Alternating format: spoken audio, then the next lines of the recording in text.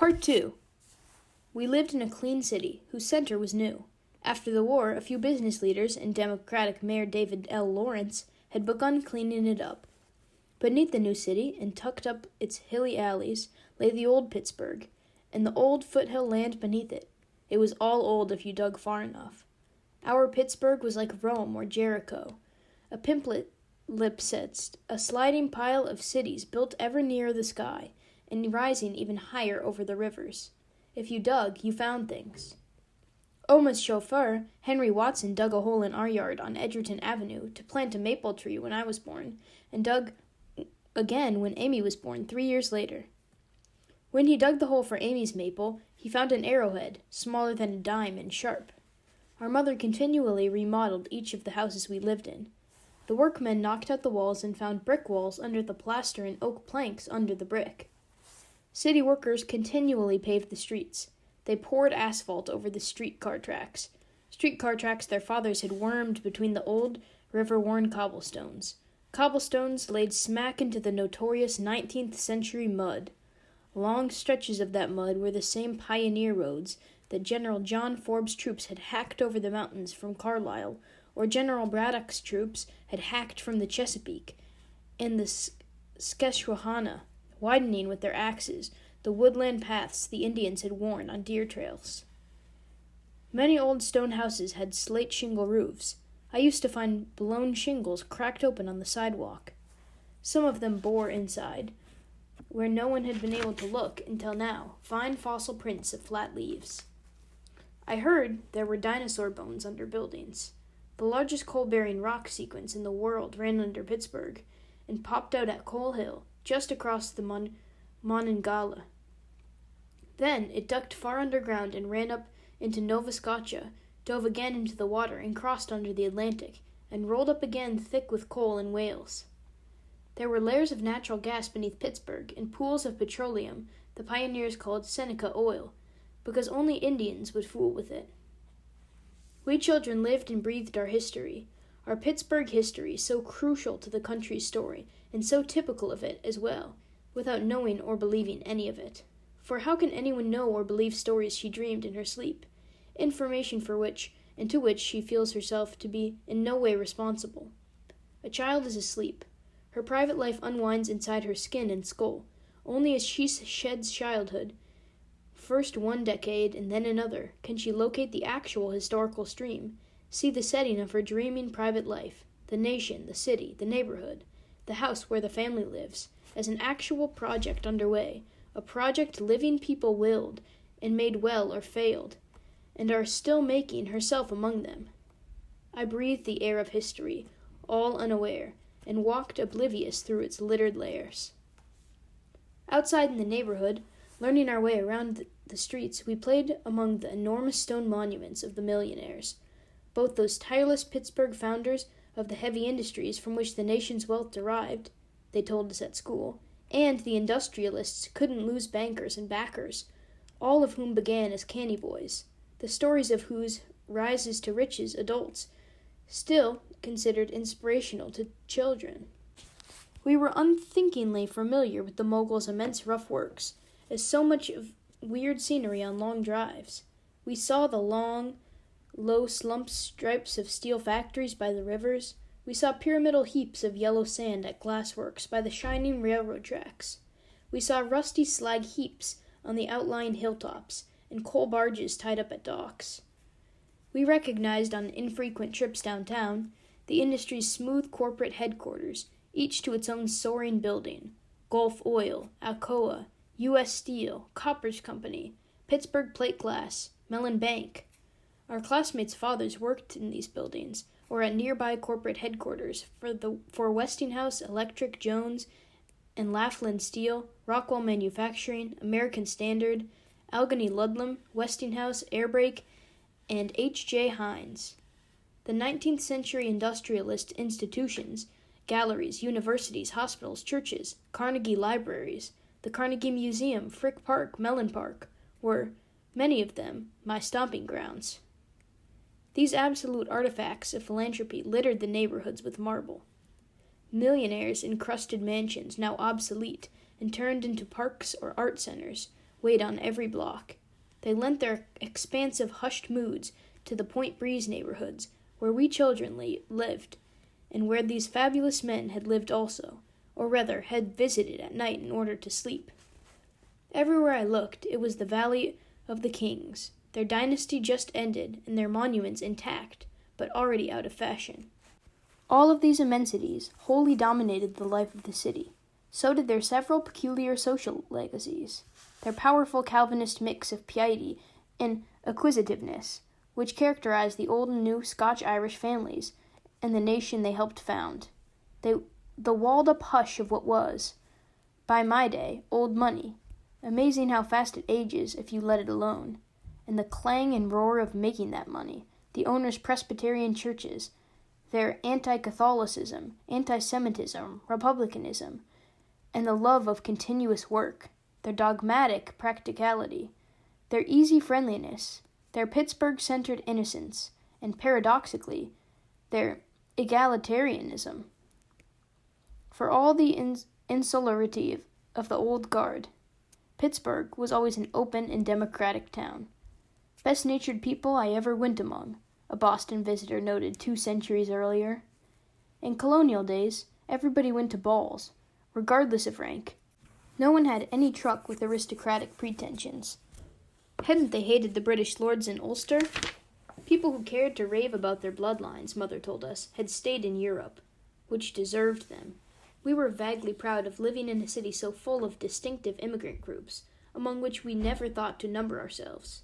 We had no occasion to visit the steep hillside neighborhoods, Polish, Hungarian, Romanian, Italian, Slav, of the turn-of-the-century immigrants who poured the steel and stirred the glass and shoveled the coal.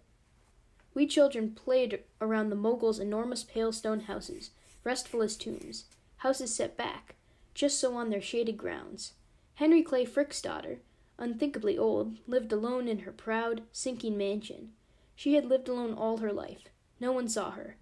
Men mowed the wide lawns and seeded them, and pushed rollers around them, over the new grass seed and musket balls and arrowheads, over the big trees' roots, bones, shale, coal.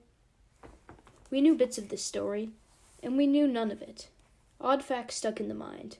On the Pennsylvania frontier, in the 18th century, people pressed hummingbirds as if they were poppies, between pages of heavy books, and mailed them back to Ulster and Scotland as curiosities. Money was so scarce in the western Pennsylvania mountains that, as late as the mid-19th century, people substituted odds and ends like road contracts, feathers, and elderberries. We knew that before big industry, there had been small industry here. H.J. Heinz setting up a roadside stand to sell horseradish roots from his garden. There were makers of cannonballs for the Civil War. There were braggart and rowdy flatboy men and keelboat men, and the honored steamboat builders and pilots. There were the local men getting rich in iron and glass manufacturing and trade downriver. There was a whole continent full of people passing through, native-born and immigrant men and women who funneled down Pittsburgh, where 2 rivers converged to make a 3rd river. It was the gateway to the west. They piled onto the flatboats and launched out into the Ohio River, singing to head for a new country. There had been a Revolutionary War, and before that, the French and Indian War. And before that, and first of all, had been those first settlers come walking bright-eyed into nowhere, out of nowhere. The people who, as they said, broke wilderness. The pioneers. This was the history. I treasured some bits. They provided doll-like figures for imagination's travels and wars. There, in private imagination, were the vivid figures of history in costume, tricked out as if for amateur outdoor drama. A moving, clumsy, insignificant spectacle like everything else. The imagination proposes to itself for pure pleasure only. Nothing real. Nobody gets hurt. It's only ketchup. While Father was motoring down the river, my reading was giving me a turn. At a neighbor boy's house, I ran into Keeman Nicolaid's The Natural Way to Draw. This was a manual for students who couldn't get to Nicolaid's own classes at New York Arts Students League. I was amazed that there were books about things one actually did. I had been drawing in earnest, but at random, for 2 years. Like all children, when I drew, I tried to reproduce schema. The idea of drawing from life has astounded me 2 years previously, but I had gradually let it slip, and my drawing, such as it was, had sunk back into facile sloth. Now, this book would ignite my fervor for conscious drawing and bind my attention to both the vigor and detail of the actual world. For the rest of August and all fall, this urgent, hortatory book ran my life. I tried to follow its schedules. Every day, 65 gesture drawings, 15 memory drawings, an hour-long contour drawing, the sustained study in crayon, clothed, or the sustained study in crayon nude. While Father was gone, I outfitted an attic bedroom as a studio and moved in. Every summer or weekend morning at 8 o'clock, I taped that day's drawing schedule to a wall. Since there was no model, nude or clothed, I drew my baseball mitt. I drew my baseball mitt's gesture, its tense repose, its expectancy, which ran up its hollows like a hand. I drew its contours, its flat fingertips, strung out on square rawhide thongs.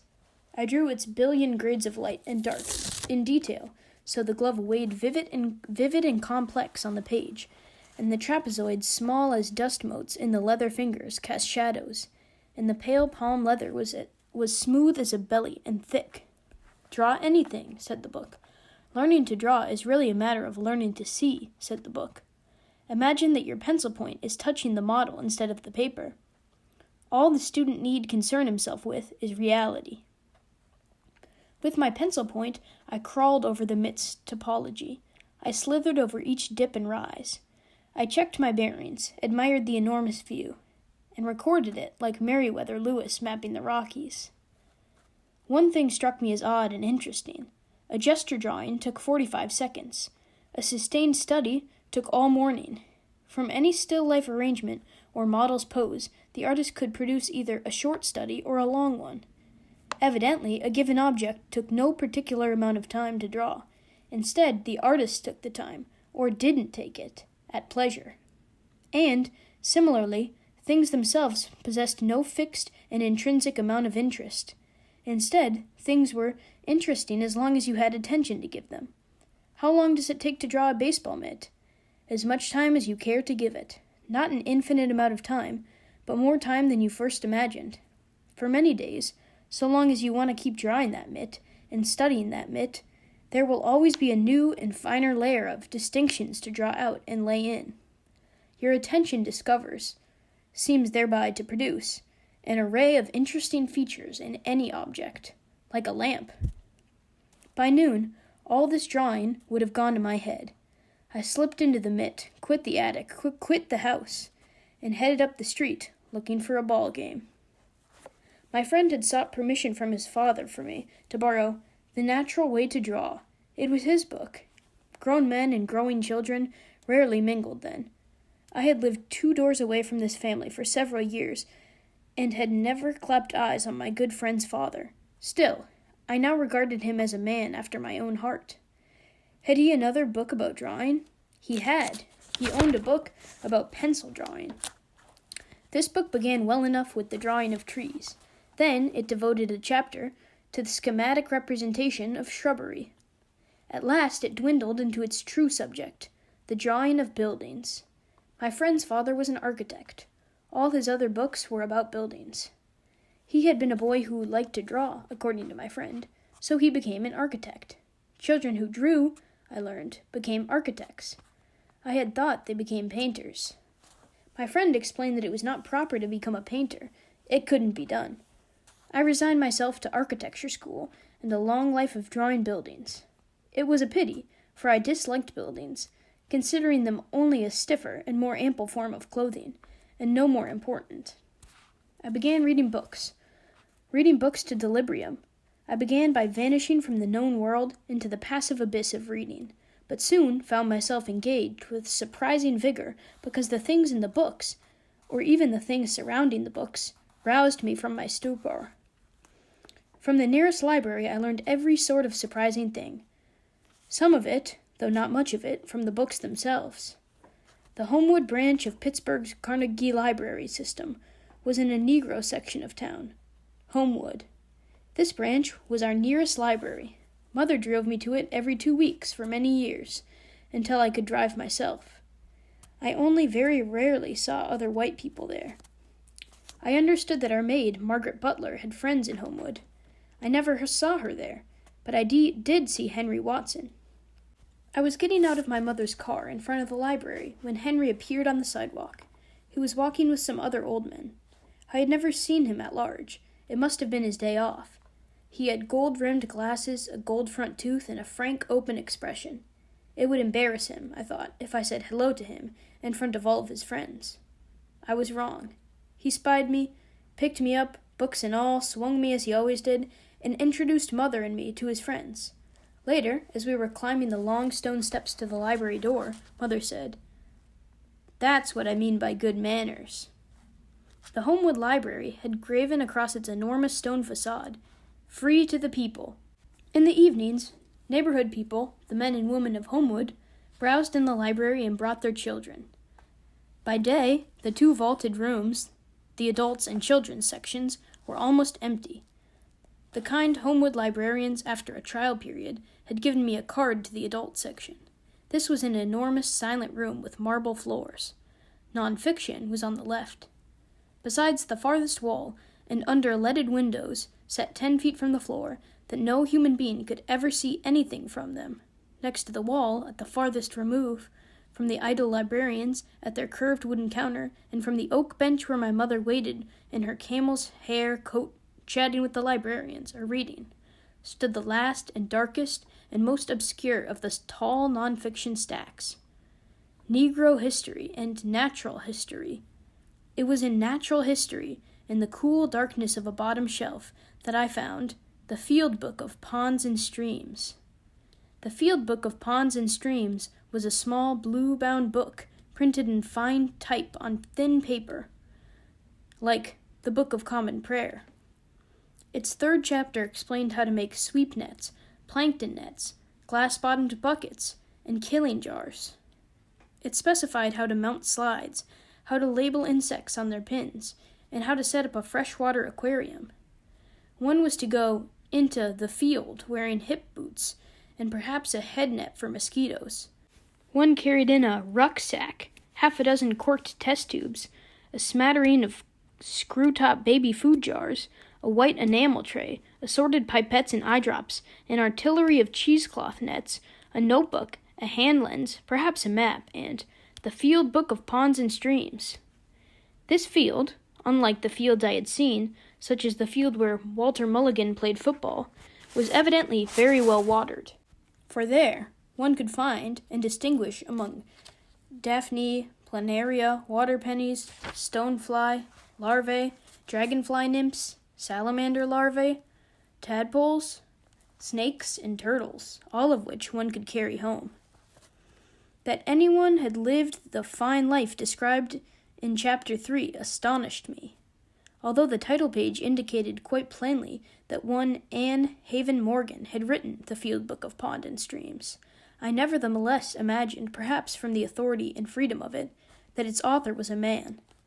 It would be good to write him and assure him that someone had found his book, in the dark near the marble floor at the Homewood Library.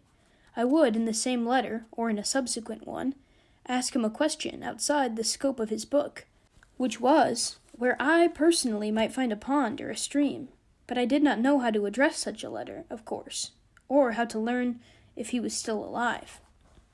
I was afraid, too, that my letter would disappoint him by betraying my ignorance, which was beginning to attract my own notice. What, for example, was this noise-sounding substance called cheesecloth? And what do scientists do with it? What, when you really got down to it, was enamel? If candy could notoriously eat through enamel, why would anyone make trays out of it? Where, short of robbing a museum, might a 5th-grade student at the Ellis School on 5th Avenue obtain such a legendary item as a wooden bucket? The Field Book of Ponds and Streams was a shocker from beginning to end. The greatest shock came at the end. When you checked out a book from the Homewood Library, the librarian wrote your number on the book's card and stamped the due date on a sheet glued to the book's last page. When I checked out the Field Book of Ponds and Streams for the 2nd time, I noticed the book's card. It was almost full. There were numbers on both sides. My hardy author and I were not alone in the world after all. With us, and sharing our enthusiasm for dragonfly larvae and single-celled plants, were apparently many Negro adults. Who were these people? Had they, in Pittsburgh's Homewood section, found ponds? Had they found streams? At home, I read the book again. I studied the drawings. I reread chapter 3, then I settled in to study the due date slip. People read this book in every season. 7 or 8 people were reading this book every year, even during the war. Every year, I read again the field book of ponds and streams. Often, when I was in the library, I simply visited it. I sat on the marble floor and studied the book's card. There we all were. There was my number. There was the number of someone else who had checked it out more than once. Might I contact this person and cheer him up? For I assumed that, like me, he had found pickings pretty slim in Pittsburgh. The people of Homewood, some of whom lived in visible poverty on crowded streets among burned-out houses, they dreamed of ponds and streams. They were saving to buy microscopes. In their bedrooms, they fashioned plankton nets. But their hopes were even more vain than mine, for I was a child, and anything might happen. They were adults, living in Homewood. There was neither pond nor stream on the streetcar routes. The Homewood residents whom I knew had little money and little free time. The marble floor was beginning to chill me. It was not fair. I had been driven into nonfiction against my wishes. I wanted to read fiction, but I had learned to be cautious about it.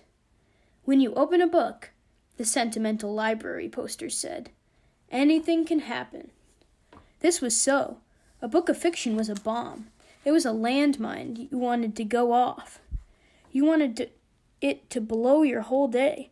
Unfortunately, hundreds of thousands of books were duds. They had been rusting out of everyone's way for so long that they no longer worked. There was no way to distinguish the duds from the live mines, except to throw yourself at them headlong, one by one. The suggestions of adults were uncertain and incoherent. They gave you Nancy Drew with one hand and Little Woman with the other. They mixed good and bad books together because they could not distinguish between them. Any book which contained children's or short adults or animals was felt to be a children's book.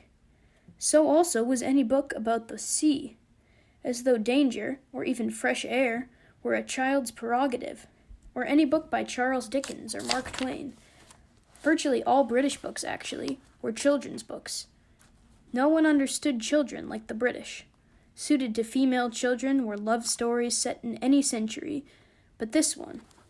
Consequently, one had read Exasperated, often to fury, Pickwick Papers, Desiree, Wuthering Heights, Lad, a Dog, Gulliver's Travels, Gone with the Wind, Robinson Crusoe, Nordhoff and Hall's Bounty Trilogy, Moby Dick, The Five Little Peppers, Innocents Abroad, Lord Jim, Old Yeller. The fiction stacks at the Homewood Library, their volumes alphabetized by author, baffled me. How could I learn to choose a novel? That I could not easily reach the top 2 shelves helped limit the choices a little. Still on the lower shelves, I saw too many books. Mary Johnson, Sweet Rocket, Samuel Johnson, Relicess, James Jones, From Here to Eternity. I checked out the last because I had heard of it. It was good. I decided to check out books I had heard of. I had heard of The Mill on the Floss. I read it, and it was good.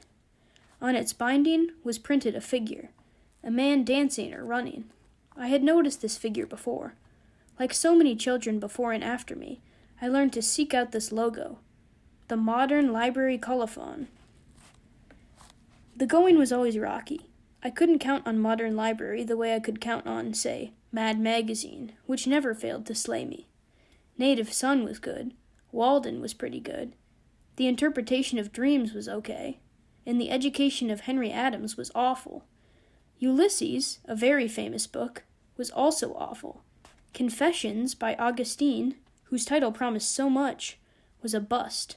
Confessions by Jean-Jacques Rousseau was much better, though it fell apart halfway through. In fact, it was a plain truth that most books fell apart halfway through. They fell apart as their protagonists quit without any apparent reluctance, like idiots diving voluntarily into buckets. The most interesting part of their lives, and entered upon decades of unrelieved tedium. I was forewarned, and would not so bauble my adult life. When things got dull, I would go to sea. Jude the Obscure was the typecast. It started out so well. Halfway through, its author forgot how to write. After Jude got married, his life was over, but the book went on for hundreds of pages while he stewed in his own juices. The same thing happened in The Little Shepherd of Kingdom Come, which Mother brought me from a fair. It was simply a hazard of reading. Only a heartsick loyalty to the protagonists of early chapters, to the eager children they had been, kept me reading chronological narratives to their bitter ends. Perhaps later, when I had become an architect, I would enjoy the latter halves of books more. This was the most private and obscure part of my life. This Homewood Library, a vaulted marble edifice in a mostly decent Negro neighborhood, the silent stacks of which I plundered in deep concentration for many years. There seemed then, happily, to be an infinitude of books. I no more expected anyone else on earth to have read a book I had read than I expected anybody else to have twirled the same blade of grass. I would never meet those Homewood people who were borrowing the field book of ponds and streams. The people who read my favorite books were invisible or in hiding, underground. Father occasionally raised his big eyebrow at the title of some volume I was hurrying off with, quite as if he knew what it contained. But I thought he must know of it by hearsay, for none of it seemed to make much difference to him. Books swept me away, one after the other, this way and that. I made endless vows according to their lights, for I believed them. The interior life expands and fills. It approaches the edge of skin, it thickens with its own vivid story. It even begins to hear rumors from beyond the horizon skin's rim, of nations and wars. You wake one day and discover your grandmother. You wake another day and notice, like any curious naturalist, the boys. There were already boys then, not tough boys, much as I missed their inventiveness and easy democracy, but the polite boys of Richland Lane. The polite boys of Richland Lane aspired to the Presbyterian ministry. Their fathers were surgeons, lawyers, architects, and businessmen who sat on the boards of churches and hospitals. Early on warm weekend evenings, we children played rough in the calm yards and cultivated woods, grabbing and bruising each other often enough in the course of our own magnificently organized games. On Saturday afternoons, these same neighborhood boys appeared wet-combed and white-shirted at the front door to take me gently to movies on the bus. And there were the dancing schoolboys who materialized at the front door on Valentine's Day, holding heart-shaped boxes of chocolates. I was 10 when I met the dancing schoolboys. It was that same autumn, 1955. Father was motoring up the river. The new sandstone wall was up in the living room. Outside the city, the mountainside maples were turning. The oaks were green. Everywhere in the spreading Mississippi, watershed from the Allegheny and the Ohio here in Pittsburgh to the Missouri and the Cheyenne and the Bighorn draining in the Rocky Mountains, yellow and red leaves, silver maple and black oak leaves, or pale cottonwood leaves and aspen slipped down to the tight surface of the moving water. A few leaves fell on the decks of Father's boat when he tied up to an Ohio island for lunch. He raked them off with his fingers, probably, and thought it damned strange to be raking leaves at all. Molly, the new baby, had grown less mysterious. She smiled and crawled over the grass or the rug. The family had begun spending summers around a country club pool. Amy and I had started at a girls' day school, the Ellis School. I belted on the green jumper I would wear in one size or another the next 8 years until I left Pittsburgh altogether. I was taking piano lessons, art classes, and I started dancing school. The dancing school boys, it turned out, were our boys, the boys who ascended through the boys' private school as we ascended through the girls'. I was surprised to see them that first Friday afternoon in dancing school. I was surprised, that is, to see that I already knew them, that I already knew almost everyone in the room. I was surprised that dancing school, as an institution, was eerily more significant than all my other lessons and classes, and that it was not peripheral at all, but central. For here we all were. I'd seen the boys, of all places, church, one of the requisite Presbyterian churches of Pittsburgh. I'd seen them at the country club, too. I knew the girls from church, the country club, and school. Here we all were at dancing school. Here we all were, dressed to the teeth and sitting on rows of peculiar painted and gilded chairs. Here we all were, boys and girls, plunged by our conspiring elders into the bewildering social truth that we were meant to make each other's acquaintance. Dancing school. There, in that obscure part of town, there in that muffled, enormous stone building, among those bizarre and mismatched adults who seemed grimly to dance their lives away in that dry and claustrophobic ballroom. There, it proved, was the unlikely arena where we were foreordained to assemble Friday after Friday, for many years until the distant and seemingly unrelated country clubs took over the great work of providing music for us later and later into the night, until the time came when we should all have married each other at last. "Isn't he cute?" Baby would whisper to me as we sat in the girls' row on the edge of the ballroom floor. I had never seen a painted chair. My mother favored wood for its own sake. The lugubrious instructors were demonstrating one of several foxtrots. "Which?" "Ronnie," she whispered one week, and "Danny" the next. I would find that one in the boys' row. He'd fastened his fist to his seat and was rocking back and forth from his hips, all unconsciously, open-mouthed. "Sure. Isn't he cute?"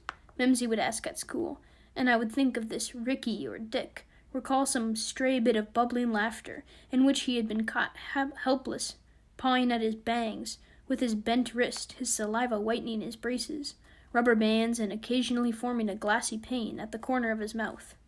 I would remember the way his head bobbed, and imagine those two parallel rods at the back of his neck, which made a thin valley where a short tip of hair lay tapered and curled. The way he scratched his ear by wincing, raising a shoulder and rubbing the side of his head on his jacket sleeve seam. Cute? You bet he was cute. They all were. On stage, the lonely pianist played Mountain Greenery. Sometimes he played Night and Day. It was Friday afternoon. We could have been sled riding. On Fridays, our unrelated private schools, boys and girls, released us early.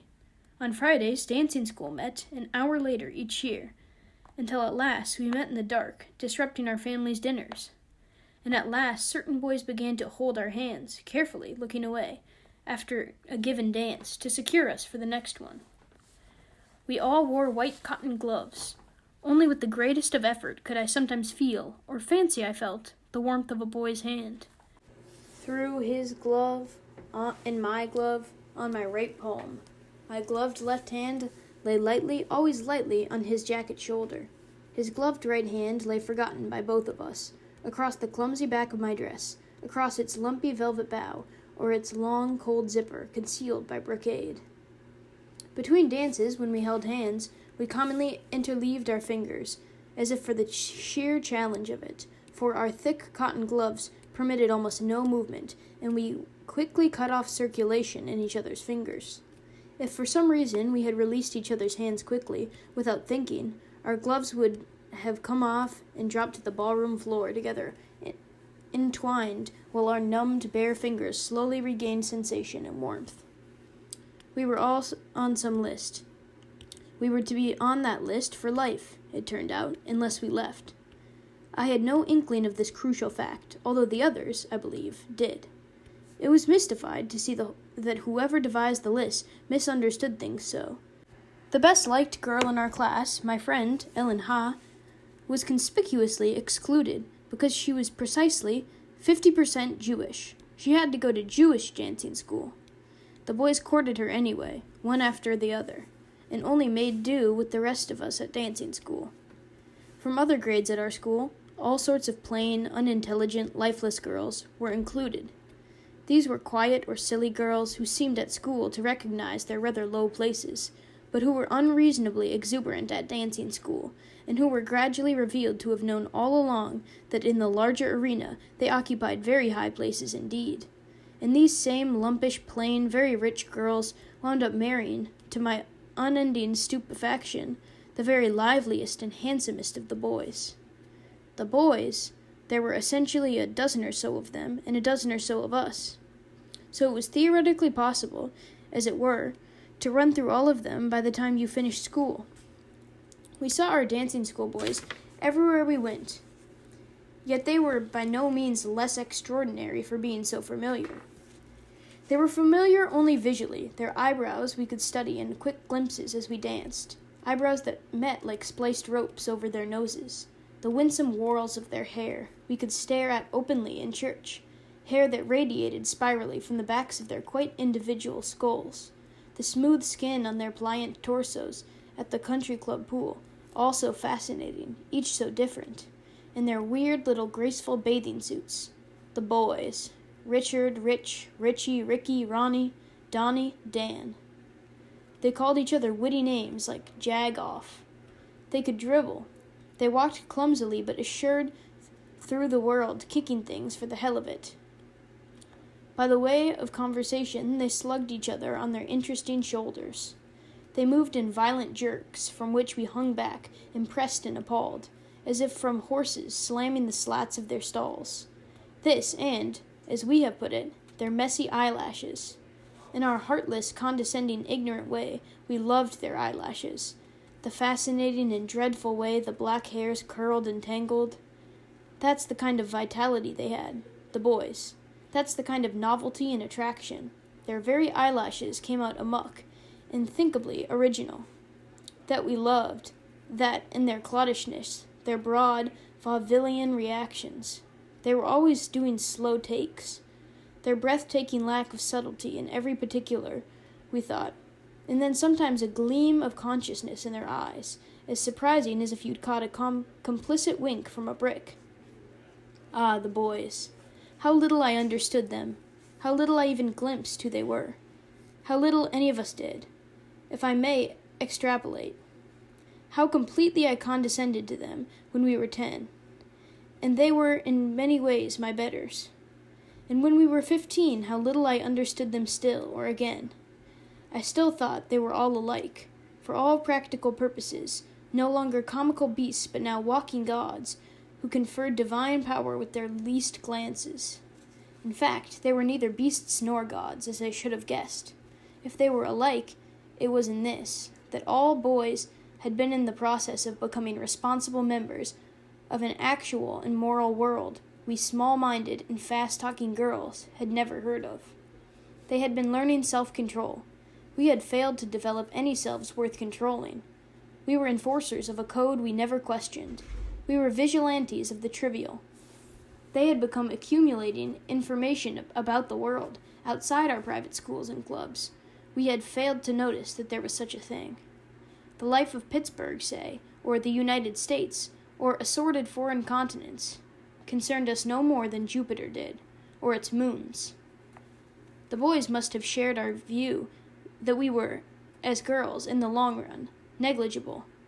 Not any sort of factor in anybody's day or life, no sort of creatures to be reckoned with, or even reckoned in at all. For they could perhaps see that we possessed neither self-control nor information, so the world could not be ours. There was something ahead of the boys, we all felt, but we didn't know what it was. To a lesser extent, and vicariously, it was ahead of us too. From the quality of attention our elders gave to various aspects of our lives, we could have inferred that we were being prepared for a life of ballroom dancing. But we knew that wasn't it. Only children practiced ballroom dancing, for which they were patiently unsuited. It was something, however, that ballroom dancing obliquely prepared us for, just as we were told. The study of Latin would obliquely prepare us for something else. Whatever we needed in order to meet the future, it was located at the unthinkable juncture of Latin class and dancing school. With the declension of Latin nouns and the conjugation of Latin verbs, it had to do with our minds functioning. Presumably, this held true for the 5 steps of the foxtrot as well. Learning these things would permanently alter the structure of our brains, whether we wanted it to or not. So the boys, with the actual world before them, had when they were small a bewildered air, and an endearing and bravura show of manliness. On the Golden Oak ballroom floor, every darkening Friday afternoon, while we girls rustled in our pastel dresses and felt our hair ineffectually with our cotton gloves, the boys in their gloves, standing right in plain view between dances, exploded firecrackers. I would be waltzing with some air-pumping tyke of a boy when he whispered excitedly in my ear, "Guess what I have in my pocket?" I knew. It was a cherry bomb. He snapped the thing onto the oak floor when no one was looking but a knot of his friends. The instructors flinched at the bang and stiffened. The knot of boys scattered as if shot. We could taste the sharp gunpowder in the air and see a dab of gray ash on the floor. And when he laughed, his face reddened and gave off vaporous heat. He seemed tickled inside his jiggling bones.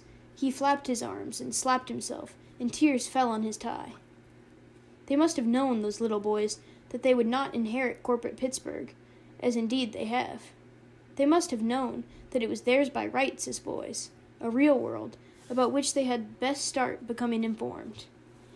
And they must have known, too, as Pittsburgh Presbyterian boys, that they could only just barely steal a few hours now, a few years now, to kid around, to dribble basketballs, and explode firecrackers, before they were due to make a down payment on a suitable house. Soon they would enter investment banking and take their places in the management of Fortune 500 corporations. Soon, in their scant spare time, they would be serving on the boards of schools, hospitals, country clubs, and churches. No wonder they laughed so hard. These were boys who wore ties from the moment their mothers could locate their necks. I assumed that, like me, the boys dreamed of running away to sea, of curing cancer, or playing the pirates, or painting in Paris, or trampling through the Himalayas, for we were all children together, and they may well have dreamed these things, and more, then and later. I don't know. Those boys who confided in me later, however, when we were all older, dreamed nothing of the kind. One wanted to be top man at Gulf Oil, one wanted to accumulate $1 million before he turned 30, and one wanted to be majority leader in the U.S. Senate. But these, the boys who confided in me, were the ones I would love when we were in our teens. And they were, according to my predilection, not the dancing schoolboys at all, but other oddball boys. I would give my heart to one oddball boy after another, to older boys, to prep school boys. No one knew. To him who refused to go to college, to him who was a hood, and all of them wonderfully skinny. I loved two such boys deeply, one after the other, and for years on end, and forsook everything else in life, and rightly so, to begin learning with them, that unplumbed intimacy that is life's chief joy. I loved them deeply, one after the other, for years on end, I say, and hoped to change their worldly ambitions and save them from the noose, but they stood firm.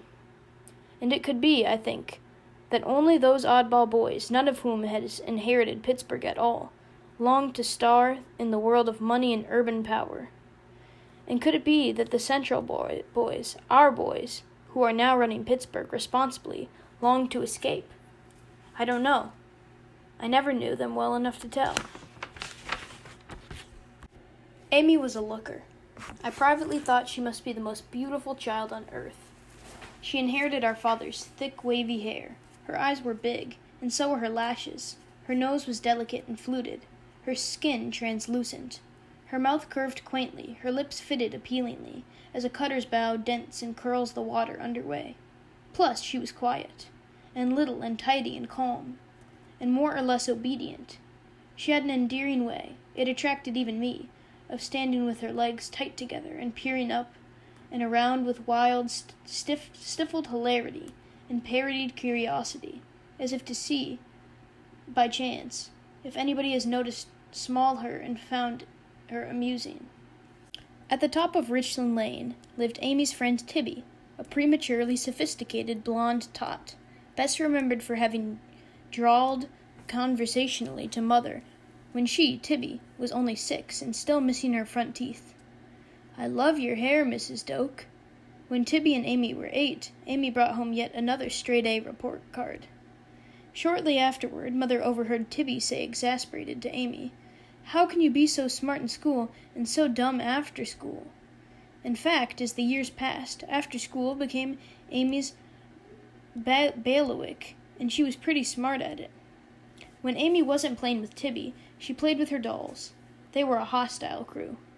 Lying rigidly in their sick beds, they shot at each other a series of haughty expletives. She had picked these up from Caddy Keene comic books. Caddy Keene was a society girl with a great many clothes. Amy pronounced every consonant of these expletives. Humph! Pshaw! I'll show you, Vixen, cried a flat-out and staring piece of buxom plastic from its naturalizer shoebox. Hump! Pshaw! Hump! Pshaw! We all suffered a bit, for want of more of those words. I had made several attempts to snuff baby Amy in her cradle. Mother had repeatedly discovered me pouring glasses of water carefully into her face. So when Molly had appeared, Mother had led me to believe that the new baby was a kind of present for me. Actually, the baby displaced Amy.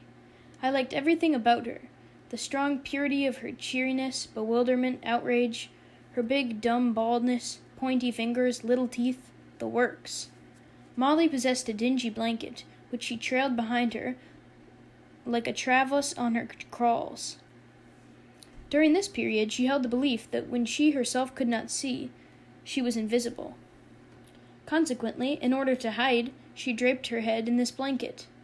When it was time for her nap, we found her a pyramidal woolly mound on the pantry floor, a veritable mondadoc, her fat foot protruding from the blanket's edge. She barely breathed from suspense. It broke her heart to be discovered and bundled away day after day. She tried hard to hide, even more motionless. When the spirit of Lister seized Mother, she flung the appalling blanket into the washing machine. Molly wept inconsolably, so Mother carried her to the basement to let her watch the thing go around in the dryer. Molly plumbed down intently, straight-backed before the dryer, as if it were a television screen. Her big head rolled around and around on her tiny neck. Mother, Amy, and I watched from the top of the stairs, trying not to let her hear us. Finally, Mother cut the blanket in two, so she could wash one easily, and that particular joke was over. After Father got back from his river trip, he needed something to do. He had an income, but the days themselves, if not the coffers, needed filling. So he joined, as its business manager, an offbeat outfit that made radio spots in its recording studio, and also rented the studio to all comers. The company was small enough so that he got to do some acting, which he loved.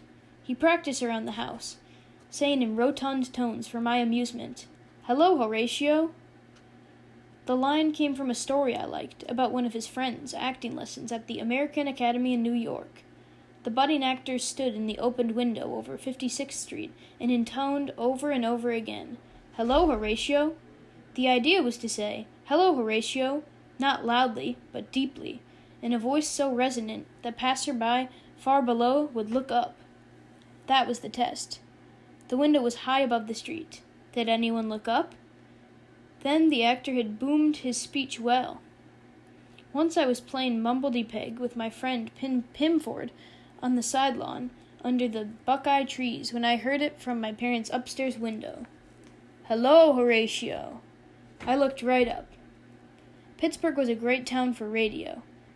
KDKA was the world's first commercial radio station, and a great town for KDKA's funny voiced radio characters like Omicron, a little fellow from outer space. Father's senior partner in the recording studio was the voice of some of these characters. Father ran the business end of the empire in sales, and in those years he had a good time. The people there called him Paco. He did some straight advertising spots and got called from his desk to help out with crowd noises. What radio people call Walla Walla talk. A mere two people, he said, could sound like a great crowd, a lively cocktail party, or a muted full house at the theater, if they continuously muttered, "Pork chops and lyonnaise potatoes." This was not the way that any other men we knew lived. Our father had been reared. For instance, Cheek by Joel, with Oma's best friend, Edgar Spear. They played together summers at Lake Erie. They spent holidays together. Our family still spent some holidays with the Spears and their boys, but now Edgar Spear, Uncle Ed, was pretty busy. He was executive vice president of U.S. Steel, and soon would be president, and then chairman. Edgar's promotion, Oma called the last uncomfortable. Much later, Father and his company got involved in the making of a low-budget local horror movie, in which Father played a scientist interviewed on television. The name of the movie was Night of the Living Dead. It was a startling success in both Europe and the United States.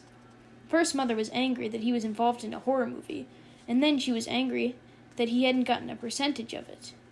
Not only that, but the pirates were in the cellar again. They lived in the cellar like trolls. They hadn't won a pennant since 1927. Nobody could even remember when they won ball games. The bums.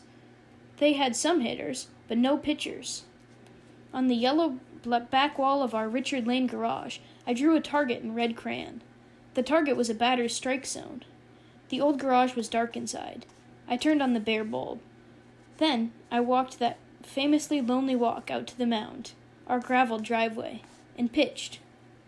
I squinted at the strike zone, ignoring the jeers of the batter.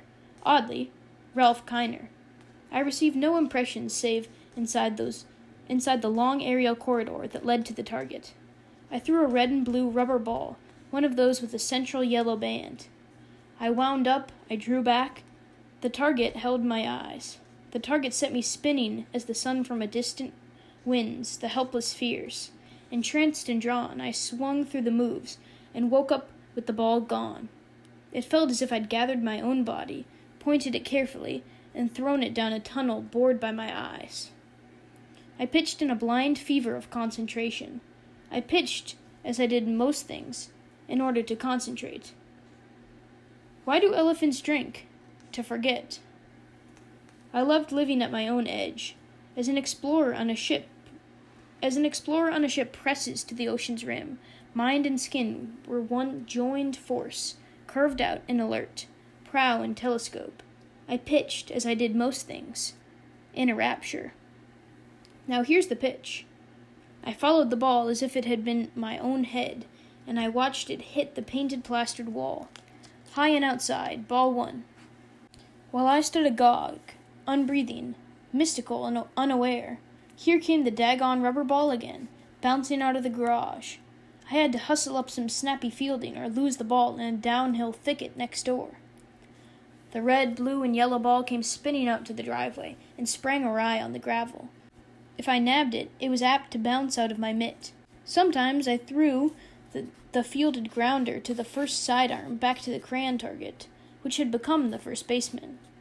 Fine, but the moronic first baseman spat it back out again at once, out of the dark garage and bouncing crazed on the gravel. I bolted after it, panting. The pace of this game was always out of control.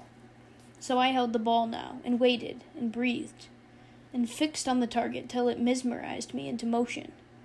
And there, strike one, low, ball two. 4 balls, and they had a man on. 3 strikeouts, and you had retired the side. Happily, the opposing batters, apparently paralyzed by admiration, never swung at a good pitch. Unfortunately, though, you had to keep facing them. The retired side resurrected immediately from its ashes, fresh and vigorous, while you grew delirious. Nutsy, that is, from fielding a bouncing ball every other second, and then stilling your heart and blinking the blood from your eyes, so you could concentrate on the pitch. Abby's friend Tibby had an older brother named Ricky. He was younger than I was, but available. We had no laughing friendship, such as I enjoyed with Pin Ford, but instead a working relationship. We played a 2-handed baseball game. Tibby and Ricky's family lived secluded at the high dead end of Richland Lane. Their backyard comprised several kept and garden acres. It was here, in the sweet mown grass, here between the fruit trees and the rhubarb patch, that we passed long, hot afternoons pitching a baseball. Richie was a sober, good-looking boy, very dark. His father was a surgeon. We each pitched 9 innings. The other hunkered down and called each pitch a ball or a strike. That was the essence of it. Catcher called it. 4 walks scored a side. 3 outs retired a side. And the catcher's side came on to pitch. This was practically the majors. You had a team to root for, a team that both received pitches and dished them out. You kept score. The pitched ball came right back to you. After a proper rhythmic interval, you had a real squatting catcher. Best, you had a baseball. The game required the accuracy I was always working on. It also required honor. If when you were catching you made some iffy calls, you would be sorry when it was your turn to pitch. Ricky and I were, in this primitive sense, honorable. The tag ends of summer, before or after camp, before or after Lake Erie, had thrown us together for this one activity. This chance to do some pitching. We shared a catcher's mitt every inning. We pitched at the catcher's mitt. I threw as always by imagining my whole body hurled into the target. The rest followed naturally. I had one pitch, a fastball. I couldn't control the curve. When the game was over, we often played each other. Then we thanked each other formally, drank some hot water from a garden hose, and parted, like, perhaps, boys. On Tuesday summer evenings, I rode my bike a mile down Braddock Avenue to a park where I watched Little League teams play. Little League teams did not accept girls, a ruling I looked into for several years in succession. I parked my bike and hung out outside the chain-link fence and watched and rooted and got mad and hollered, "Idiot, catch the ball! Plays at first!" Maybe some coach would say, "Okay, sweetheart, if you know it all, you go in there." I thought of disguising myself. None of this was funny. I simply wanted to play the game earnestly, on a diamond, until it was over, with 18 players who knew what they were doing, and an umpire. My parents were sympathetic, if amused and not eager to make an issue of it. At school we played softball. No bunting, no stealing. I had settled on second base, a spot Bill Mazeroski would later call sanctify. Lots of actions, lots of talk, and especially a chance to turn the double play. Dumb softball, so much better than no ball at all. I reluctantly grew to love it. As I got older, and the prospect of having anything to do with young Ricky up the street became out of the question, I had to remind myself, with all loyalty and nostalgia, how a baseball, a real baseball, felt. A baseball weighed your hand just so, and fit it. Its red stitches, its good leather and hardness like skin over bone, seemed to call forth a skill both easy and precise. On the catch, the grounder, the fly, the line drive, you could snag a baseball in your mitt where it stayed, snap like a mouse locked in its trap, not like some pumpkin of a softball you merely halted, with a terrible sound like a splat. You could curl your fingers around a baseball and throw it in a straight line. When you hit it with the bat, it cracked, and your heart cracked, too, at the sound. It took a grass stain nicely, stayed round, smelled good, and lived lashed in your mitt all winter, hibernating. There was no call for overhead pitches in softball. All my training was useless. I was playing with 25 girls, some of whom did not, on the face of it, care overly about the game at hand. I waited out by second and hoped for a place to play the plate. A tornado hit our neighborhood one morning. Our neighborhood was not leafy Richland Lane and its hitched side streets, but also Penn Avenue, from which Richland Lane loftily arose. Old Penn Avenue was a messy major thoroughfare still cobblestoned in the middle lanes and still full of stoplights and jammed traffic. There were drugstores there, old apartment buildings, and some mansions. Penn Avenue was the city, tangled and muscular, a broad and snarled fist. The tornado broke all the windows in the envelope factory on Penn Avenue and ripped down the mature oaks and maples on Richland Lane and its side streets, trees about which everyone would make, in my view, an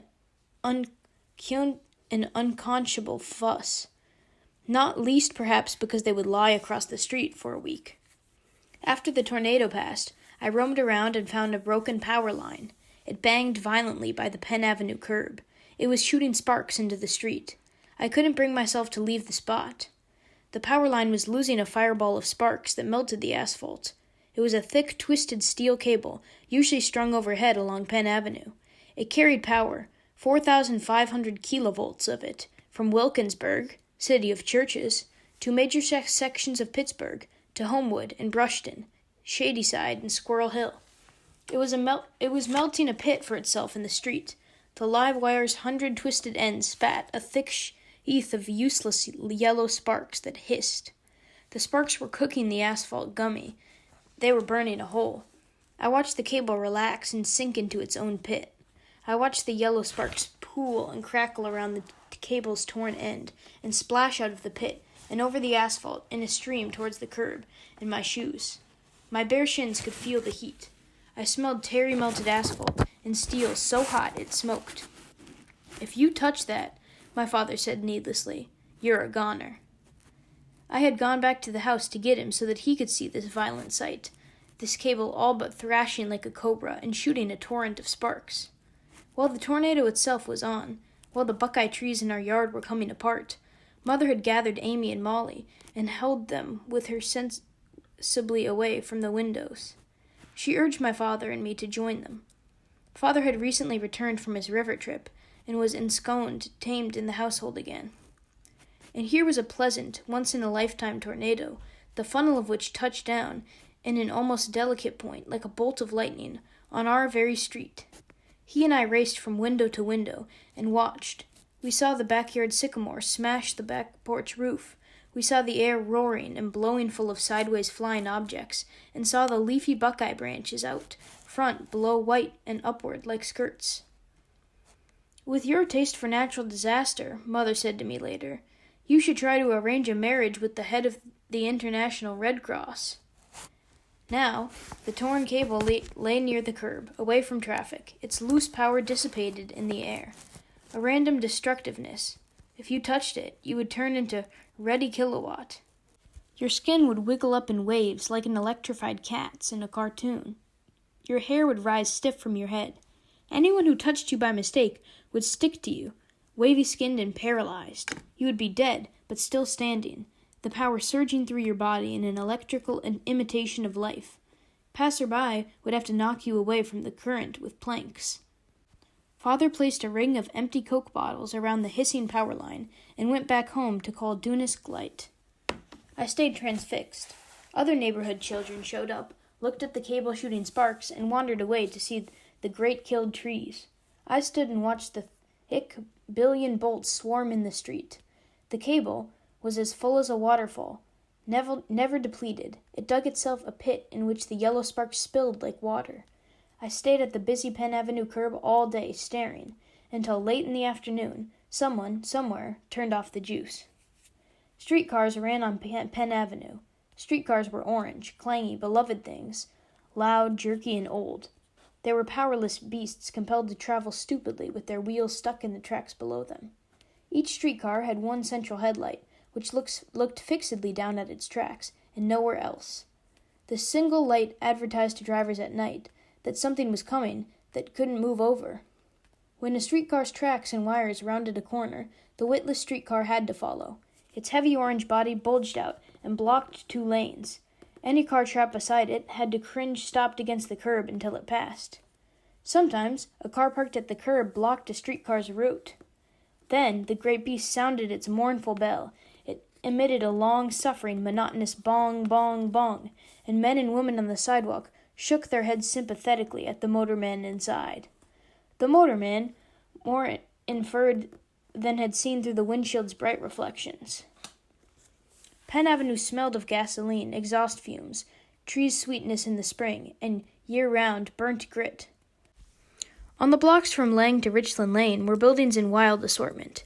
2 drugstores, Henry Clayford's mansion with his old daughter somewhere inside, a dark working-class bar called the Evergreen Cafe, a corner grocery store, the Envelope Factory, a Westinghouse plant, some old apartment buildings, and a park-like Presbyterian cemetery.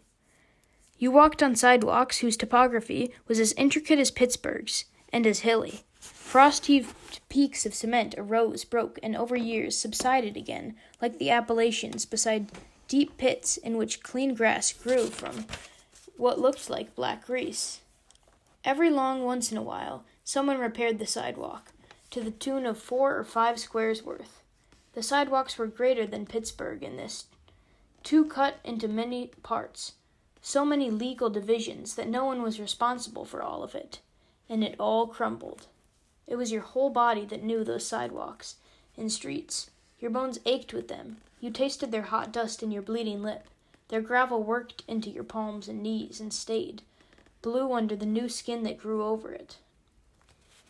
You rode your bike across Penn Avenue with a lane of asphalt, a sunken streetcar track just the width of a thin bike wheel, a few feet of brown cobblestones, another streetcar track, more cobblestones or some cement, more tracks and another strip of asphalt.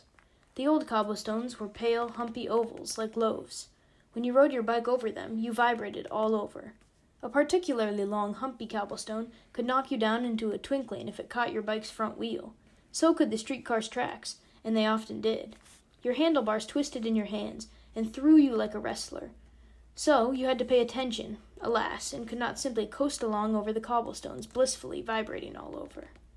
Now the city was replacing all the cobblestones block by block. The cobblestones had come from Pittsburgh's riverbeds.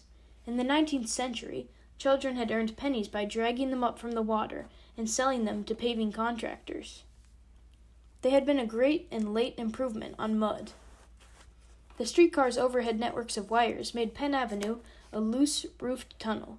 The wires cut the sky into rectangles inside, where you could compose various views as you walked. Here there were a yellow brick apartment top and some flattened fair-weather clouds. Here were green sycamore leaves in the foreground, and a faded orange rooftop advertising sign, and a yellow streetlight, and a slab of neutral sky. Streetcars traveled with their lone trolley sticks, pushed up by the springs in these overhead wires. A trolley stick carried a trolley wheel. The trolley wheel rolled along the track of hot electric wire overhead as the four wheels rolled along the cold, grooved track below. At night, and whenever it rained, the streetcar's trolley sparked. They shot a radiant fistful of sparks at every crossing of wires. Sometimes a streetcar accidentally threw the trolley. Bumping over a switch or rounding a bend, the trolley lost the wire, and the spring-loaded stick flew up and banged its bare side crazily against the hot wire. Big yellow sparks came crackling into the sky and fell glowing towards the roof of cars. The motorman had to brake the streetcar, go around to its rear, and haul the wayward sparking trolley stick down with a rope. This happened so often that there was a coil of rope for that purpose at the streetcar's stern, neat and cleated like a halyard on a mast. So the big orange streetcars clanged and spat along. They stopped and started, tethered to their wires overhead and trapped in their grooves below. Every day at 100 intersections, they locked horns with cars that blocked their paths. Cars driven by insensible, semi-conscious people who had just moved to town, teenagers learning to drive, the dread Ohio drivers, people sunk in rapturous conversation. Bong, bong, bleated the stricken streetcar. Bong, and its passengers tried to lean around to see what was holding it up. And its berserk motormen gestured helplessly, furiously, at the dumb, dreaming car. A shrug, a wave, a fist. I'm a streetcar. What can I do? What can I do but wait for you jerks to figure out that I'm a streetcar? I tried to kill a streetcar by overturning it. Pin Ford and I were hiding under a purple beech tree on the lawn of a Presbyterian cemetery on Penn Avenue. Through the beech's low, dense branches, she and I could make out Penn Avenue's streetcar lanes. It was mid-afternoon. Now a streetcar was coming towards us. We had been waiting. We had just struck a stone in the streetcar track. This one seemed like a stone big enough to throw it over. Would the streetcar go over? Did we hope it would go over? We spotted its jiggling trolley stick first, high above the roofs of the cars. Then we saw its round orange shoulder, humped like a cobblestone, and its lone, simple eye. I pressed a thumb and finger between the ribs of both sides of my breastbone to try to calm myself. It had started with pennies. A streetcar's wheel could slick a penny and enlarge it to a stripe. What would it do to a stone? It would crunch and crumble a stone. How big a stone? We ran between moving cars and placed ever bigger stones in the streetcar track. We ran back under the beech tree to watch. This last stone was a coarse gray conglomerate, 5 inches by 2 by 2. Was it reinforced concrete? Through the low-slung beech boughs, we saw the streetcar draw nigh.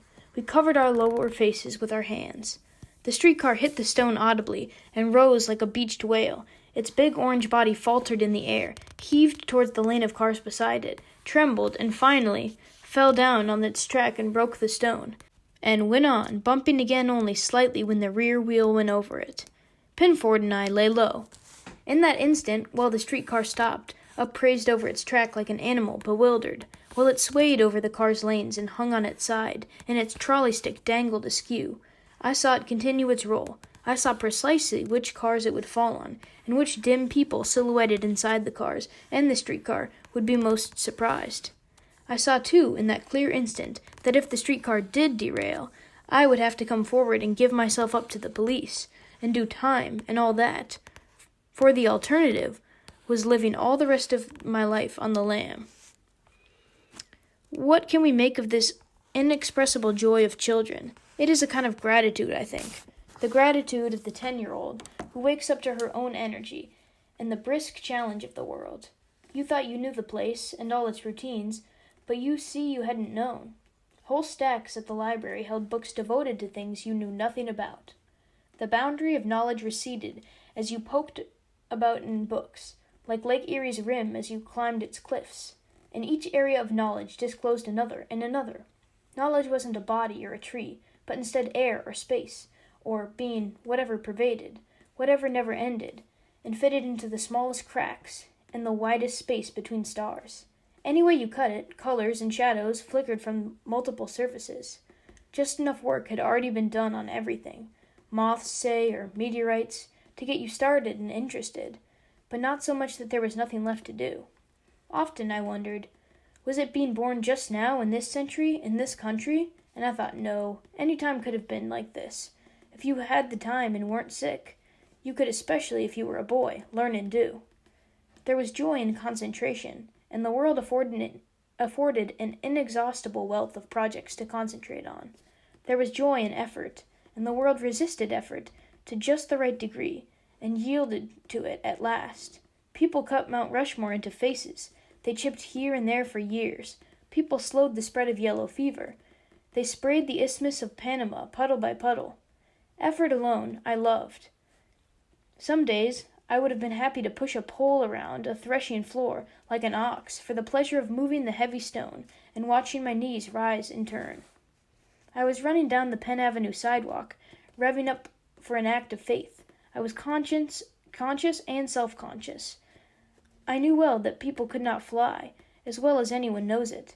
But I also knew the kicker, that, as the books put it, with faith all things are possible. Just once I wanted a task that required all the joy I had. Day after day I had noticed that if I waited long enough, my strong, unexpressed joy would dwindle and dissipate inside me, over many hours, like a fire subsiding, and I would at last calm down.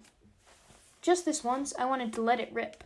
Flying rather famously required the extra energy of belief, and this, too, I had in superabundance. There were boxy yellow 30s apartment buildings on those Penn Avenue blocks, and the Evergreen Cafe, and Miss Frick's house sat behind a wrought iron fence. There were some side yards of big houses, some side yards of little houses, some streetcar stops, and a drugstore from which I had once tried to heist a 5-pound box of chocolates, a Whitman sampler, confusing sampler with free sample. It was past all this that I ran that late afternoon, up old Penn Avenue on the crackling cement sidewalks, past the drugstore and bar, past the old and new apartment buildings, and the long dry lawn behind Miss Frick's fence. I ran the sidewalk full tilt. I waved my arms even higher and faster. Blood balled in my fingertips. I knew I was foolish. I knew I was too old really to believe in this, as a child would, out of ignorance. Instead, I was experimenting as a scientist would, testing both the thing itself and the limits of my own courage, and trying it, miserably self-conscious, in full view of the whole world. You can't test courage cautiously. So I ran hard and waved my arms hard, happy. Up ahead I saw a business-suited pedestrian. He was coming stiffly towards me down the walk. Who could ever forget this first test, this stranger, this thin young man appalled? I banished the temptation to straighten up and walk right. He flattened himself against a brick wall as I passed, flailing, although I had left him plenty of room. He had refused to meet my exultant eye. He looked away, evidently embarrassed. How surprisingly easy it was to ignore him. I was letting rip. In fact, my willingness to look foolish in his eyes and my own. Having chosen this foolishness, I was a free being. How could the world ever stop me? How could I betray myself if I was not afraid? I was flying. My shoulders loosened, my stride opened. My heart banged to the base of my throat. I crossed Carnegie and ran up the block waving my arms. I crossed Lexington and ran up the block waving my arms. A linen-suited woman in her 50s did meet my exultant eye. She looked exultant herself, seeing me from far up the block. Her face was thin and tanned. We converged, her warm, intelligent gaze as if she knew what I was doing. Not because she herself had been a child, but because she herself had a few loose aerial turns around her apartment every night, just for the hell of it, and by day played along with the rest of the world, and took the streetcar. So Teresa of Avila cheeked her unseemly joy, and hung onto the altar rail to hold herself down. The woman's smiling deep glance seemed to read my own awareness from my face. So we passed on the sidewalk, a beautifully upright woman walking in her tan linen suit, a kid running and flapping her arms. We passed on the sidewalk with a look of accomplices who share a humor just beyond irony. What's a heart for? I crossed Homewood and ran up the block. The joy multiplied as I ran. I ran, never actually quite leaving the ground, and multiplied still as I felt my stride begin to fumble and my knees began to quiver and stall. The joy multiplied even as I slowed, bumping to a walk. I was all but splitting, all but shooting sparks. Blood coursed free inside my lungs and bones. A light shot streamed like air. I couldn't feel the pavement at all. I was too aware to do this, and had done it anyway. What could touch me now? For what were the people on Penn Avenue to me? Or what was I to myself, really, but a witness to any boldness I could muster, or any cowardice, if it came to that, any giving up on heaven for the sake of dignity on earth. I had not seen a great deal accomplished in the name of dignity, ever. One Sunday afternoon, Mother wandered through our kitchen, where Father was making a sandwich and listening to the ball game. The Pirates were playing the New York Giants at the Forbes Field. In those days, the Giants had a utility infielder named Wayne Terwilliger. Just as Mother passed through, the radio cried with undue drama, "Terwilliger bunts one." "Terwilliger bunts one," Mother cried back, stopped short. She turned. "Is that English?" "The player's name is Terwilliger," Father said. "He bunted." "That's marvelous," Mother said. "Terwilliger bunts one. No wonder you listen to baseball. Terwilliger bunts one." For the next 7 or 8 years, Mother made this surprising string of syllables her own. Testing a microphone, she repeated, "Terwilliger bunts one." Testing a pen or a typewriter, she wrote it. If, as happened surprisingly often, in the course of various improvised gags, she pretended to whisper something else in my ear, she actually whispered, "Terwilliger bunts one."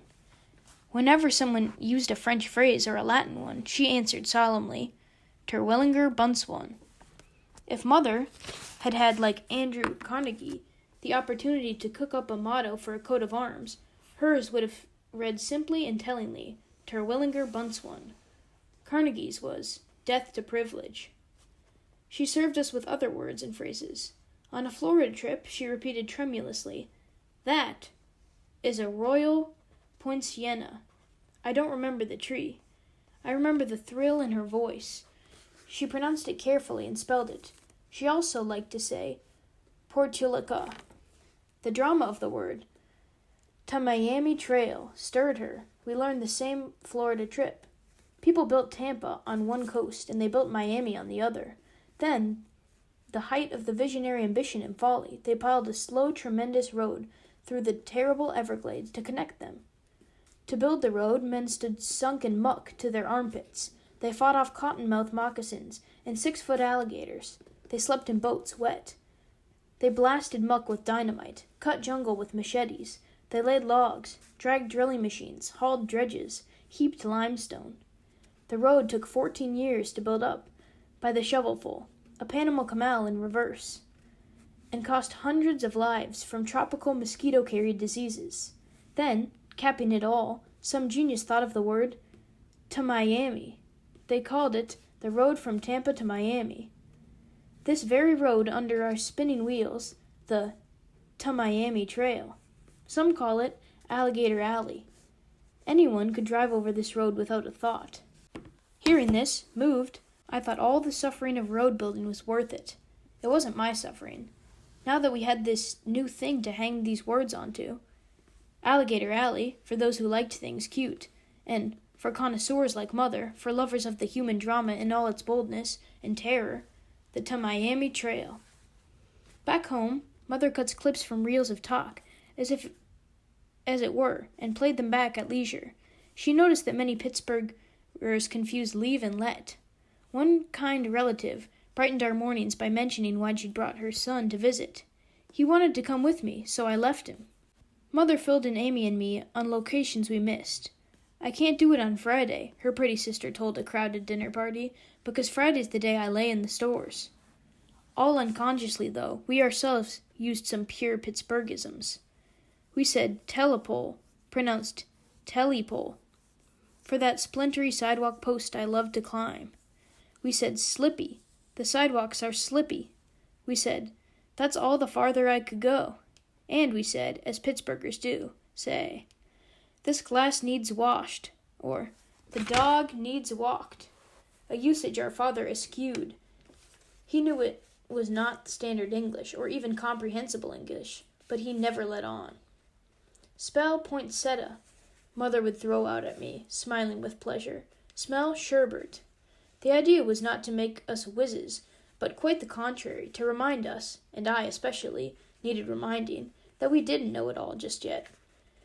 There's a deer standing in the front hall, she told me one quiet evening in the country. Really? No, I just wanted to tell you something once, without your saying, I know. Supermarkets in the 1950s began luring or bothering customers by giving out top value stamps or green stamps.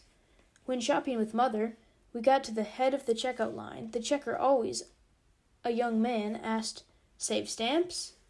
No, Mother replied genially, week after week. I build model airplanes. I believe she originated this line. It took me years to determine where the joke lay. Anyone who met her verbal challenges, she adored. She had surgery on one of her eyes, on the operating table. Just before she conked out, she appealed feelingly to the surgeon, saying, as she had been planning to say for weeks, Will I be able to play the piano? Not on me, the surgeon said. You won't pull that old one on me. It was indeed an old one. The surgeon was supposed to answer, Yes, my dear, brave woman, you will be able to play the piano after this operation. To which Mother intended to reply, Oh, good, I've always wanted to play the piano. This pat scenario bored her. She loved having it interrupted. It must have galled her that usually her acquaintances were so predictably unalert. It must have galled her that for the length of her life she could surprise everyone so continually, so easily, when she had been the same all along. At any rate, she loved anyone who, as she put it, saw it coming, and called her on it. She regarded the instructions on bureaucratic forms as straight lines.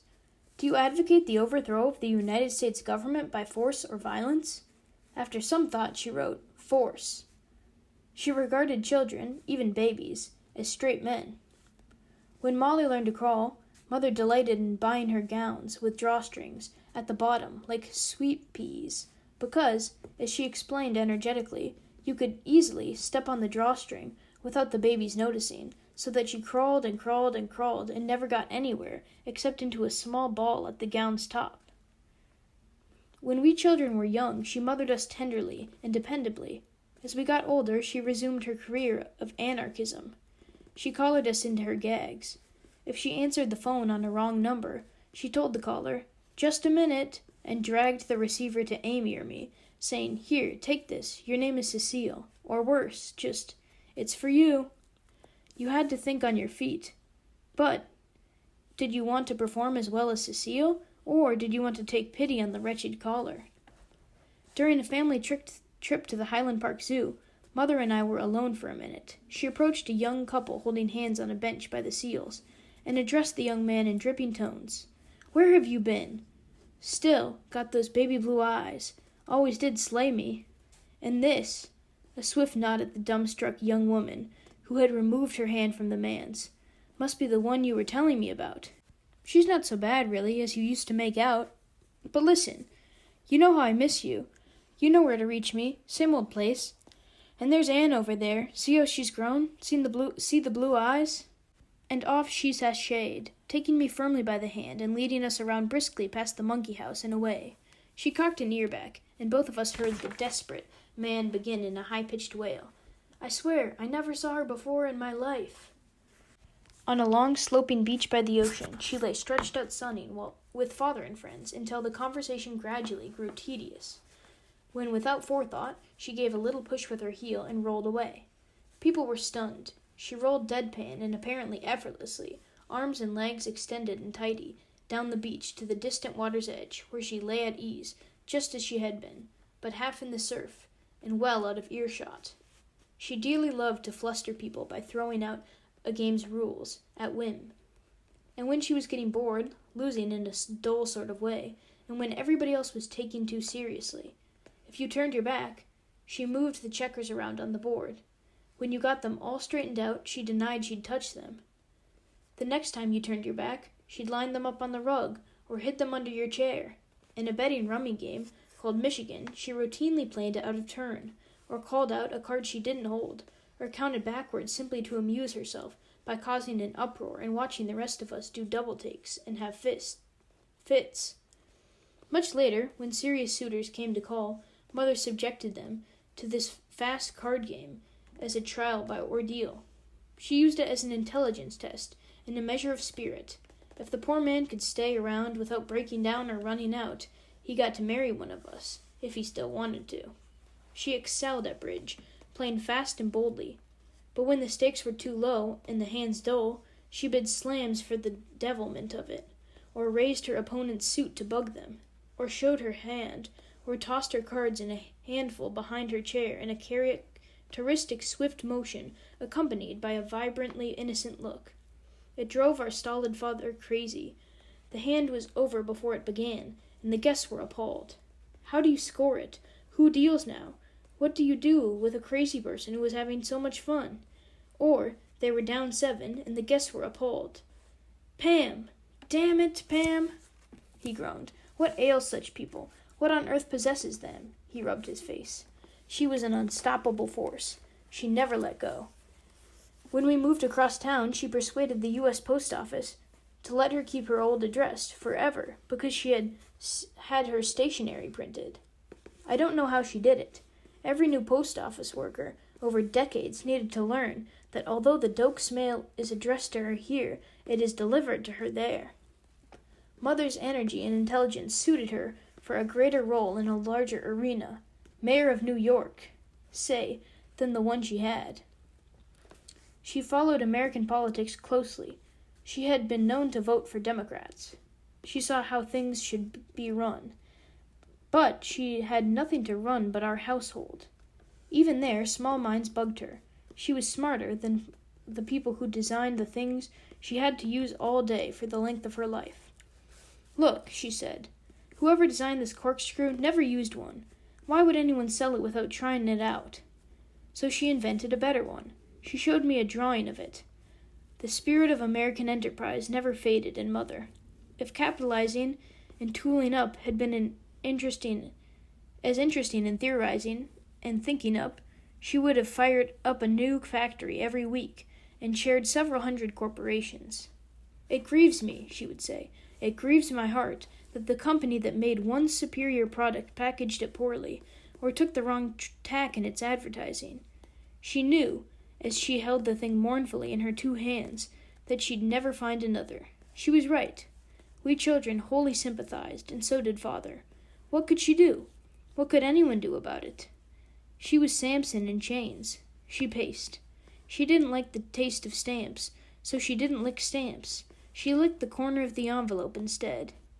She glued sandpaper to the sides of kitchen drawers and under kitchen cabinets, so she always had a handy place to strike a match.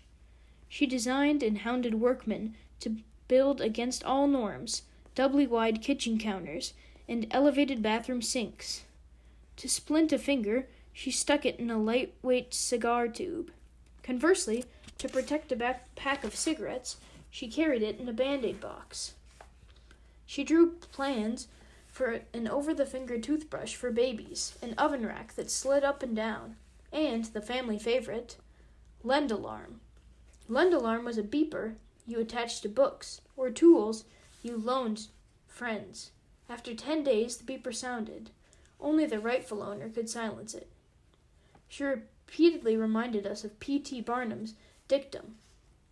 You could sell anything to anybody if you marketed it right. The ad man who thought of making Americans believe they needed underarm deodorant was a visionary. So, too, was the hero who made a success of a new product, Ivory soap.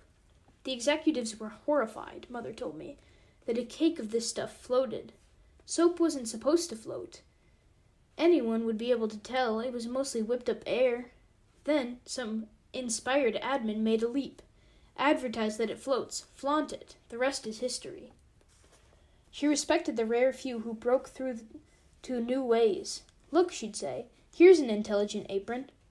She called upon us to admire intelligent control knobs and intelligent panhandles, intelligent Adrians and picture frames and knife sharpeners. She questioned everything, every pair of scissors, every knitting needle, gardening glove, tape dispenser. Hers was a restless mental vigor that just about ignited the dumb household objects with its force. Torpid conformity was a kind of sin. It was stupidity itself, the mighty stream against which Mother would never cease to struggle. If you held no minority opinions, or if you failed to risk total ostracism for them daily, the world would be a better place without you. I always heard Mother's emotional voice asking Amy and me the same few questions. Is that your own idea, or somebody else's? Giant is a good movie, I pronounced to the family at dinner. Oh, really? Mother warmed to these occasions. She all but rolled up her sleeves. She knew I hadn't seen it. Is that your considered opinion? She herself held many unpopular, even fantastic positions. She was scathingly sarcastic about the McCarthy hearings while they took place, right on our living room television. She frantically opposed Father's wait-and-see calm. We don't know enough about it, he said. I do, she said. I know all I need to know. She asserted against all opposition that people who lived in trailer parks were not bad, but simply poor, and had just as much right to settle on beautiful land, such as rural Ligonier, Pennsylvania, as did the oldest of families in the finest hidden houses. Therefore, the people who owned trailer parks and sought zoning changes to permit trailer parks needed our help. Her profound belief that the country club pool sweeper was a person, and that the department store saleslady, the bus driver, telephone operator, and house painter were people, and even in groups, the steel workers who carried pickets and the Christmas shoppers who clogged intersections were people. This was a conviction common enough in democratic Pittsburgh, but not altogether common among our friends' parents, or even, perhaps, among our parents' friends. Opposition emboldened Mother, and she would take on anybody on an issue. The chairman of the board at a cocktail party on the current strike. She would fly at him in a flurry of passion, as a songbird selflessly attacks a big hawk. Eisenhower's going to win, I announced after school. She lowered her magazine and looked me in the eye. How do you know? I was doomed. It was fatal to say. Everyone says so. We all knew well what happened. Do you consult this everyone before you make your decisions? What if everyone decided to round up all the Jews? Mother knew there was no danger of cowing me. She simply tried to keep us all awake. And in fact, it was always clear to Amy and me, and to Molly, that when she grew old enough to listen, that if our classmates came to cruelty, just as much as if the neighborhood or the nation came to madness, we were expected to take, and would be each separately capable of taking, a stand. The French and Indian War was a war of which I, for one, reading stretched out in the bedroom, couldn't get enough. The names of the places were a litany. Fort Ticonderoga on the Hudson, Fort Vincennes on the Wabash. The names of people were a litany. The Sieur de Contrecoeur, the Marquis de Montcalm, Major Robert Ruckers of the Rangers, the Seneca Chief Half-King. How witless in comparison were the clumsy wars of Europe. On this open field at 9 o'clock, sharp soldiers in heavy armor dragged from their turnip patches, in feudal obedience to Lord So-and-so, met in long ranks. The heavily armored men owed or paid by Lord So-and-so, and defeated them by knocking them over like ninepins. What was at stake? A son's ambition or an earl's pride? In the French and Indian War, in the Indian Wars, a whole continent was at stake, and it was hard to know who to root for as I read. The Indians were the sentimental favorites, but they were visibly cruel. The French excelled at Indian skills, and had the endearing habit of singing in boats. But if they won, we would all speak French, which seemed affected in the woods. The Scotch-Irish settlers in the English army were very uneasy allies, but their cruelties were invisible to me, and their partisans wrote all the books that fell into my hands. It all seemed to take place right here among the blossoming rhododendrons outside the sun-porch windows, just below our bedrooms, here in the Pittsburgh forest that rose again from every vacant lot, every corner of every yard the mower missed, every dusty crack in the sidewalk, every clogged gutter on the roof, an oak tree, a sycamore, a mountain ash, a pine. For here, on the tip of the point where the three rivers met, the French built Fort Dunesque. It linked French holdings on the Great Lakes to their settlement at New Orleans. It was 1754. The forest was a wilderness. From Fort Dunesque, the French set their Indian allies to raiding far-flung English-speaking settlements and homesteads. The Indians burned the farms and tortured many farm families. From Fort Dunesque, the French marched out and defeated George Washington at nearby Fort Necessity. From Fort Dunesque, the French marched out and defeated General Edward Braddock. Indian warriors shot from cover, which offended those British soldiers who had time to notice before they died. It was here in 1758 that General John Forbes established British hegemony over the Mississippi watershed by driving the French from the point and building Fort Pitt. Here, in our own doughty provincials in green hunting shirts, fought beside regiments of rangers and those in buckskins, actual Highlanders in kilts, pro-English Iroquois in war paint, and British regulars in red jackets. They came marching vividly through the virgin Pittsburgh forests. They trundled up and down the nearby mountain ridges by day and slept at night on their weapons under trees. Pioneer scouts ran ahead of them, and behind them, messengers snuck into their few palisaded forts, where periwigged English officers sat and rubbed their foreheads, while naked Indians in the treetops outside were setting arrows on fire to burn down the roof. Best, it was all imaginary. That the French and Indian War took place in this neck of the woods merely enhanced its storied quality, as if that fact had been a particularly pleasing literary touch. This war was part of my own private consciousness, the dreamlike interior murmur of books. Costumed enormous people, transparent, vivid, and bold, as decals, as tall and rippling as people in dreams, shot at each other up and down the primeval woods, race against race, just as people in myths travel rigidly up to the sky, or are placed there by some great god's fingers, to hold still forever in the midst of their loving or battles as fixed constellations of stars. So the fighting cast of the French in the Indian War moved in a colorful body, locked into position in the landscape, but still loading muskets or cowering behind the log door, or landing canoes on a muddy shore into books. They were fabulous and morally neutral.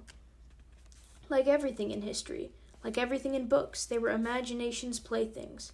Toy soldiers, toy settlers, toy Indians. They were a part of the interior life. They were private. They were my own.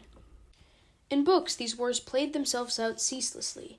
The red, war-painted Indian tomahawked the settler woman in Jalisco, and the wrangly settler in the buckskin spied out the Frenchman in military braid. Whenever I opened the book, the war struck up again, like a recorder whose music sounded when the needle hit. The skirkling of Highlanders' bagpipes came playing again, high and thin, over the dry oak ridges. The town-headed pioneer school-children were just babbling their memorized psalms, when from right outside the greased parchment window sounded the wild and fatal whoops of Indian warriors on a raid. The wild and fatal whoops, the war whoops of the warriors, the red warriors whooping on a raid. It was a delirium. The tongue diddled in the brain. Private life, book life, took place where words met imagination without passing through world. I could dream it all whenever I wanted, and how often I wanted to dream it. Fiercely addicted, I dosed myself again and again with the drug of the dream. Parents have no idea what the children are up to in their bedrooms. They are reading the same paragraphs over and over in a stupor of violent bloodshed. Their legs are limp with horror. They are reading the same paragraphs over and over, dizzy with gratification as the young lovers find each other in the French fort, as the boy avenges his father, as the sound of muskets in the woods signal the end of the siege. They could not move if the house caught fire. They hate the actual world. The actual world is a kind of tedious plain, where dwells and goes to school the body, the boring body, which houses the eyes to read the books, and houses the heart the books inflame. The very boring body seems to require an inordinary, big, very boring world to keep it up. A world where you have to spend far too much time, have to do time like a prisoner, always looking for a chance to slip away, to escape back home to books, or escape back home to any concentration, fanciful, mental, or physical, where you can lose yourself at last. Although I was hungry all the time, I could not bear to hold still and eat. It was too dull a thing to do, and had no appeal either to courage or to imagination. The blinding sway of their inner lives makes children immoral. They find things good in so far as they are thrilling, in so far as they render them ever more feverish and breathless, even more limp and senseless on the bed. Throughout these long, wonderful wars, I saw Indian braves behind every tree and parked car. They slunk around fairly bursting with woodcraft. They led soldiers on miraculous escapes through deep woods and across lakes at night. They paddled their cleaver canoes noiselessly. They swam under water without leaving bubbles. They called to each other like owls. They knocked their arrows silently on the brow of the hill and snuck up in their soft moccasins to the camp where the enemy lay sleeping under heavy guard. They shrieked, drew their Osage bows, and never missed, all the while communing deeply with birds and deer. I had been born too late. I would have made a dandy scout, although I was hungry all the time, because I had taught myself, with my friend Pin, to walk in the woods silently, without snapping a twig, which was easy, or stepping on a loud leaf, which was hard. Experience taught me a special rolling walk for sulking in silence. You step down your weight on the ball of your foot and ease it to your heel. The Indians who captured me would not torture me, but would exclaim at my many abilities and teach me more, all the while feeding me handsomely. Soon I would talk to animals, become invisible, ride a horse naked and shrieking, shoot things. I practiced traveling through the woods in Frick Park without leaving footprints. I practiced tracking people and animals, such as the infamous pedigree Dachshunds, by following sign. I knew the mark of Walter Mulligan's blunt heel and the mark of Amy's sharp one. I practiced sneaking up on Mother as she repotted a philodendron, Father as he washed the car, saying, as I hoped but doubted the Indians say, "Boo." At school we memorized a poem. Where we live and work today, Indian children used to play, all about our native land, where the shops and houses stand. Richland Lane was untrafficked, hushed, planted in great shade trees, and peopled by wonderfully collected children. They were sober, sane, quiet kids, whose older brothers and sisters were away at boarding school or college. Every warm night we played organized games that were the sweetest part of those sweet years, the long suspended interval between terror and anger. On the quiet dead-end side street, among the still brick houses under their old ash trees and oaks, we paced out the ritual evenings. I saw us as if from above, even then, even as I stood in place living out my childhood, and knowing, aware of myself, as if it from above and behind, skinny and exultant on the street. We are silent, waiting, or running, spread out on the pale street like chessmen, stilled as priests, relaxed and knowing. Someone hits the ball. Someone silent far up the street catches it on the bounce. We move aside, clearing a path. Carefully, the batter lays down the bat perpendicular to the street. Carefully, the hushed player up the street rolls the ball down to the bat. The rolled ball hits the bat and flies up unpredictably. The batter misses his catch. He and the fielder switch positions. Indian ball. And there were no roads at all, and the trees were very tall. Capture the Flag was, essentially, the French and Indian War. The dead-end street, Europe, saw open combat as its fixed border. Brute strength could win. We disdained the street, although of course we had to guard its border. We fought the real war in the backyards. America, a limitless wilderness of trees, garbage cans, thickets, back porches, and gardens, where no one knew where the two sides' territories ended, and where strategy required bold and original planning, private initiative, sneaking scouting, and courage. If someone cheated at any game, or incurred the group's wrath in any way, the rest of us gave him, or her, Indian burns. We wrung a bare arm with both hands close together till the skin chafed. Worse, reserved for practically capital crimes, was the dreaded but admired typewriter torture, which we understood to be, in modern guise, an old Indian persuader. One of us straddled the offender, bared his or her breastbone, and lightly tapped fingertips there, very lightly, just where the skin covers the bone most closely. This light tapping does not hurt at all for the first 5 minutes or so. We were nice kids who rarely resorted to torture. We played Red Rover, a variation on Prisoner's Base, called Beckons Wanted, and Crack the Whip. Everything else in parts of these games, too, smacked of Indians. By day, Pinford and I played at being Indians straight out. Her parents were also young, and she was my age, an only child. They lived 2 doors up. Pin's real name was Barbara. She was tan and blonde, sturdy, smooth of skin. She was agreeable and quick to laugh. Her courage and her flair for the visual arts hadn't yet formed. She was content now to stalk the neighborhood and knock over the odd streetcar. As Indians, Pin and I explored the wooded grounds of the Presbyterian cemetery at our backyards. We made bows and arrows. We peeled and straightened deadfall sticks for arrows and cut stealthily green boughs to bend for bows. With string, we rigged our mother's Chesterfield cigarette cartons over our shoulders as quivers. We shot our bows. We threw knives at targets and played knife-throwing games. We walked as the Indians had walked, stirring no leaves, snapping no twigs. We built an Indian village, Najavo style, under the seminary's low copper beech. We baked clay bricks on slate roofing tiles set on adobe walls around a twiggy fire. We named the trees. We searched the sky for omens and inspected the ground for sign. We came home and found our mothers together in our side yard by the rose garden, tanning on chases, longs. They were both thin and blonde. They held silvered cardboard reflectors up to their flung-back chins. Over their closed eyelids, they had placed blue eye-shaped plastic cups, joined over the nose. The attic bedroom where I drew my baseball mitt was a crow's nest, a treehouse, a studio, an office, a forensic laboratory, and a fort. It interested me, especially for a totemic brown water stain on a sloping plaster wall. The stain looked exactly like a square-rigged ship heeled in over a storm. I examined this ship for many months. It was a painting, not a drawing. It had no lines, only forms awash, which rose faintly from the plaster and deepened slowly and dramatically as I watched, and the seas climbed and the wind rose before anyone could furl the sails. Those distant dashes over the water, were they men sliding overboard? Were they storm petrels flying? I knew a song whose chorus asked, "What did the deep sea say?"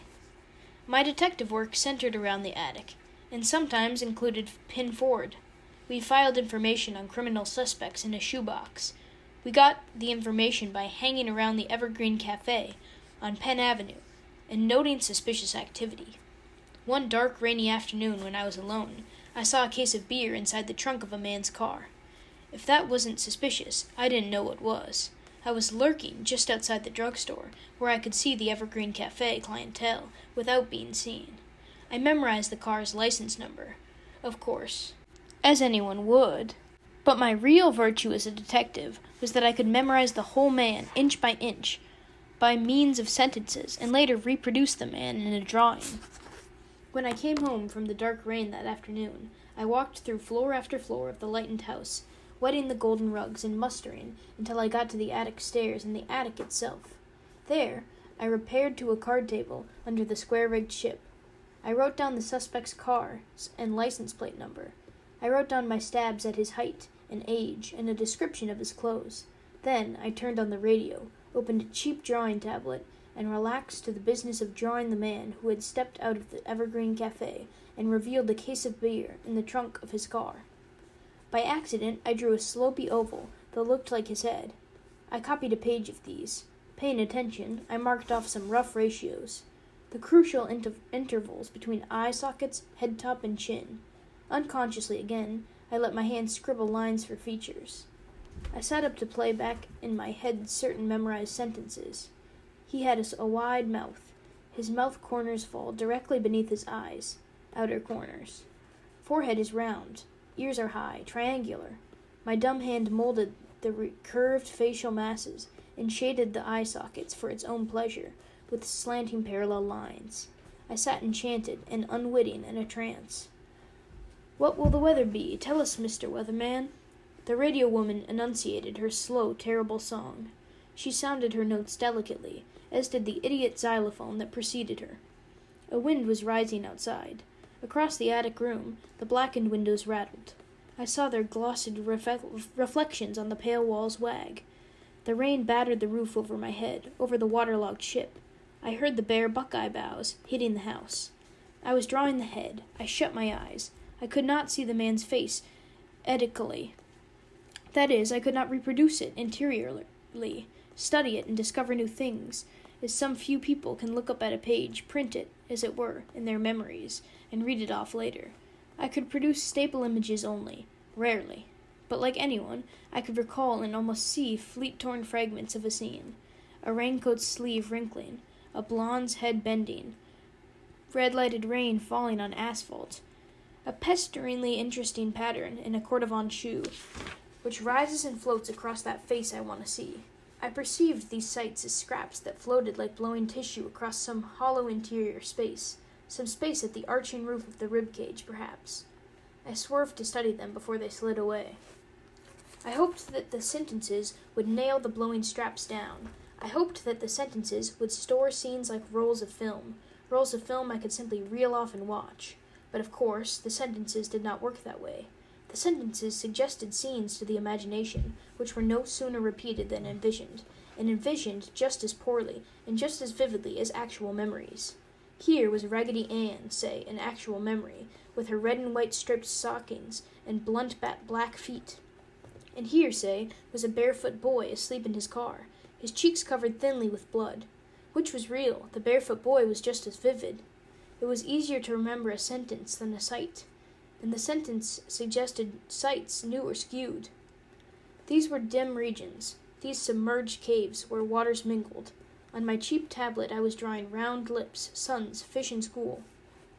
Soon someone would call me for dinner, but I would not come. I suddenly realized that I would not answer the call, ever, for I would have died of starvation. They would find me, having slid off my chair, half under the card table, lying dead on the floor, and so young. In the blue shoebox on the card table, they would find my priceless files. I had written all my data about today's suspect, drawn his face several times from several angles, and filed it all under his car's license number. When the police needed it, it was ready. Privately, I thought the reference librarian at the Homewood Library was soft in the head. The week before, she had handed me, in broad daylight, the book that contained the key to Morse code.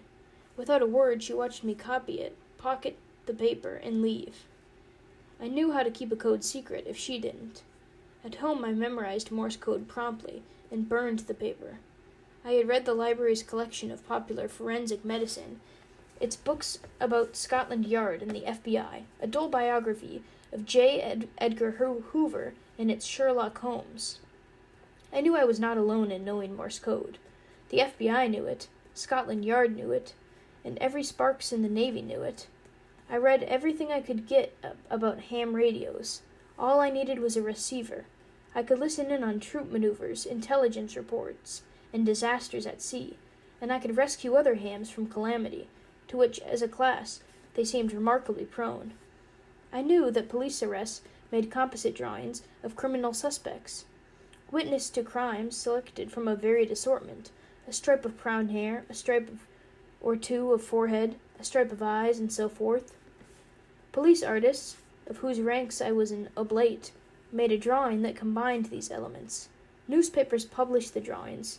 Someone recognized the suspect and called the police. When Pin Ford and I were running low on suspects, and had run out of things to communicate in Morse code, I sat at my attic table beside the shoebox file and drew a variety of such stripes. I amused myself by combining them into new faces. So God must sit in heaven at a card table, fingering a head of stripes, hairlines, jawlines, brows, and joining them at whim to people a world. I began wondering if the stock of individual faces on earth through all of time is infinite. My sweetest ambition was to see a drawing of mine on a newspaper's front page. Has anybody seen this man? I didn't care about reducing crime any more than Sherlock Holmes did. I rather wished there were more crime, and closer by. What interested me was the schematic likeness, how recognizable it was, and how startlingly few things you needed to strike a resemblance. You needed only a few major proportions in the head. The soft tissues scarcely mattered. They were merely decorations that children drew. What mattered was the framing of the skull. And so in that faraway attic, among the boughs of the buckeye trees, year after year I drew. I drew formal, sustained studies of my left hand still on the card table, of my baseball mitt, a saddle shoe. I drew from memory the faces of the people I knew, my own family just downstairs in the great house. Oh, but I hated these clumsy drawings, these beloved faces so rigid on the page and lacking in tenderness and irony. Who could analyze a numb skull when all you cared about was a lively, caught glance, the pleased rising of mother's cheek, the soft, amused settling of Amy's lip, father's imagining eye in its socket? And I drew from memory the faces of people I saw in the streets. I formed sentences about them as I looked at them, and repeated the sentences to myself as I wandered on. I wanted to notice everything as Holmes had, and remember it all as no one had before. Noticing and remembering were on the route to Scotland Yard, where I intended to find my niche.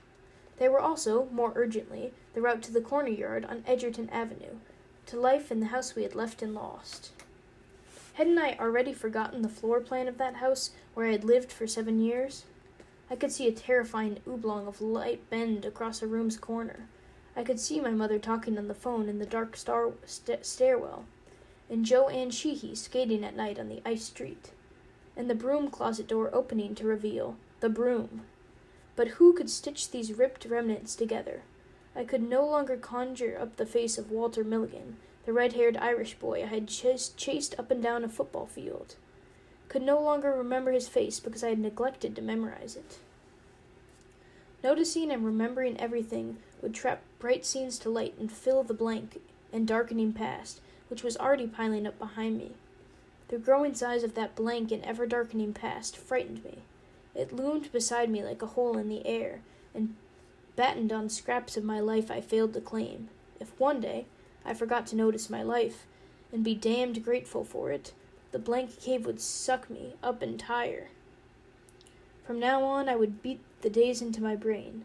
Every year, every month, I vowed this vow in a different form.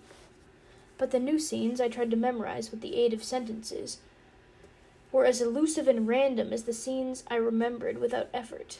They were just as broken, trivial, capsizing, submerged. Instead of a suspect's face, I saw red-lightened rain in front of a car's taillight.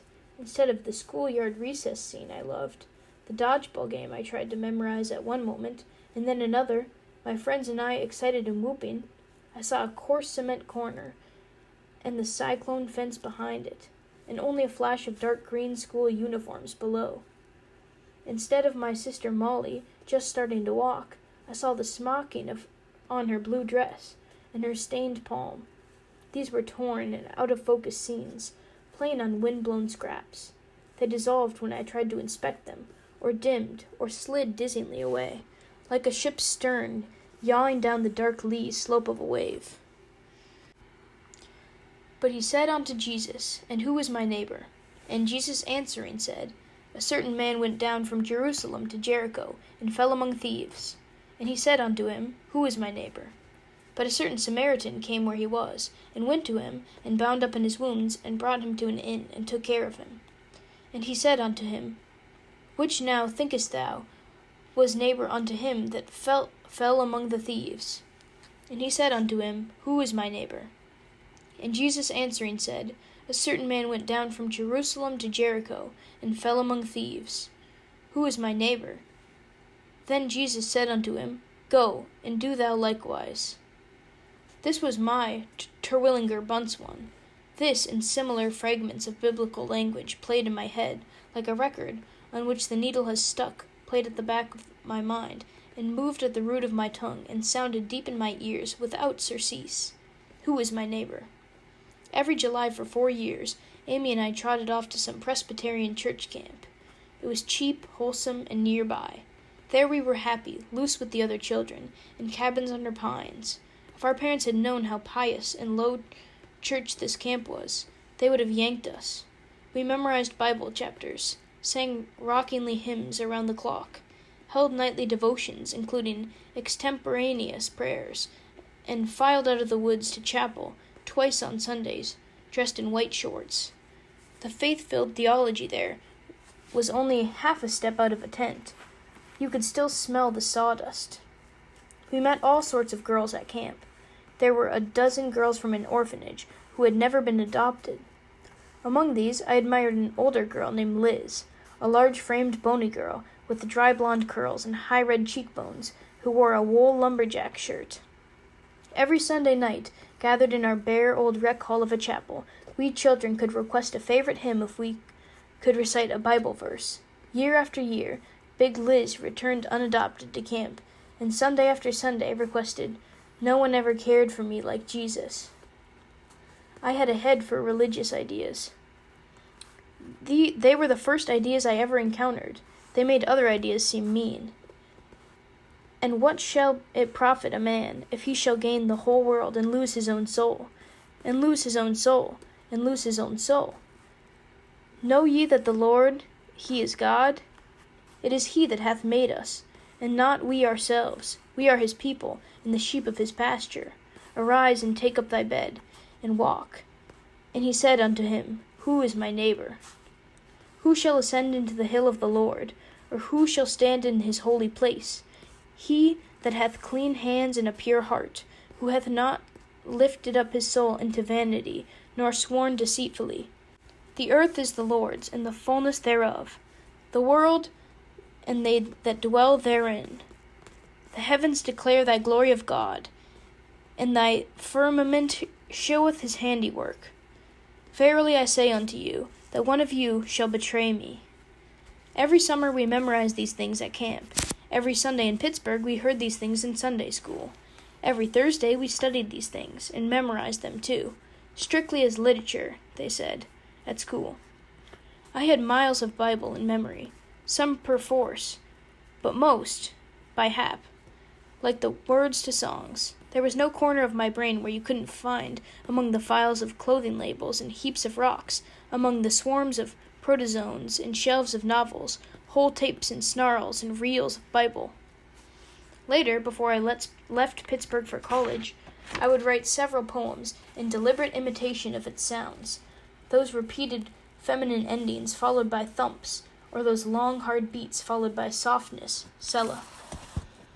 The Bible was an unlikely movie-set world alongside our world, light-shot and translucent in the pallid Sunday school watercolors on the walls, stormy and opaque in the dense and staggering text they read us placidly, sweet-mouthed and earnest, week after week. This world interleaved our waking world like dream. The adult members of society adverted to the Bible unreasonably often. What archaea!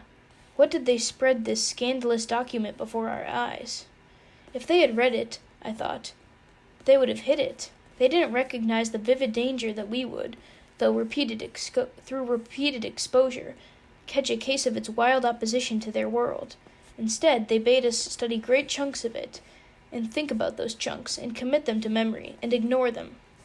By dipping us children into the Bible so often, they hoped, I think, to give our lives spurious tint, to provide us with quaintly magnificent snatches of prayer, to produce as charms, while, say, being mugged for our cash or jewels. In Sunday school, at the Shadyside Presbyterian Church, the handsome father of Rascal Jack from dancing school, himself, a vice president of Jones and Laughlin, whose wife was famous at the country club for her tan, held a birch pointer in his long fingers and shyly tapped the hanging paper map, shyly, because he could not see we weren't listening. Who would listen to this? Why on earth were we here?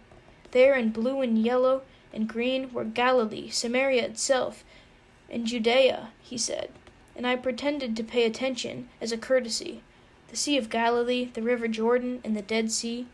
I saw on the hanging map the coasts of Judea, by the far side of Jordan, on whose unimaginable shores the pastel Christ had maybe uttered such cruel, stiff, thrilling words. Sell whatever thou hast. James and John, the sons of Zebedee, he made them fishers of men, and he came to the lake of Gennesaret, and he came to Capernaum. And he withdrew in a boat, and a certain man went down from Jerusalem to Jericho. See it here on the map? Down, he went down, and fell among thieves. And the swine jumped over the cliff, and the voice cried, Samuel, Samuel. And the wakened boy Samuel answered, Here I am. And at last he said, Speak. Hear, O Israel, the Lord is one. And Peter said, I know him not. I know him not. I know him not. And the rich young ruler said, What must I do? And the woman wiped his feet with her hair. And he said, Who touched me? And he said, Verily, verily, verily, verily, life is not a dream. Let this cup pass from me, if it be thy will, of course, only if it be thy will. I got my rock collection from our grandparents' paper boy. He handed it to me in 3 heavy grocery bags. He said he had no time for a rock collection. Amy and I visited Oma and Company every Friday while Mary cooked dinner. I roamed their solemn neighborhood where our family would, as it happened, soon live ourselves. The indigenous children kept mum inside their stone houses, the paper boy having pedaled his thick black bike plus rocks up an Italian neighborhood down the hill was the only sign of life. The paper boy got the rock collection from a solitary old man named Downey, who until recently had lived just up the street from my grandparents. Mr. Downey had collected the rocks from all over. He had given them to the paper boy in the grocery bags, explaining that he knew no one else. Then he had died. The paper boy, who was kind but very busy, did not remember the names of any of the rocks except the stalactites. He recalled, not helpfully, that Mr. Downey had found them in a cave. The stalactites were sorry looking at their broken ends, sharp yellow and hollow, like fallen, deciduous teeth. Now I had these rocks. They were yellow, green, blue, and red. Most were the size of half bricks. One small white wafer had bluestone stairs. Some were knobby, some grainy, some slick. There was a shining brown mineral, the color of shoe polish. Its cubed crystals made a scratchy chunk. There was a rusty cluster of petrified roses. There was a frozen froth of platinum bubbles. It was a safe bet all these rocks had names. From the Homewood Library children's books, I could learn only the vaguest over-amazed stories of the Earth's crust, which didn't interest me. What were all these yellow and blue rocks in my room? And why did I never find rocks so various and sharp? From library adult books I got The True Dope, and it was a long story, which involved me in a project less like bird watching or stamp collecting than like life in a forensic laboratory. The books taught me to identify the rocks. They also lent me a vision of things and informed me about a bizarre set of people. You got Frederick H. Powell's Field Guide to Rocks and Minerals. Using this and other books, you identified your rocks one by one, keying them out as you key out plants with Gray's Manual, through a series of diagnostic tests. You determined, for instance, where your rock fit on Mohs' scale of hardness. Mr. Moh, Mohs actually, had devised a series of homespun tests for rock hardness, such as Mr. Buford had dreamed up homespun tests for wind force. Does smoke rise straight from the chimney? The wind is not blowing. Is your house falling over? It's blowing force 10. Number 1 on Mohs' scale was soft rock, to wit, talc. Can you crumble it in your fingers? It's soft. What you have there is talcum powder. it scratch a fingernail, a copper penny, a pane of glass, and a knife blade? It's quartz. You can scratch quartz with topaz, ruby, and diamond. If it makes your diamonds saw clog, it's a meteorite. You subjected your rocks to scratch tests. You procured a piece of bathroom tile, always in the books, hexagonal, such as you'll find in New York bathrooms and nowhere else, and stroked your rock across its unglazed underside. What color was the streak? Yellow pyrite drew a black streak. Black limonite drew a yellow streak, and black haemonite drew a red streak.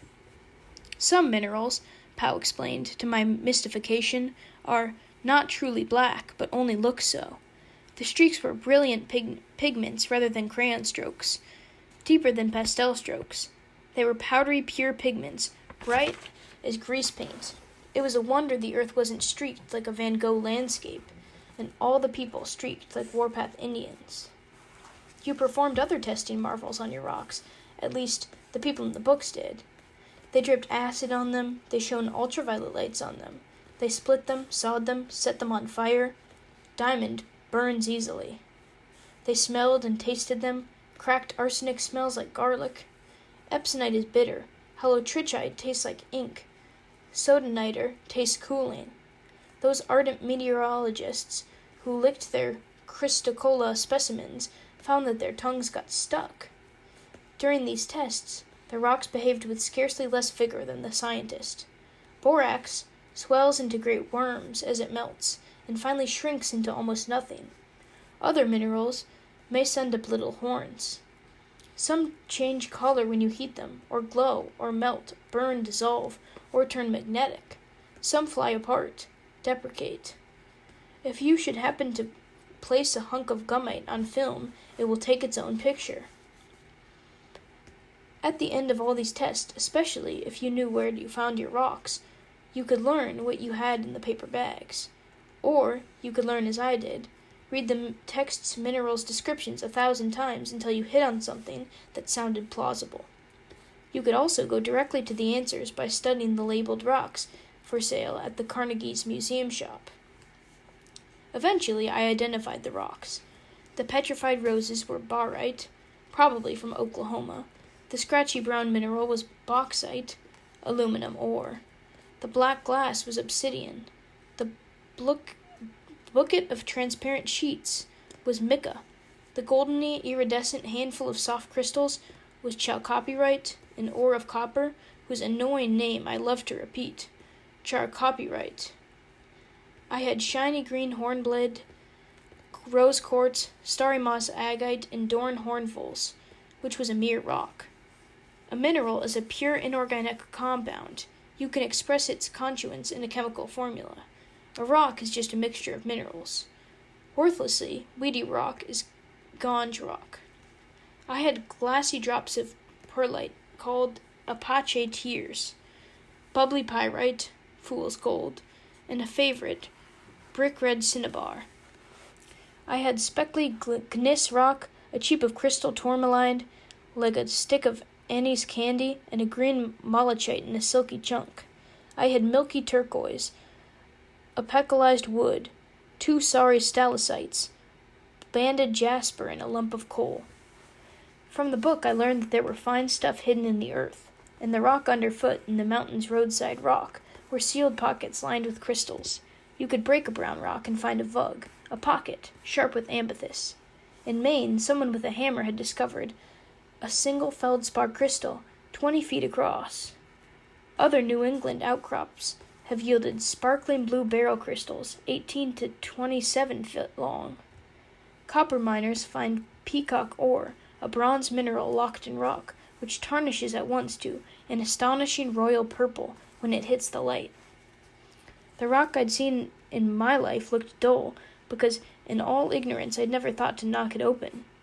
People have cracked ordinary New England pegamenites, big coarse granite, and laid bare clusters of red garnet or topaz crystals, cristoberyl, spodumene, emerald. They held in their hands crystals that hung in a hole in the dark for 1 billion years unseen. I was all for it. I would lay about me right and left with a hammer, and bash the landscape to bits. I would crack the earth's crust like a piñata and spread to the light the vivid prizes in chunks within. Rock collecting was opening the mountains. It was like diving through my own interior blank blackness to remember the startling pieces of a dream. There was a blue lake, a witch, a lighthouse, a yellow path. It was like poking around in a grimy alley and finding an old coin. Nothing was as it seemed. The earth was like a shut eye. Mother's not dead, dear. She's only sleeping. Pry open the thin lid and find a crystallite intelligence inside, arrayed in sidereal beauty. Crystals grew inside rock, like arithmetical flowers. They lengthened and spread, adding plane to plane in odd and perfect obedience to an absolute geometry that even the stones, maybe only the stones, understood. The study of minerals reverted alarmingly to the classification of crystals, which in turn smacked dismayingly of math.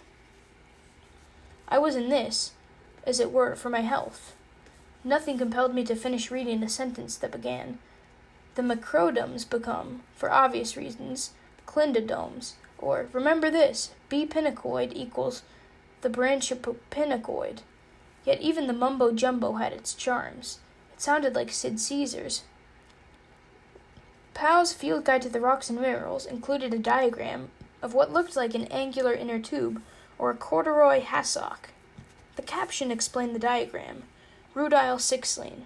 Here also was a line drawing of a set of penetration twins and a meticulous side view of a pinacoid labeled "Side View of Pinacoid." Cristosiberol, I learned. A blue-green aluminum oxide has the exuberant-sounding habit of trilling.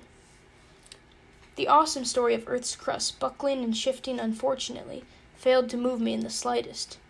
But here was an interesting find. Only a quirk of chemistry prevented the ground's being a heap of broken rubble. I hadn't thought of that. Why isn't it all a heap of broken rubble?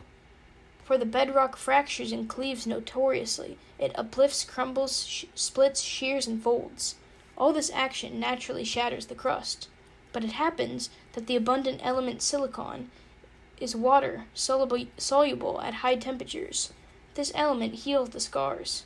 Dissolved silicon seeps everywhere underground and slips into fixtures and veins. It fills in, mends, and cements the rubble over and over from age to age. It heals all the thick wounds on the continent's skin and under the oceans. It solidifies as it cools, uplifting, and forms pale veins of scarry quartz running through everything. It dominates the granite bedrock on which we build our cities, the granite interior of mountains, and the beds that underlie the plains. No one has ever found a rock as old as the earth. All the old rock went under. The age of the earth is 4.8 billion years, and the oldest rock, a Labrador greenstone, a mere 3.8 billion years. The rock we see is mostly a mismatch of scar tissue and recent rubble. If there were no soluble silicon, how many feet thick, or miles thick, I wondered, would the sterile rubble be? Many of the rocks in my collection were veins of some bright material in a matrix of quartz. The round stones I gathered along Lake Erie's shore were striped with bands of white or tinted quartz. The planet was all healed rubble joined and smooth, as if a god had rolled it over and over in his hands like snow. People who collected rocks called themselves rock hounds. In the worst of cases, they called their children pebble pups. Rock hounds seemed to be wild and obsessive amateurs, my kind of people, who had stepped aside from the rush of things to devote themselves to folly. A collector would be foolish, one book advised, to sell to a gem dealer a fine crystal of, say, ruby or sapphire, when it was obviously of much more value to the collector uncut, a brilliant stub glowing from a rough matrix, as it was found, a prized specimen in a beloved collection. One book cautioned me against refining any gold I found, any nuggets, dust, or gold-bearing quartz, for I could own or transport all the raw native gold I wanted, but if I refined it in any way, I was obliged by law to sell it to a licensed gold dealer or the U.S. Mint.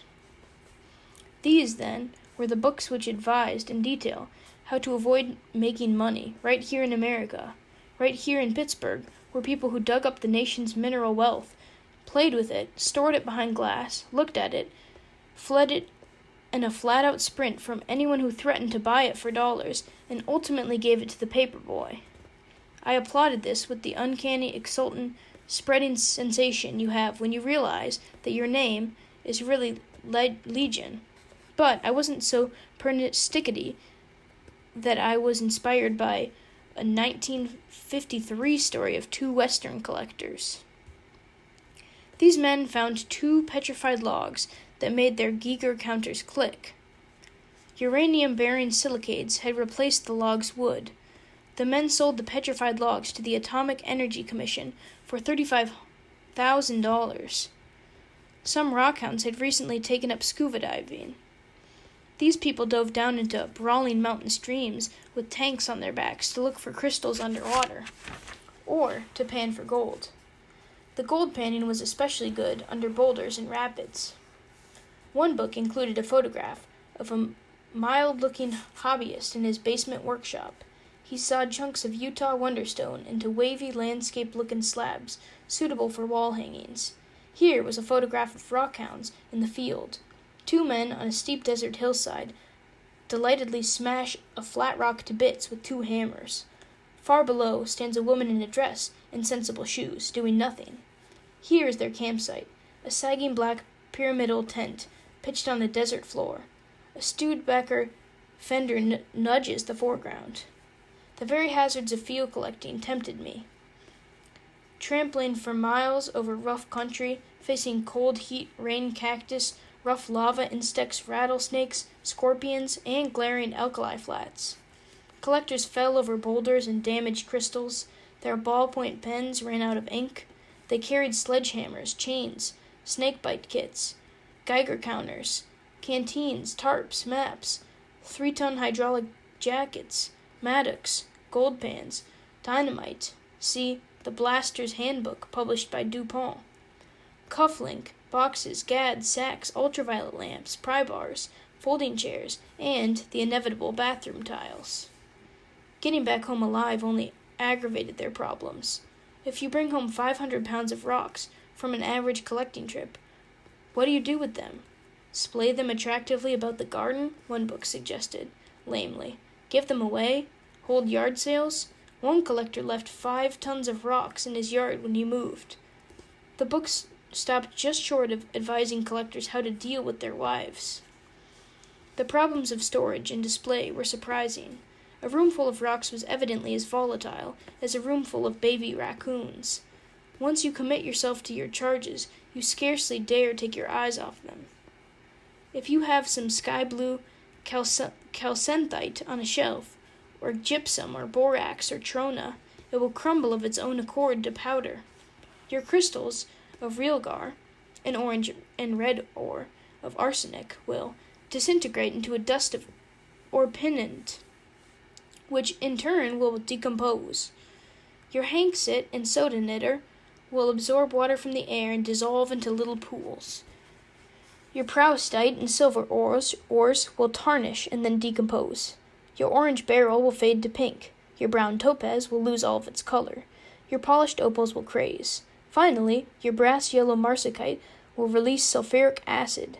This acid will eat your labels, your shelves, and eventually your whole collection. On the other hand, rock collecting had unique rewards. For example, the thinner you sliced your specimens when you sawed them up, the more specimens you had. In this way, you could multiply your collection without leaving home.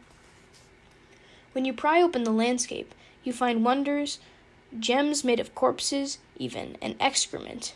In Puget Sound, you could find fossils, oysters, and clams that had turned to agate, called agatized oysters, agatized clams.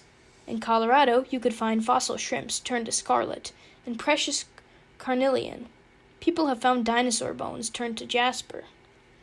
Petrified wood is abundant in every country of every state, because soluble silicon seeps everywhere. In southern states, you could find petrified leaves and twigs.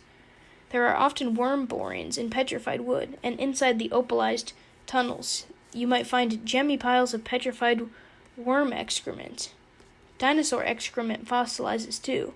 Bird and bat guano petrifies into a mineral called tyrannochite, which a book describes as unctuous to touch. I wanted to find these things. I also wanted to find wolvanite crystals the color of cranberries from Chile, and big transparent cubes of Iceland spar.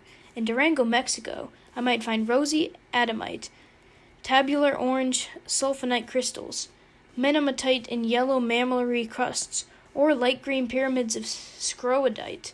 In Paterson, New Jersey, I could find great pearly crystals of phogospite, or radiating splinters of white pectolite, or stilbite in bundles like cauliflower. People made expensive mineral discoveries in Tussum, Southwest Africa, in Haddam, Connecticut, in Westphalia, Germany, and in Westchester County, New York. Every day for the past 200 years, one book said, someone has stumbled on a brand new outcrop that nobody has before explored. A lifetime of study, another book said stirringly, would not make you the master of every phase of mineralogy. I thought to specialize in interesting names. In Massachusetts and Connecticut, collectors found a mineral called sillimanite, named for a Yale professor. My specialized collection would feature sillimanite, radio opal, Yoa nuts, and agate potch. Rock collecting is pleasantly simple for a bookish child, for it scarcely matters which rocks you actually have, and which you only imagine having. I might as well throw into my future collection some clams that had turned to agate, too, and some carnelian shrimps. Similarly, field trips don't take much gas. You never think, how could I get a jeep? You forget your condition. You do not see yourself as a figure, you see the world. From what box canyons have you not extricated yourself, hand over hand hauling your pickaxe and Geiger counter in your knapsack? Sharp eyes, you spotted the rattlesnake. I know you would. You could write a book, the fiery raw glare of the alkali flats, how it shrivels your eyes and blinds your brain in two holes like gimlets, whatever gimlets are, and your jeep tracks crumble over it, white on white, and how when you finally got to the hills you held your hot hammer by its wooden handle, planted your big-booted foot in the hillside, and felt the hot hill rock through your corpse pants on your thighs. And you broke rocks, hit rocks that cracked like ice in your palm, with your buddy beside you, both of you seeing what you could see. Doubloons, maybe, again, or uranium. There were now 340 rocks in my room. I labeled them. On November evenings, alone in my room while it rained. On February nights where the snow piled in the buckeye boughs outside my window, when the paper on the Panama Canal was out of the way, and the Latin memorized, and my friends talked to on the phone until there was nothing left of the school day to analyze, while Margaret ran water in the kitchen, and my mother talked to Molly into going to bed, and Father poked the fold from his section of the evening paper, and Amy sat silent on the floor with her spelling book, and played with the bows on Father's shoes. I played at my maple desk with books and rocks. From stiff index cards I cut tiny squares, 1/8 of an inch by 1/8 of an inch. Holding the squares with tweezers, I printed numerals on them, never thinking to print the numerals before cutting the paper. In a dizzying, metriculous mess, I slid the wee jars against the drippy rubber slope of a mucilage jar and wiggled them out onto flat faces of the rocks. When the glue dried the next day, I dabbed a brushful of varnish over rock and number. I was cataloging the collection. As the books advised, I listed them by number in a notebook, each specimen's name, date, and locality. Locality, when it wasn't Mr. Downey's grocery bags, was often the Carnegie Museum shop, where I bought trays of thumbnail minerals glued to cardboard sheets.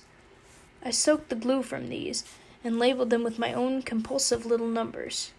When one day I discovered I had characteristically lost the notebook catalog, I discovered simultaneously that I didn't need it. I knew them by sight.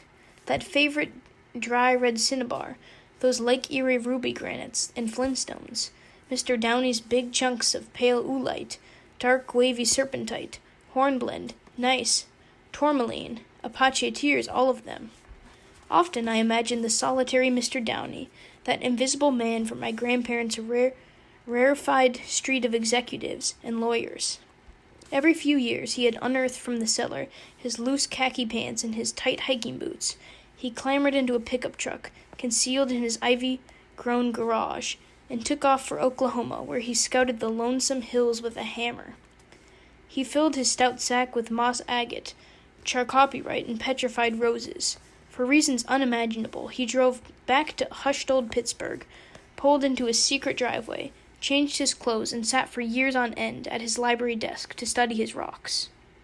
When he felt something inside him pulling him down, he called to him the black-haired paper boy who was collecting quarters on his black bike. Maybe he hadn't died at all. Maybe he'd simply escaped underground. He'd cracked open Pittsburgh like a geode. Who knew what lay inside the streaked hillsides, under the high-porched workers' houses, under the streetcar tracks, under the flat or sloping greens of the country club golf courses, under the dancing school building, the trout-stocked streams in the Highland, or the dried-out stream under the bridge in Frick Park, under the sled-riding hills, the Ellis School, the stained open cuts on the boulevard roadsides into town. Who knew? He had screwed in wedges here and there, tapped them each once or twice, and laid the bare invisible city, crystal-crusted cavities lined with fine opals and red-plume agates, where cobalt bloomed and onyx and janeth grew sharp.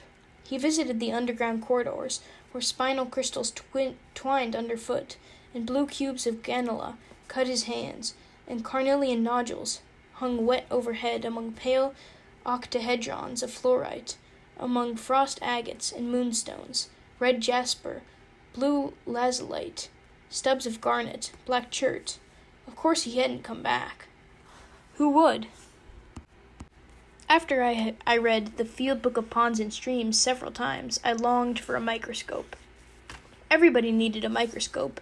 Detectives used microscopes, both for the FBI and at Scotland Yard, although usually I had to save my tiny allowance for things I wanted.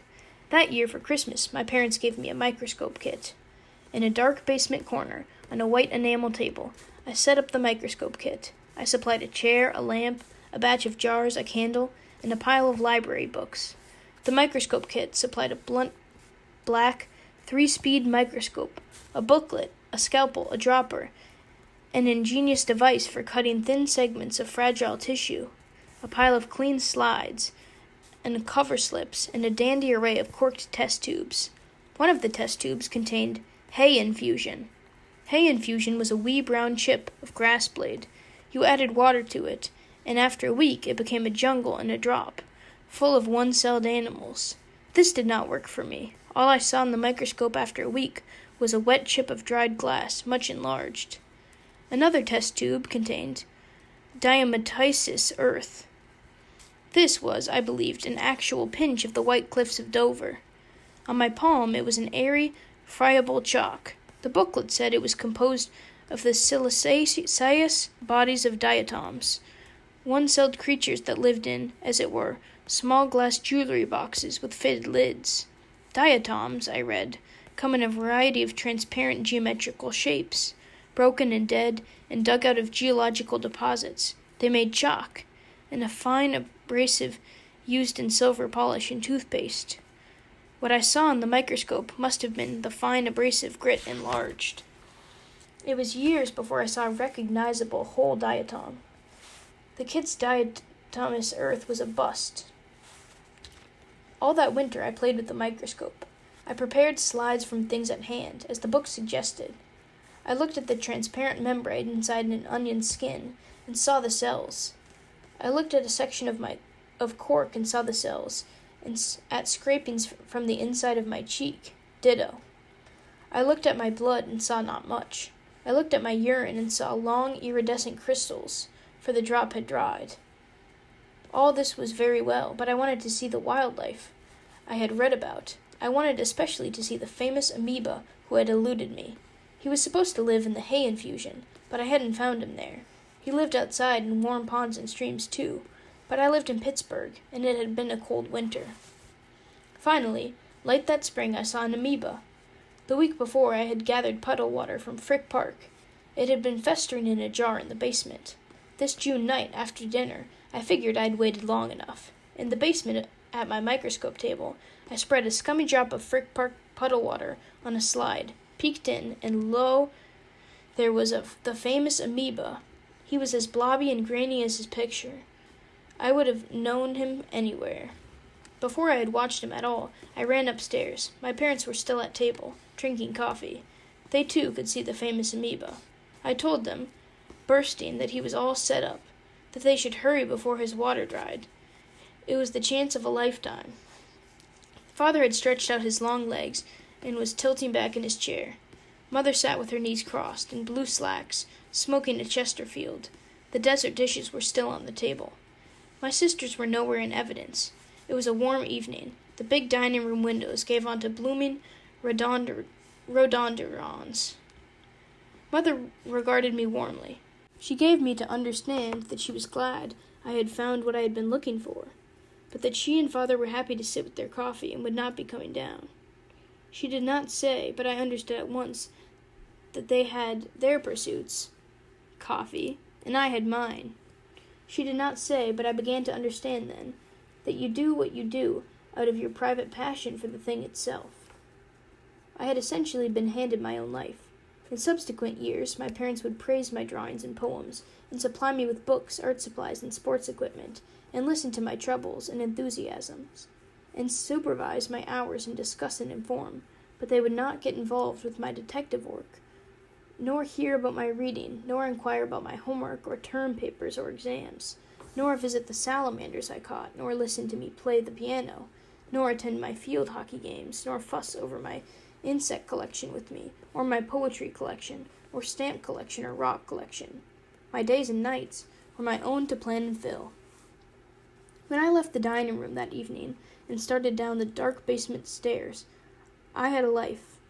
I sat to my wonderful amoeba, and there he was, rolling in his grains, more slowly now, extending an arc of his edge for a foot, and drawing himself along that foot, and absorbing it again and rolling on. I gave him some more pond water. I had hit pay dirt. For all I knew, there were paramencia too in that pond water, or daphne, or stentors, or any of the other creatures I had read about and never seen. Volvox, the spherical algae colony, Eugenia, with its one red eye, and the elusive glassy diatom, hydra, profiteers, water bears, worms. Anything was possible. The sky was the limit. What does it feel like to be alive? Living, you stand under a waterfall. You leave the sleeping shore deliberately. You shed your dusty clothes, pick your barefoot way over to the high, slippery rocks, hold your breath, choose your footing, and step into the waterfall. The hard water pelts your skull, bangs and bits on your shoulder and arms. The strong water dashes down beside you, and up you feel it along your calves and thighs, rising roughly back up to the roiling surface, full of bubbles that slide up your skin or break on you at full speed. Can you breathe here? Here, where the force is greatest, and only the strength of your neck holds the river out from your face. Yes, you can breathe even here. You can learn to live like this, and you can, if you concentrate, even look out at the peaceful far bank where the maples grow straight and their leaves lean down. For a joke, you try to raise your arms. What a racket in your ears. What a scattershot pummeling. It is time pounding at you, time, knowing you are alive, is watching every side of your generation's short time falling away as fast as rivers drop through air, and feeling it hit. Who turned on the lights? You did, by waking up. You flipped the light switch, started up the wind machine, kicked on the flywheel that spins the years. Can you catch hold of a treetop, or will you fly off the diving planet as she rolls?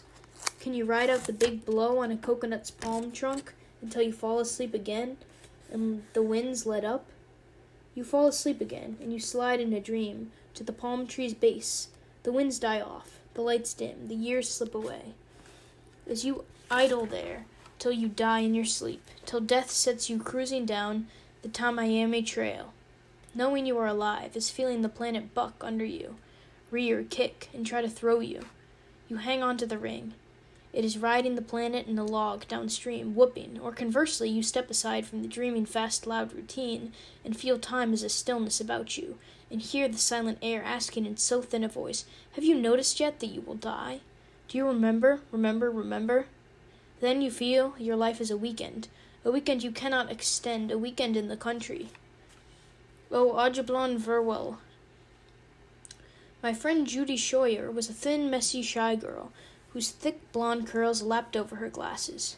Her cheeks, chin, nose, and blue eyes were round. The lenses and frames of her glasses were round, and so were her heavy curls. Her long spine was supple. Her legs were long and thin, so her knee socks fell down. She did not care if her knee socks fell down. When I first knew her as my classmate at the Ellis School, she sometimes forgot to comb her hair. She was so shy. She tended not to move her head, but only let her eyes rove about. If my mother addressed her, or a teacher, she held her long-legged posture lightly, alert, like a fawn ready to bolt, but hoping its camouflage will work a little longer. Judy's family were members of the oldest, most liberal, and best-educated ranks of Pittsburgh society. They were Unitarians. I visited her Unitarian Sunday school once. There we folded papers to make little geese. It shocked me to the core. Of her linear ancestors, Edward Holyoke had been president of Harvard University in the 18th century, which fact paled locally before the greater one that her great-grandfather's brother had been one of the founding members of Pittsburgh's Dunesque Club. She was related also to Pittsburgh's own Stephen Foster. Judy and her family passed some long weekends at a family farmhouse in the country on a little river, the nearest town to which was Pawpaw, West Virginia. When they were going to the farm, they said they were going to Pawpaw. The trip was a 4-hour drive from Pittsburgh. Often they invited me along. There in Pawpaw for the weekend, I imagined myself in the distant future, remembering myself now, 12 years old with Judy. We stood on the high swinging plank bridge over the river, in early spring watching the first hatch of small flies hover below us. The river was a tributary of the distant Potomac, a tributary so stony, level, and shallow that the Judy's grandmother regularly drove her old Ford Model A right through it, while we hung out on the running boards to try to get wet. From above the river, from the hanging center of the swinging bridge, we could see the forested hill where the big house stood. There, at the big house, we would have dinner, and later look at the Gibson girls and the wide, smelly old books in the cavernous living room, only recently and erratically electrified. And from the high swinging bridge, we could see in the other direction the log cabin, many fields away from the big house, where we children stayed alone, Judy and I, and sometimes our friend Margaret, who had a dramatic, somewhat morbid flair, and who wrote poetry, and Judy's good-natured younger brother. We cooked pancakes in the cabin's fireplace. We drew water in a bucket from the well outside the door. By Friday night, when we'd carried our duffel and groceries from the black Model A at the foot of the hill, or over the unadulterating bridge, if the river was high, when we children had banged open the heavy log cabin door, smelled the old logs and wood dust, found matches and lighted the kerosene lanterns, and in the dark outside had drawn ourselves a bucket of sweet water.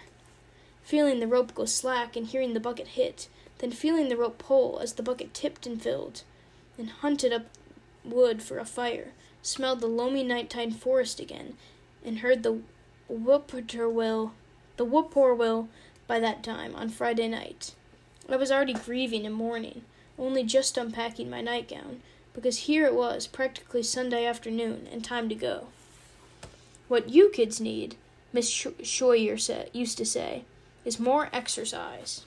How exhilarating, how frightening to ride the tippy Model A over the shallow river to the farm at Pawpaw, to greet again in a new season the swaying bridge, the bare hills, the woods behind the log cabin, the hayloft in the barn, and know I had just so many hours.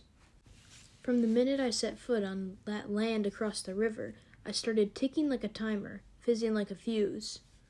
On Friday night in the log cabin at Pawpaw, I watched the wild firelight on Judy's face as she laughed at something her cheerful brother said, laughed shyly even here. When she laughed, her cheeks rose and formed spheres. I loved her spherical cheeks, and knocked myself out to make her laugh. I could hardly see her laughing eyes behind her glasses, under hanging clumps of dark blonde curls. She was nimble, sway-backed, long-limbed, and languid as a heron, and as abrupt. In Pittsburgh, she couldn't catch a ball. Nearsighted. She perished of bashfulness at school sports. Here, she could climb in a tree after a kitten as smoothly as a squirrel could run down her nasty kicking pony with authority, and actually hit it and scoop up running hens with both swift arms. She spoke softly and not often. Judy treated me with amused tolerance. At school, I was, if not a central personage, at least a conspicuous one, and I had boyfriends all along and got invited to the boys' school dances. Nevertheless, Judy put up with me, not I with Judy. She possessed a few qualities that, although they counted for nothing at school, counted, I had to admit, with me. Her goodness was both intrinsic and a held principle. This thin, almost speechless child held moral courage.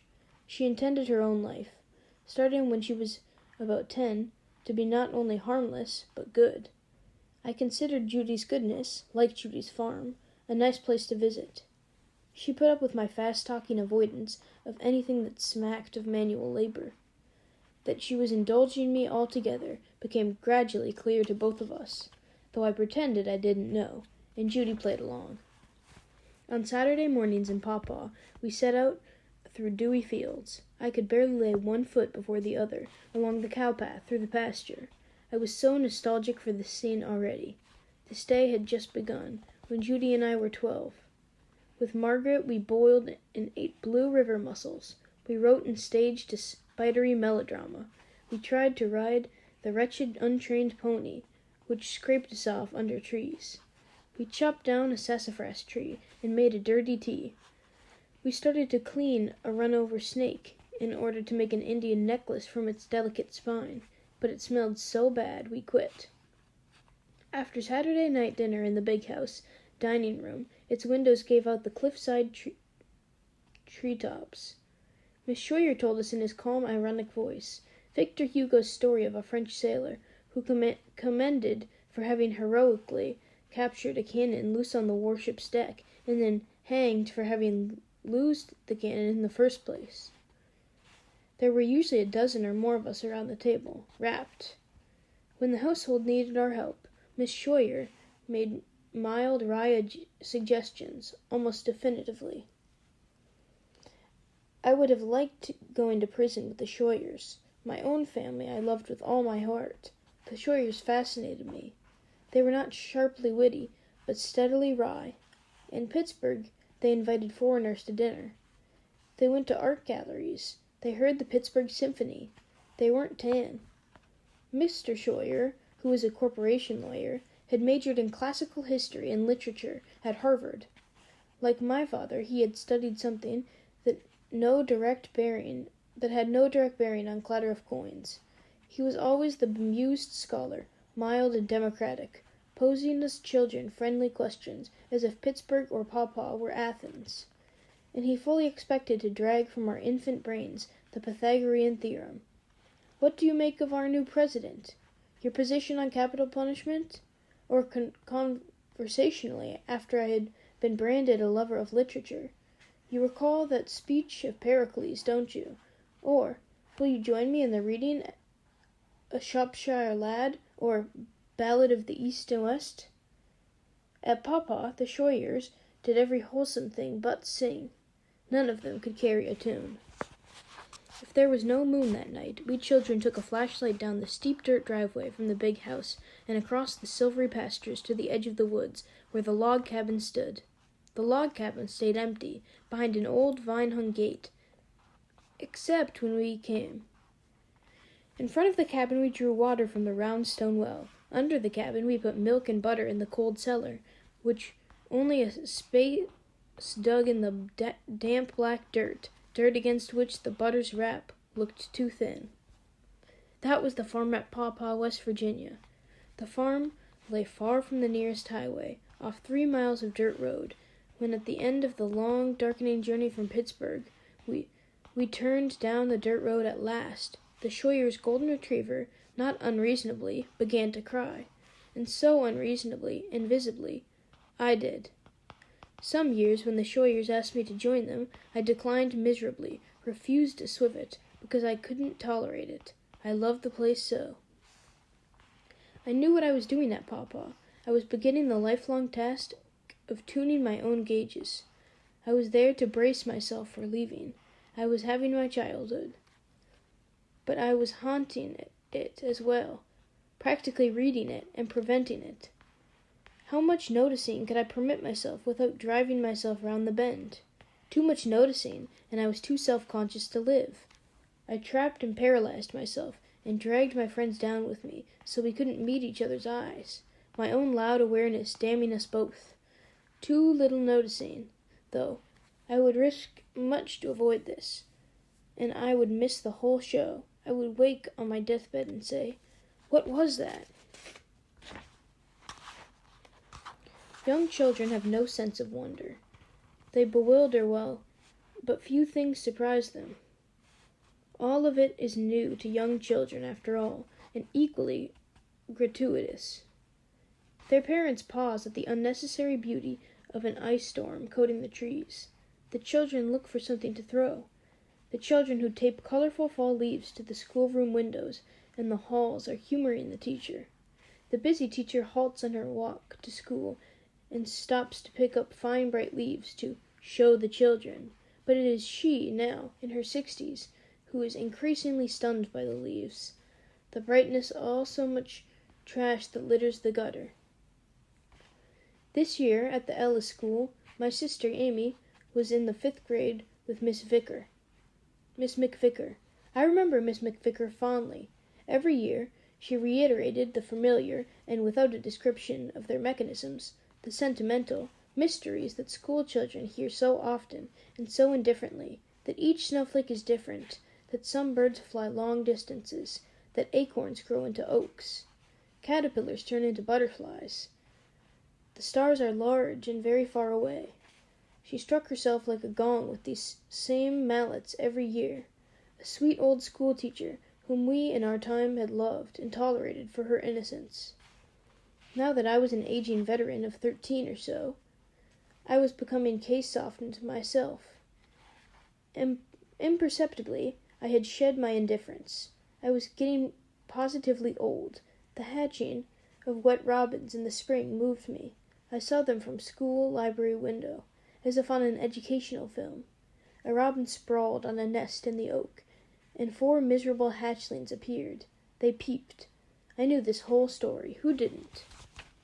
Nevertheless, I took to checking on the robins a few times a day. Their mother rammed worms and bugs down their throats. They grew feathers and began to hop up and down in the nest. Bit by bit they flew away. I saw them from the schoolyard taking test flights under the oak. Glory be, I thought during all those weeks. Hallelujah, and never told a soul. Even my friends began to seem to me marvelous. Judy Scheuer, laughing shyly, her round eyes closed, and quick Ellen Hahn, black-haired and ruddy, who bestowed the social world like a colossus, saying always just the right and funny thing. Where had these diverse people come from, really? I watched little Molly turn from into a baby into a child, and become not changed so much as ever more herself, kind-hearted, nervous, both witty and humorous. Was this true only in retrospect? People's being themselves year after year, so powerfully and so obliviously? What was it? Why was it so appealing? Personality, like beauty, was a mystery. Like beauty, it was useless. These useless things were not, however, flourishes and embellishments to our life here, but that life's center. They were its truest note, the heart of its form, which drew back our thoughts repeatedly. Somewhere between one book and another, a child's passive acceptance had slipped away from me also. I could no longer see the world's array as a backdrop to my private play, a dull, neutral backdrop about which I had learned all I needed to know. I had been chipping away at the world idly, and had by accident uncovered vast and labyrinth further worlds within it. I peered in one day, stepped in the next, and soon wandered in deep over my head. Month after month, year after year, the true and brilliant light, and the complex and multifaceted coloration of this actual historical waking world invigorated me. Its vastness extended everywhere I looked, and precisely where I looked, just as forms grew under my gaze, as I drew. This was the enthusiasm of a child. like that of a field-working scientist, and like that of the artist making a pencil study. One took note, one took notes. The subject of a study was the world's things to get to sort into physical categories and to break down into physical structures. I was not to discover literature and ideas for a few more years. All I had awakened to was the world's wealth of information. I was reading books on drawing, painting, rocks, criminology, birds, moths, beetles, stamps, ponds, and streams, medicine. Somehow I missed those other childhood mainstays, astronomy, coins, and dinosaurs. How I wished I could find agreeable books on thin air. For everything I had gathered was something. And for me, during those few years before I vanished into a blinded rage, everything was interesting. Nothing could be less apparently interesting, for example, than a certain infuriatingly dull sight I always looked at with hatred. It was raining, and Mother was driving us along one of Pittsburgh's clogged narrow highways. I looked out through the rain on the window and saw by the roadside raw cuts of the road builders carved through the rocky, rolling hills, carved long, dreary decades ago to lay the road. Blasting bores scarred these banks of sandstone and shale in streaks. Gritty rain streamed down their cut faces and dissolved the black soot and coal dust in car exhaust. The car stopped and started. I stared dully through the spotted windshield.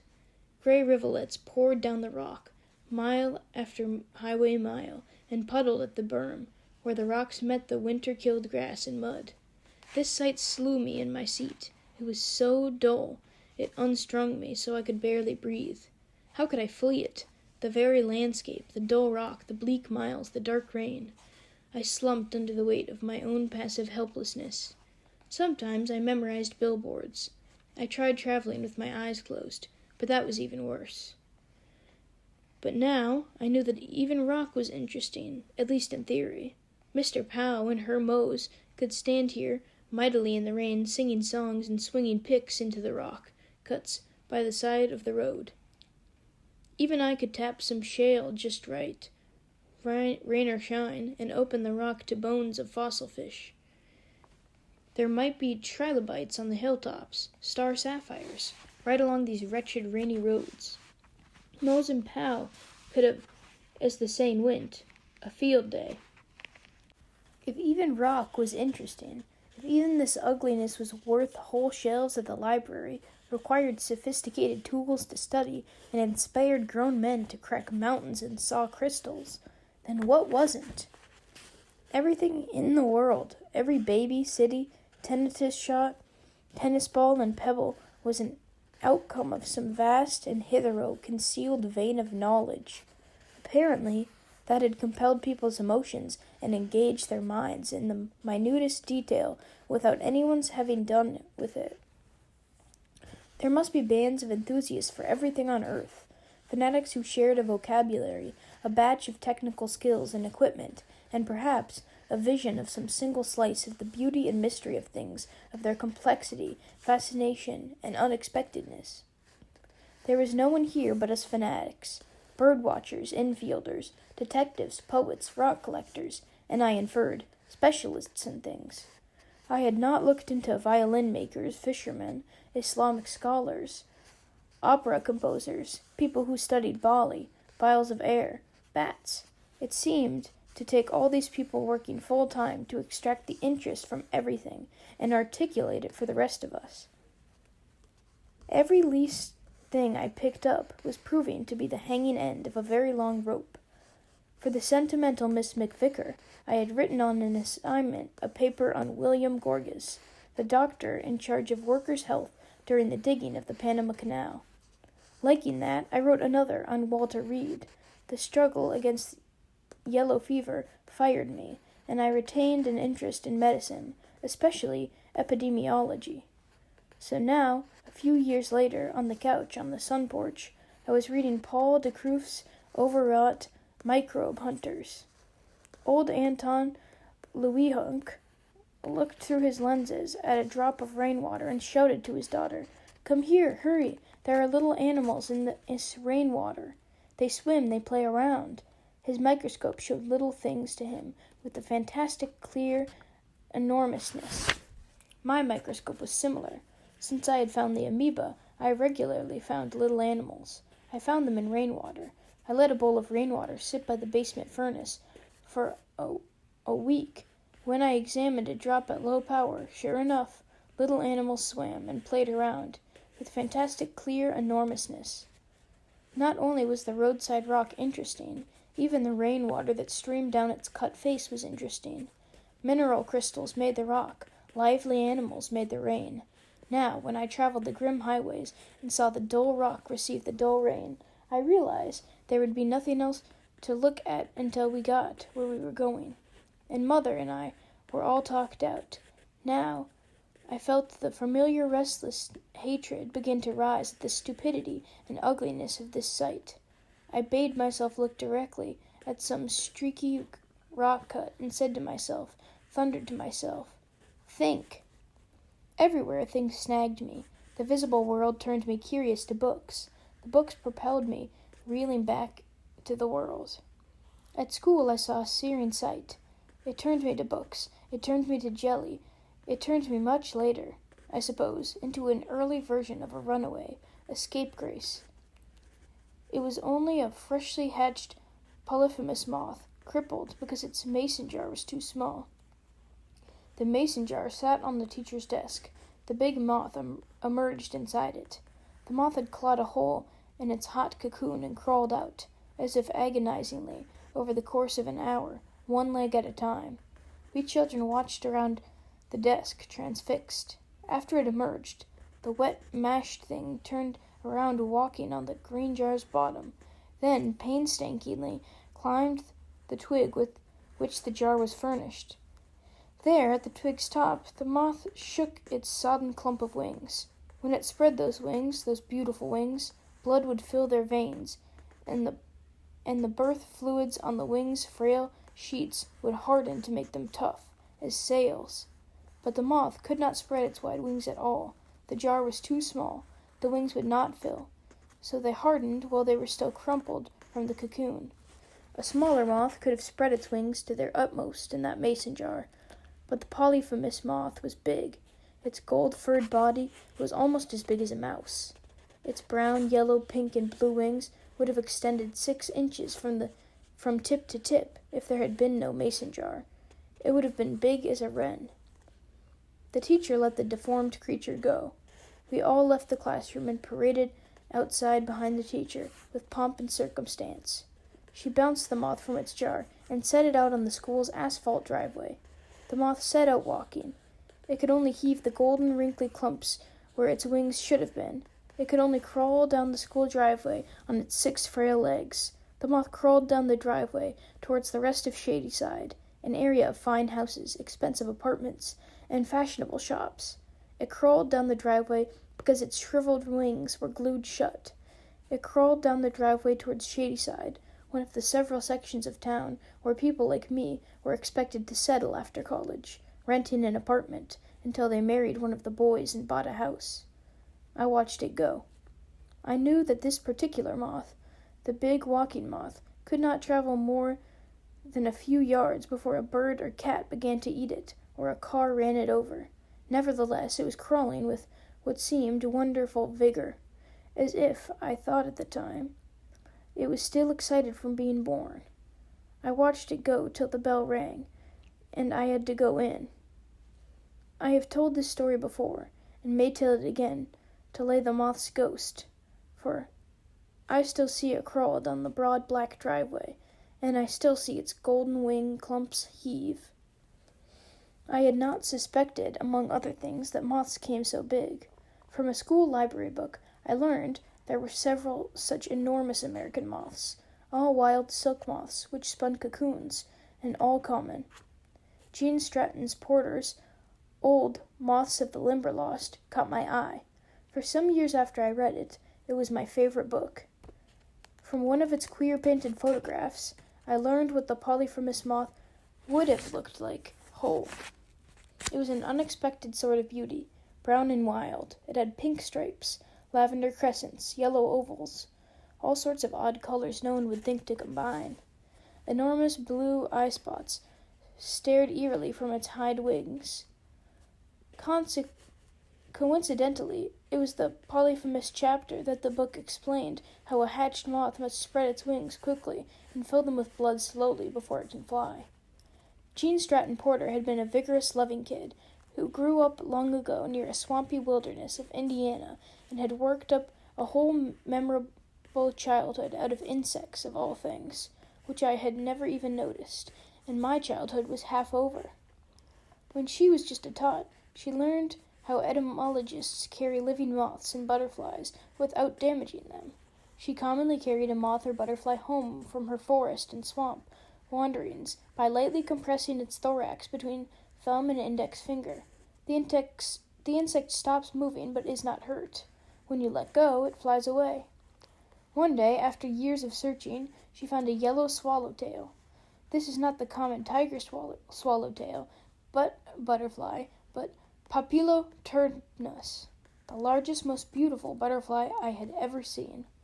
She held it carefully in the air, its wings high over the back of her fingers. She wanted to show the fragile, rare creature to her father, and then carry it back to precisely where she found it. But she was only a child, and so she came running home with it instead of walking. She tripped, and her fingers pinched through the butterfly's thorax. She broke it to pieces, and that was that. It was like one of Father's bar jokes. There was a terror connected with moths that attracted and repelled me. I would face down the terror. I continued reading about moths and branched out to other insects. I liked the weird horned beetles rumbling along everywhere, even at the country club, whose names were stag, elephant, rhinoceros.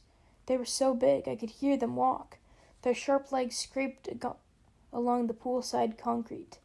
I liked the comical true bugs, like the red and blue striped leafhoppers, whose legs looked like yellow plastic. They hopped on roses at the garden at home. At Lake Erie, I watched the solitary wasps that hunted along the beach path. They buried their paralyzed caterpillar prey in holes they dug so vigorously the sand flew. I even liked the dull little two-winged insects, the Diptera, because this order contained mosquitoes, about several species of which I knew something because they bore interesting diseases. I studied under the microscope our local mosquitoes in various stages. A hairy lot dipped in a cup from Molly's wading pool. To collect insects, I equipped myself with the usual paraphernalia: glass-headed pins, a net, a killing jar. It was insects in jars again, but unlike the hapless teacher who put the big moth's cocoon in the little mason jar, I thought I knew what I was doing. In the bottom of the killing jar, formerly a pickle jar, I had laid a wad of cotton soaked in cleaning fluid, containing carbon tetrachloride, which compound I thrilled myself by calling offhandedly carbon tet. A circle of old door screen prevented the insects tangling in their cotton. I placed each insect on the screen and quickly tightened the jar lid. Then, as if sensitively, I looked away. After a suitable interval, I poured out the dead thing as carefully as I could and pinned it in its festive, bunting-like row of fluttering labels in a cigar box. My grandfather had saved the cigar boxes, one for each order of insect. They smelled both sharp and sweet, of cedar and leaf tobacco. I pinned the insects in rows, carefully driving the pins through Chinetus thoraxes, just where the books indicated. 4 beetles I collected were so big they had a cigar box to themselves. Once I returned to my attic bedroom after a few weeks at the summer camp. There, beside the detective table, under the plaster-stained ship, was the insect collection, a stack of cigar boxes. I checked the boxes. In the big beetle cigar box, I found a rhinoceros beetle crawling on its pin. The pin entered the beetle through that triangle in the thorax between the wing cover tops. It emerged ventrally above and between the legs. The big black beetle's 6 legs hung down waving in the air, well above the floor of the cigar box. It crawled and never got anywhere. It must have been pretty dehydrated. The attic was hot. Presumably, the beetle's legs had been waving in the air like that in search of a footing for the past 4 weeks. I hated insects, that was the fact. I never caught my stamp collection trying to crawl away. Butterflies die with folded wings. Before they're mounted, butterflies require an elaborate chemical treatment to relax their dead muscles. A bit more every day so you can spread their brittle wings without shattering them. After a few grueling starts at this relaxing and spreading of dead butterflies, I avoided it. When on rare occasions I killed butterflies, I stuck them away somewhere and forgot about them. One hot evening, I settled on my bed in the summer nightgown with a novel I had looked forward to reading. I lay back, opened the book, and a dead butterfly dropped headfirst on my bare neck. I jumped up, my skin crawling, and it slid down my nightgown. Somehow it stuck to my sweaty skin. When I brushed at it, whooping aloud, it fragmented, and pieces stuck to my hands and rained down on the floor.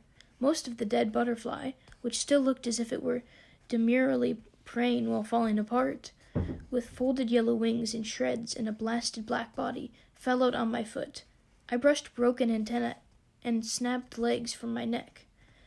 I wiped a glittering yellow dust of wing scales from my belly, and they stuck to my palm. I hated insects, that I knew. Fingering insects was touching the rim of a nightmare. But you have to study something. I never considered turning away from them just because I was afraid of them. I liked their invisibility. They did not matter. They did not exist. People's nervous systems edited out the sight of insects before it reached their brains. My seeing insects let me live alongside human society in a different sensory world, just as insects themselves do. That I collected specimens at the country club pool pleased me. I did not really mind that my friends turned bilious when I showed them my prizes. I loved the sport of catching butterflies. They took bad hops like aerial grounders. I did not know that the truly athletic, long-living entomologists study dragonflies, which are fantastically difficult to catch, fast, sharp-eyed, hard to outwit. Cringing, I taught myself how to paralyze butterflies through the net, holding them lightly at the thorax, as Gene Stratton Porter had done.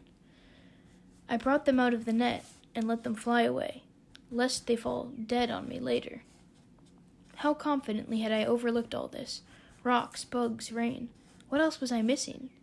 I opened books like jars, here between my hands, here between some books' front and back covers, whose corners poked dents in my palm, was another map to the neighborhood I had explored all my life, and fancied I knew.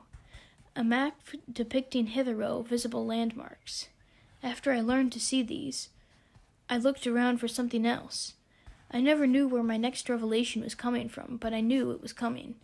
Some hairpin curve, some stray bit of romance or information that would turn my life around in a twinkling. I intended to live the way microbe hunters lived. I wanted to work. Hard work on an enormous scale was the microbe hunter's stock in trade. They took a few clear, time-consuming steps and solved everything. In those early days of germ theory, large disease-causing organisms whose cycles traced straightforward patterns yielded and fell to simple procedures. I would know just what to do. I would seize on the most casual remarks of untutored milkmaids. When an untutored milkmaid remarked to me casually, "Oh, everyone knows you won't get the smallpox if you've had the cowpox," I would perk right up. The microbe hunters sent me to a biography of Louis Pasteur's. Pasteur was the most inviolable life I had yet encountered. It was his privilege to do things until they were done. He established the germ theory of disease. He demonstrated convincingly the yeasts that ferment beer. He discovered how to preserve wine. He isolated the bacillus in a disease of silkworms. He demonstrated the etiology of anthrax and produced a vaccine for it. He halted an epidemic of cholera in fowls and inoculated a boy for hydrophobia. Toward the end of his life, in a rare idle moment, he chanced to read some of his early published papers and exclaimed, someone overheard, "How beautiful! And to think that I did it all!" The tone of this exclamation was, it seemed to me, astonished and modest, for he had genuinely forgotten moving on. Pasteur had not used up all the good work. Mother told me again and again about her heroes, doctors working for a federal agency who solved a problem that arose in the late 40s. Premature babies, and only premature babies, were turning up blind in enormous numbers. Why? What do premature babies have in common? "Look in the incubators," Mother would holler, and knock the side of her head with the heel of her hand. Hollered, outraged, glaring far beyond my head as she was telling me this story. Holler. "Look in the incubators," as if her wits' end, facing a room full of doctors who wrung their useless hands and accepted this blindness as one of life's tough facts. Mother's heroes accepted nothing. They rolled up their sleeves, looked in the incubators, and decided to see what happened if they reduced the oxygen in the incubator air. That worked. Too much oxygen had been blinding them. Now the babies thrived. They got enough oxygen, and they weren't blinded. Hospitals all over the world changed the air mixture for incubators, and prematurity no longer carried a special risk of blindness. Mother liked this story, and told it to us fairly often. Once she posed it as a challenge to Amy. We were all in the living room waiting for dinner. What would you do if you noticed that all over the United States premature babies were blind? Without even looking up from her homework, Amy said, "Look in the incubators. Maybe there's something wrong in the incubators." Mother started to whoop for joy before she realized she'd been had. Problems still yielded to effort. Only a few years ago, to the wide-eyed attention of the world, we had seen the epidemic of poliomyelitis crushed in a twinkling right here in Pittsburgh. We had all been caught up in the polio epidemic, the early neighbor boy who wore one tall shoe to which his despairing father added another 2 soles every year. The girl in the iron lung reading her school book in an elaborate series of mirrors while a volunteer waited to turn the page. My friend who limped. My friend who rolled everywhere in a wheelchair. My friend whose arm hung out. Mother's friend who walked with crutches. My beloved dressed-up aunt, Mother's sister, had come to visit one day, and while she was saying hello, flung herself on the couch in tears.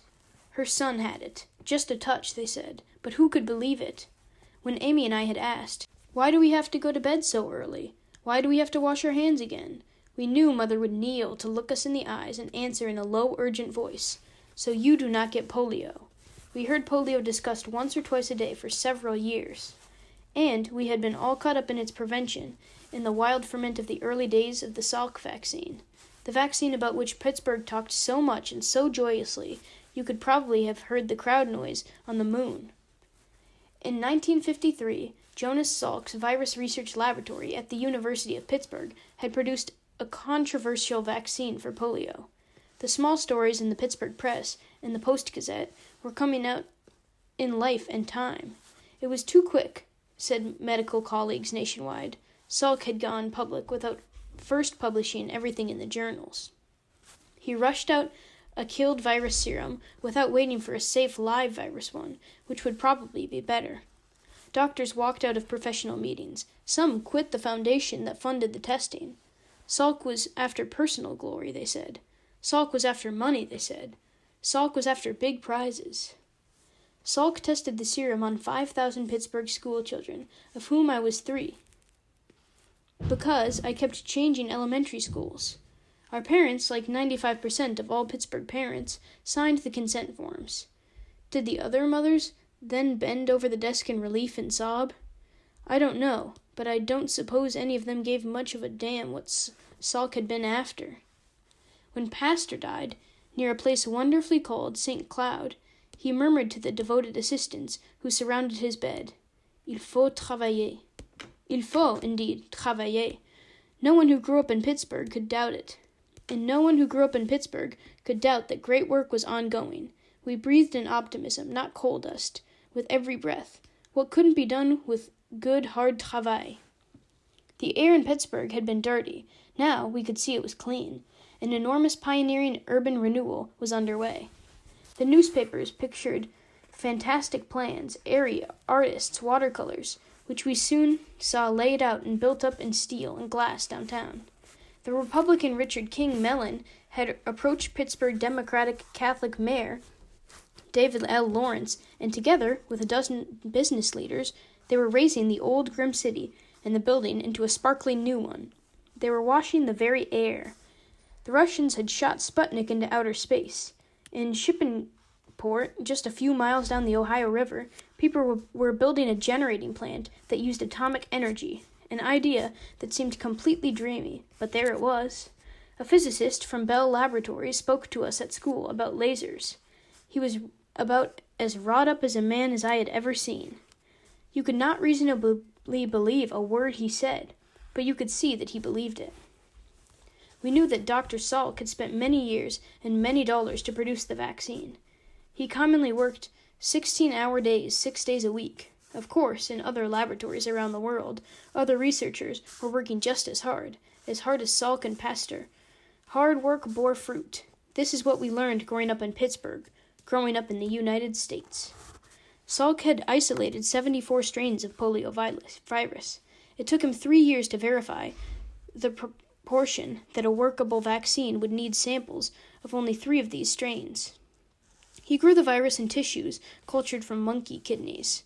The best broth for growing the monkey tissue proved to be medium number 199. It contained 62 ingredients in careful proportion. This was life itself, the big task. Nothing exhilarated me more than the idea of a life dedicated to a monumental, worthwhile task. Dr. Salk never watched it rain, and wished he had never been born. How many shovelfuls of dirt did men move to dig the Panama Canal? 240 million cubic yards. It took 10 years and 21,000 lives, and $336 million, but it was possible. I thought a great deal about the Panama Canal, and always contemplated the same notion. You could take more time and do it with teaspoons. I saw myself and a few Indian and Caribbean co-workers wielding teaspoons from our kitchen, towel rambling rows, and our grandchildren and their grandchildren digging the canal across the isthmus at Panama would tear through a good many silver spoons. But it could be done in theory, and therefore in fact. It was like Mount Rushmore or Grand Coulee Dam. You hacked away at the landscape and made something, or you did not do anything and just died. How many filaments had Thomas Edison tried over how many years before he found one workable for incandescence? How many days and nights over how many years had Mary Curie labored in a freezing shed to isolate radium? I read a biography of George Washington Carver. So many years on the soybean, the peanut, the sweet potato, the waste from ginning cotton. I read biographies of Abraham Lincoln, Thomas Edison, Daniel Boone. It was all the same story. You have a great idea and spend grinding years at dull tasks, still charged by your vision. All the people of whom biographies were not written were people who failed to find something that took years to do. People could not count the grains of sand. In my own life, as a sideline, and for starters, I would learn all the world's languages. What if people said it could not be done? So much the better. We grew up with the myth of the French Impressionist painters and its queer implication that rejection and ridicule guaranteed, or at any rate signaled, a project's worth. When little George Westinghouse at last figured out how to make air brakes, Cornelius Vanderbilt of the New York Central Railroad said to him, "Do you mean to tell me, with a straight face, that a moving train can be stopped with wind?" They laughed at Orville. Mother used to say when someone tried to talk her out of a wild scheme, they laughed at Wilbur. I had small experience of the evil hopelessness, pain, starvation, and terror that the world spread about. I had barely seen people's malice and greed. I believed that in civilized countries, torture had ended with the Enlightenment. Of nations' cruel opinions, I knew nothing. My optimism was endless. It grew sky-high within the narrow bounds of my isolationism. Because I was all untried courage, I could not allow that the loss of courage was a real factor to be reckoned in. I put my faith in willpower, that weak notion by which children seek to replace the loving devotion that comes from intimate and dedicated knowledge. I believed that I could resist aging by willpower. I believed then, too, that I would never harm anyone. I usually believed I would never meet a problem I could not solve. I would overcome any weakness, any despair, any fear. Hadn't I overcome my fear of the ghostly oblong that coursed around my room simply by thinking it through? Everything was simple. You found good work, learned all about it, and you did it. Questions of how to act were also transparent to reason. Right and wrong were easy to discern. I was right and Amy was wrong.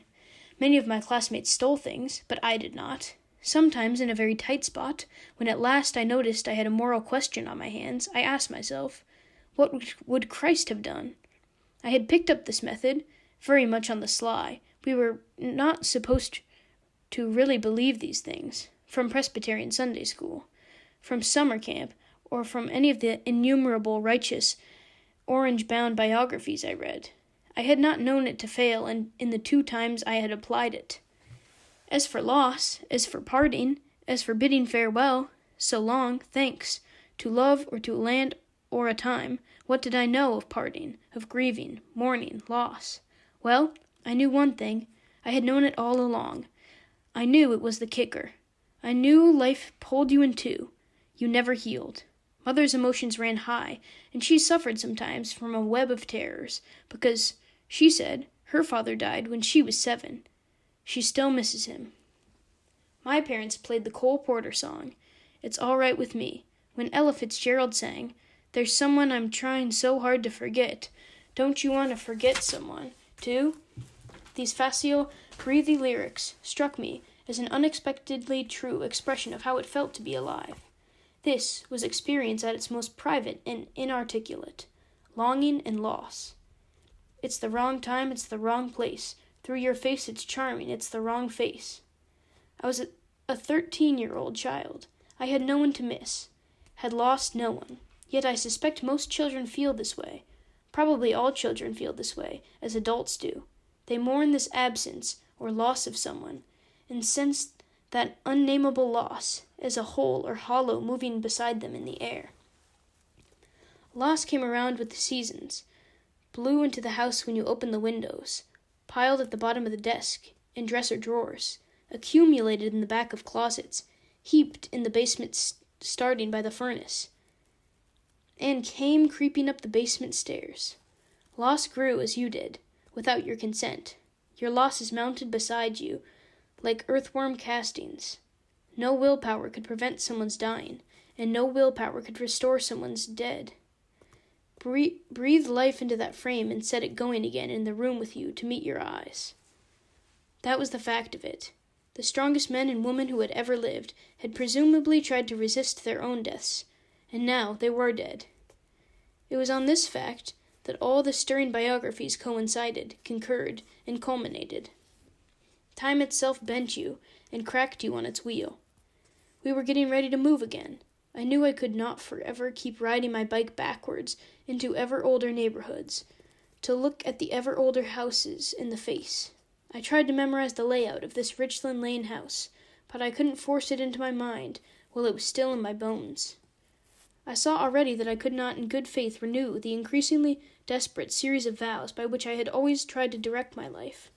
I had vowed love to Walter Milligan forever. Now I could recall neither his face nor my feeling, but only this quodam urgent vow. I had vowed to keep exploring Pittsburgh by bicycle, no matter how old I got, and planned an especially sweeping tour for my 100th birthday in 2045.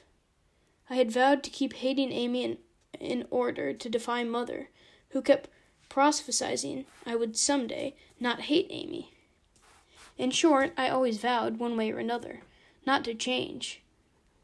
Not me. I needed the fierceness of vowing because I could scarcely help but notice, visiting the hatching robins at school every day, that it was mighty unlikely. As a life's work, I would remember everything, against loss. I would go through life like a plankton net. I would trap and keep every teacher's funny remark, every face on the street, every microscopic alga's sway, every conversation, configuration of leaves, every dream, and every scrap of overhead cloud. Who would remember Molly's infancy, if not me? Unaccountably, I thought that only I had noticed, not Molly, but time itself. No one else, at least, seemed bugged by it. Children may believe that they alone have interior lives. Some days I felt an urgent responsibility to each change of light outside the sun porch windows. Who would remember any of it, any of this hour time, and the wind thrashing the buckeye limbs outside? Somebody had to do it. Somebody had to hang on to the days with teeth and fists, or the whole show had been in vain. That it was impossible never entered my reckoning. For work, for a task I had never heard the word. We were moving that spring because our beloved grandfather had died of a brain tumor. It was the year I got a microscope and traveled with Judy Scheuer to Pawpaw, watched robins fledge from the school library window, and saw the polyphemus moth walk towards Shadyside. I was now 13. I was expecting to attend an upper school dance at the boys' school, Shadyside Academy, to which an older boy had invited me, but our grandfather died that day, and our father cried, and the dance was out. I shamed myself by minding that the dance was out. Our grandfather had been a straight-laced gentleman, whose mild and tolerant presence had soothed Oma for 44 years. He doted on Amy and me, from a Scotch-Irish banker's distance. We loved him. For several weeks that spring, as he lay in the hospital, the tumor pressed on his brain in such a way that he could only say one word: balls. Amy and I watched him move on the bed between sheets. He twisted inside a thin hospital gown. Neither of us had seen him angry before. He was angry now and shocked. Balls, he replied to any inquiry. Balls for hello, and balls for goodbye. Goodbye it was, and he died. Oma sadly sold their Pittsburgh house.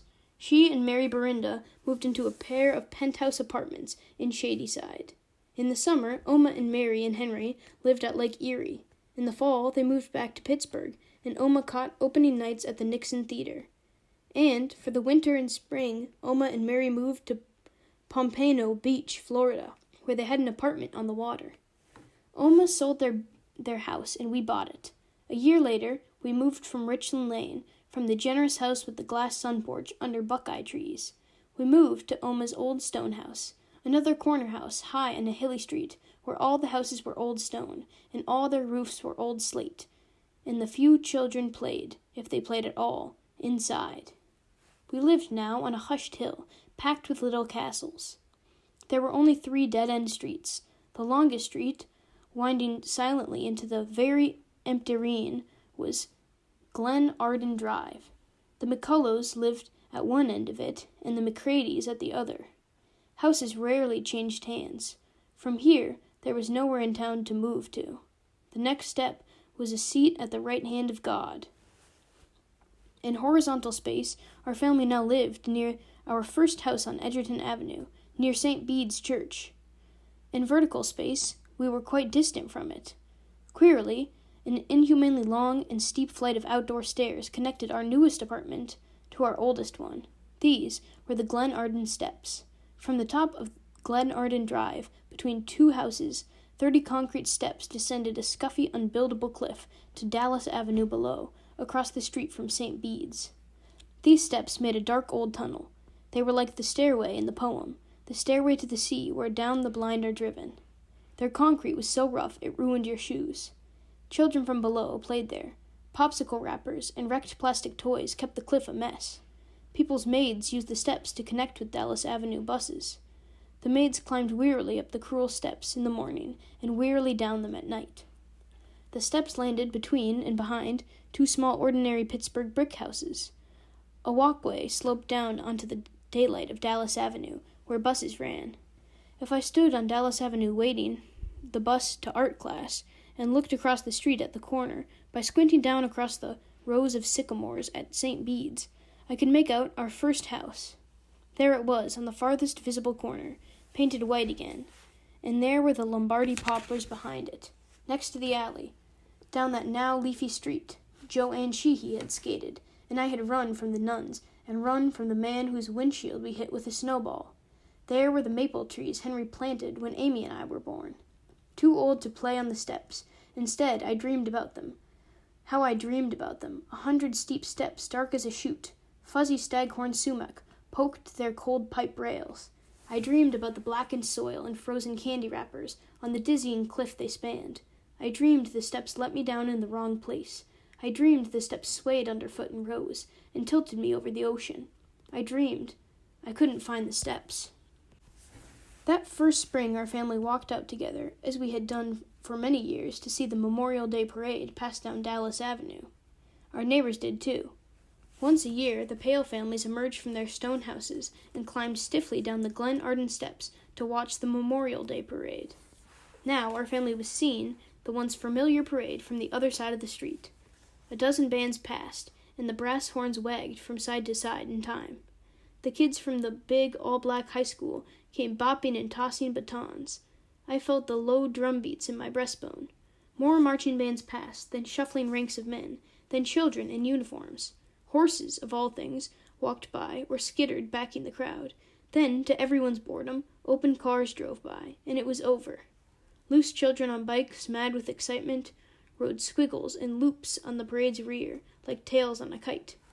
We stayed to hear the music wind away towards the cemetery. When the parade had passed, the people from the two sides of Dallas Avenue were left looking at each other. There were our former neighbors. Mother crossed over and talked to some of them. They were some of my earliest friends, altered, and my dear old friend Kathy Lindsay, whom I had already met up with again in our big public art classes. We always sat together. Now we waved across Dallas Avenue. The Sheehy women were there, Joanne in pink makeup, and her mother's listless in a white house dress, holding some sort of baby. The nice Fahey boys weren't there. They had moved. Father and I saw the polio boy, who had worn such a tall shoe. Now, miraculously, he had grown almost all the way up, and had two equally long, good legs. He never knew us, so we didn't wave. People were scattering. The Glen Arden families wordlessly climbed back up the 30 cement steps and burst out like dead souls on another full scene enacted on a higher plane. They looked around strangely from between the two high houses, got their bearings so that the highest circle of Glen Arden Drive seemed like the very horizon, glided to their own houses, and closed their doors again. Since we had moved, my reading had taken a new turn. Books wandered in and out of my hands as they had always done, but now most of them had a common theme. This new theme was the source of imagination at its most private, never mentioned, rarely even brought to consciousness. It was, essentially, a time and a series of places to which I returned nightly. So also must thousands or millions of us who grew up in the 1950s, reading what came to hand. What came to hand in those years were books about the past war. The war in England, France, Belgium, Norway, Italy, Greece, the war in Africa, the war in the Pacific, in Guam, New Guinea, the Philippines, the war, Adolf Hitler, and the camps. We read Leon Uris's popular novels, Exodus, and better, Mila 18, about the Warsaw Ghetto. We read Hersey's The Wall again, and again the Warsaw Ghetto. We read Time magazine, and Life, and Look. It was in the air that there had been these things. We read above all, and over, for we were young. Anne Frank's The Diary of a Young Girl. This was where we belonged. Here we were at home. I say we, but in fact I did not know anybody else who read these things. Perhaps my parents did, for they brought the books home. What were my friends reading? We did not then talk about books. Our reading was private, and constant, like the interior life itself. Still, I say, there must have been millions of us. The theaters of war, the lands, the multiple seas, the very corridors of air, and the death camps in Europe, with their lines of starved bald people. These combined were the settings in which our imaginations were first deeply stirred. Earlier generations of children, European children, I inferred, had had their minds on heraldry and costumed adventure. They read The Count of Monte Cristo and The Three Musketeers. They read about King Arthur and Lancelot and Galahad. They read about Robin Hood. I had read some of these things and considered them behind me. It would have been pleasant, I suppose, to close your eyes and imagine yourself in a suit of armor, astride an armored horse, fighting a battle for honor with broadswords on a penitent plain, or in a copse of trees. But what value was honor when, in book after book, the highest prize was a piece of bread? Of what use was a broadsword, or even a longbow, against Hitler's armies which occupied Europe, against Hitler's Luftwaffe, Hitler's panzers, Hitler's U-boats, or against Hitler's SS, who banged on the door and led Anne Frank and her family away? We closed our eyes and imagined how we would survive the death camps, maybe with honor, and maybe not. We imagined how we would escape the death camps, imagined how we would liberate the death camps. How? We fancied and schemed, but we had read too much, and knew there was no possible way. This was a novel concept. Can't do. We were in for the duration. We closed our eyes and waited for the Allies. But the Allies were detained. Now and over the next few years, the books appeared and we read them. We read The Bridge Over the River Kwai, The Young Lions. In the background sang a chorus of swarmy librarians. The world of books is a child's land of enchantment. When you open a book and start reading, you enter another world, the world of make-believe, where anything can happen. We read 30 Seconds Over Tokyo and To Hell and Back. We read The Naked and the Dead, Run Silent, Run Deep, and Tales of the South Pacific, in which American sailors saw victims of elephantitis pushing their own enlarged testicles before them in wheelbarrows. We read The Caine Mutiny, Some Came Running. I was a skilled bombarder. I could run a submarine with one hand and evade torpedoes, depth charges, and mines. I could disembowel a soldier with a bayonet, survive under a tarp in a lifeboat and a parachute behind enemy lines. I could contact the resistance with my high school French and eavesdrop on the Germans with my high school German. Du, kleines Mädchen, bist du Frensteins Mädchen oder bist du Amerikaner Spy? Je suis une jeune fille de la belle France, Air SS officer. Prove it. Je suis, tu es, il est, nous sommes, vous êtes, ils sont. Very good. Run along and play. What were librarians reading these days? One librarian pressed on me a copy of Look Homeward, Angel. How I envy you, she said, having a chance to read this for the very first time. But it was too late. Several years too late. At last, Hitler fell, and scientists working during the war came up with the atomic bomb. We read On the Beach, A Canticle for Leibowitz. We read Hiroshima. Reading about the bomb was a part of reading about the war. These were actual things and events, large in their effects on millions of people, vivid in their nearness to each man's or woman's death. It was a relief to turn from life to something important. At school, we had air raid drills. We took the drills seriously. Surely Pittsburgh, which had the nation's steel, coke, and aluminum, would be the enemy's first target. I knew that during the war, our father, who was F4 because of a collapsing lung, had watched the skies. We all knew that people still watched the skies. But when the keen-eyed watcher spotted the enemy bomber over Pittsburgh, what precisely would be his move? Surely, he could only calculate just as we did in school did. What good would it do him to get under something? When the air raid siren sounded, our teachers stopped talking and led us into the school basement. There the gym teachers lined us up against the cement walls and steel lockers and showed us how to lean in and fold our arms over our heads. Our small school ran from kindergarten through 12th grade.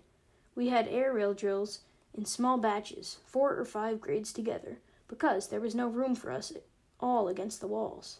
The teachers had to stand in the middle of the basement rooms.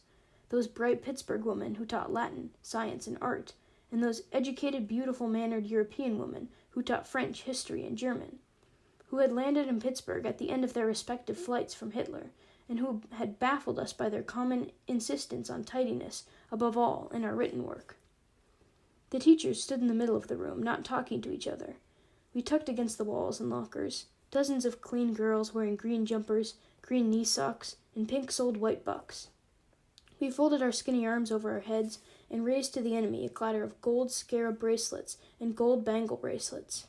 If the bomb actually came, should we not let the little kids, the kindergartners like Molly, and the first and second graders, go against the wall? We older ones would stand in the middle with the teachers. The European teachers were almost used to this sort of thing. We would help them keep spirits up. We would sing Frère Jacques or play Buzz.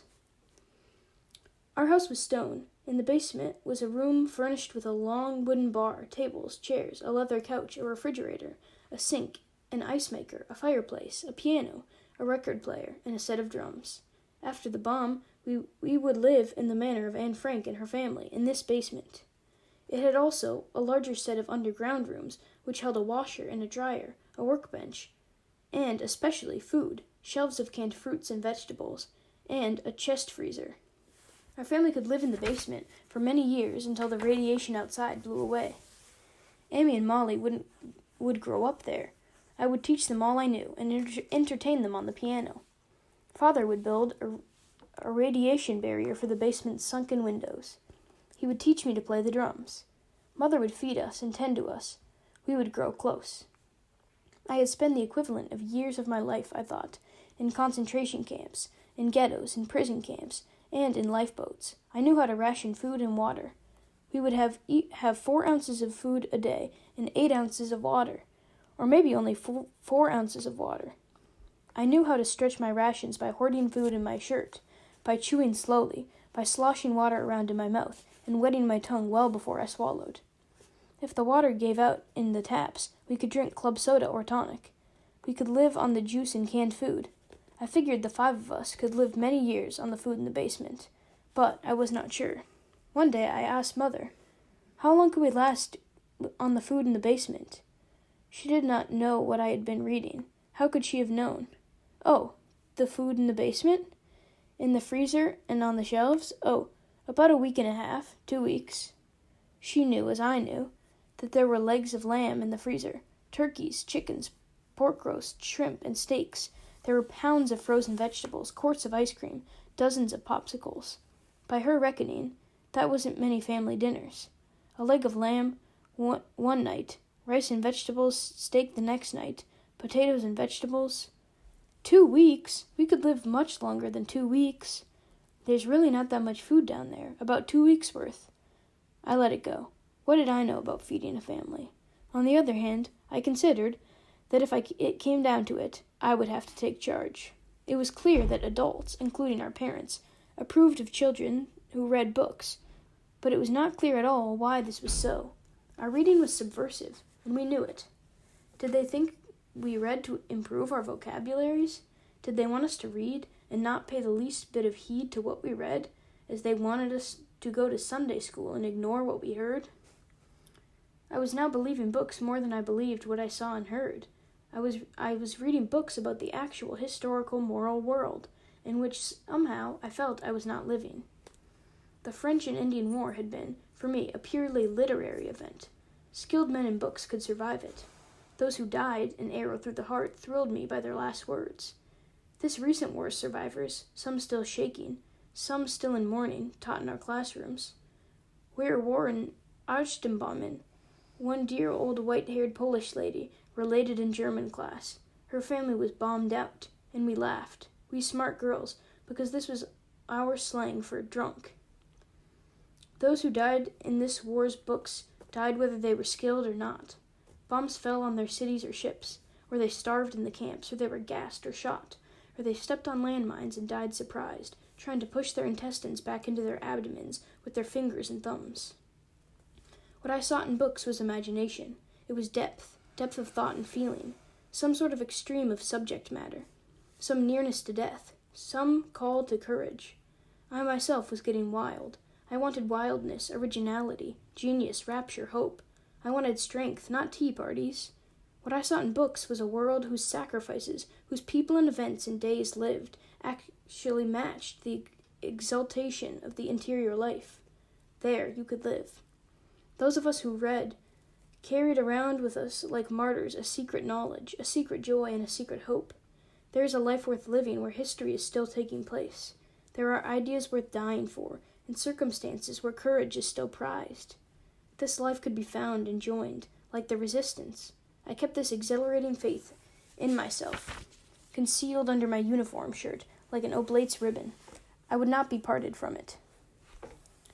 We who had grown up in the Warsaw Ghetto, who had seen all our families gassed in the gas chambers, who had shipped before the mast and hunted sperm whale in Antarctic seas, we who marched from Moscow to Poland and lost our legs to the cold, we who knew by heart every snag and sandbar on the Mississippi River south of Cairo, and knew by heart Morse code, 40 parables and psalms, and lots of Shakespeare, we who had battled Hitler and Hirohito in the North Atlantic and North Africa, and New Guinea and Burma and Guam, in the air over London, in the Greek and Italian hills, we who had learned to man minesweepers before we learned to walk in high heels. We were going to marry Holden Caulfield's roommate and buy a house in Point Breeze and send our children to dancing school. The boys were changing. Those froggy little beasts had elongated and transformed into princes and gods. When it happened, I must have been out of the room. Suddenly, here they all were, Richie and Ricky and Dan, and all diverse in their varied splendors. each powerful and mysterious, immense, and possessed an inexplicable knowledge of arcana. The boys wandered the neighborhoods now, and showed up at girls' houses as if by accident. They would let us listen to them talk, and we heard them mention the state legislature, say, or some opinion of Cicero's, or the Battle of the Marne, and those things abruptly became possible topics in society because those magnificent boys had pronounced their names. When had they learned all this, or more pertinently, why had they remembered it? We girls knew precisely the limits of the possible and the thinkable. We thought and were permanently astonished to learn that we were wrong. Whose idea of sophistication was it, after all, to pay attention in Latin class? It was the boys' idea. Everything was. Everything they thought of was bold and original like that. While we were worried about sending valentines, they were worried about sending troops. Plus, their feet were so big. You could look at the boys' sheer physical volume with uncomprehending astonishment forever. Had the braces on their teeth been restraining their very bones? For look at them. You would never tire of running your wondering eyes over the mystery of their... Stella, Jesus. Sorry, the mystery of their construction. So plain, and the mystery of their bulk, and the mystery of their skin, and even the strange boxy clothes. The boys. We ran, we fancied. To sweetness, we girls. The boys, as we got to know them, were cynical. They addressed each other out of the corners of their mouths in cryptic staccato phrases, all clever references to that larger world wherein they dwelt, and where we longed to go ourselves. If you got to know them, apparently they would tell you about their teachers at Shadyside Academy, teachers my own father had studied under, but about whom, alas, he could come up with precious little. We girls chafed, whined, and complained under our parents' strictures. The boys waged open war on their parents. They cursed their fathers and disobeyed them outright. What can they do? Throw me out? Was this not breathtakingly bold? The boys pitched battles with their parents, were legendary. The punishments they endured melted our hearts. Each year as we rose through the grades, dancing school met an hour later, until one year it vanished into the darkness and was replaced by, or transmogrified into, another institution altogether, that of country club subscription dances. The engraved invitation came in the mail. The Sewickley Country Club was hosting a subscription dinner dance several weeks thence. Each of several appropriate country clubs, it turned out, gave precisely one such dance a year, at a time that coincided with boarding school vacations. I knew Sewickley School, having appointed them on playing fields on their school's ferocious field hockey team. The old village of Sewickley had come to prominence late in the 19th century, when some families quit their grandparents' mansions on Fifth Avenue and moved in a body to that green and pleasant land. They zoned it to a fare-thee-well, and furnished it with a country club, a Presbyterian church, and a little expensive school. Now they were asking us to a dinner dance. We showed up at our own country club in pale spaghetti-strap dresses and silk shoes to board a yellow bus in the snow. There we all were, the same boys, the same girls. How did they know? I wondered which of those remote country club powers, those white-haired sincere men, those golden-haired, long-toothed ironic women, had met on what firm cloud over western Pennsylvania to apportion and schedule these events among the scattered country clubs, and had pored over what unthinkable list of schoolchildren to discuss which schoolchildren should be asked to these dances. They held for what reason? If you were part Jewish, would they find you out, like Hitler? How small a part could they detect? What was at the end of all this novitiate? Solemn vows? We dined that night in faraway Sewickley at long linen-covered tables marked by place cards. Our shrimp cocktails were already at our places. We were like Beauty in the Castle of the Beast. That is, I, at least, never laid eyes on the unknown adults, who had presumably invited us, designed and ordered the invitations, secured a room and a band, and devised the menu. There were some adults against the walls, all dressed up, who ignored us, and whom we ignored. My dinner partner was a fragile redhead from Sewickley, a Polly from St. Paul's School, whose hulking twin sisters had several times mown me down on the hockey field. From him I learned that some girls my age voluntarily played golf. Like many of the boys, he was good-natured, polite, somewhat cowed, and delicately handsome. One was not, however, thank God, required to fall in love at a subscription dance, although it had been known to happen. We ate chicken breast in a velvet sauce on ham. We ate wild rice, tomato aspic, and, as a concession to our being in the fact children, hot fudge sundaes or green peppermint parfaits. During dessert, the band straggled in and set up by the freezing French doors to the terrace. The band was an unmatched set of bored men in dark suits and red carnations. The only bands that counted in our book were Lester Lannon's and Eddie Duncan's. These men, as at all subscription dances, were merely locals, a drum, a bass, a piano, a clarinet.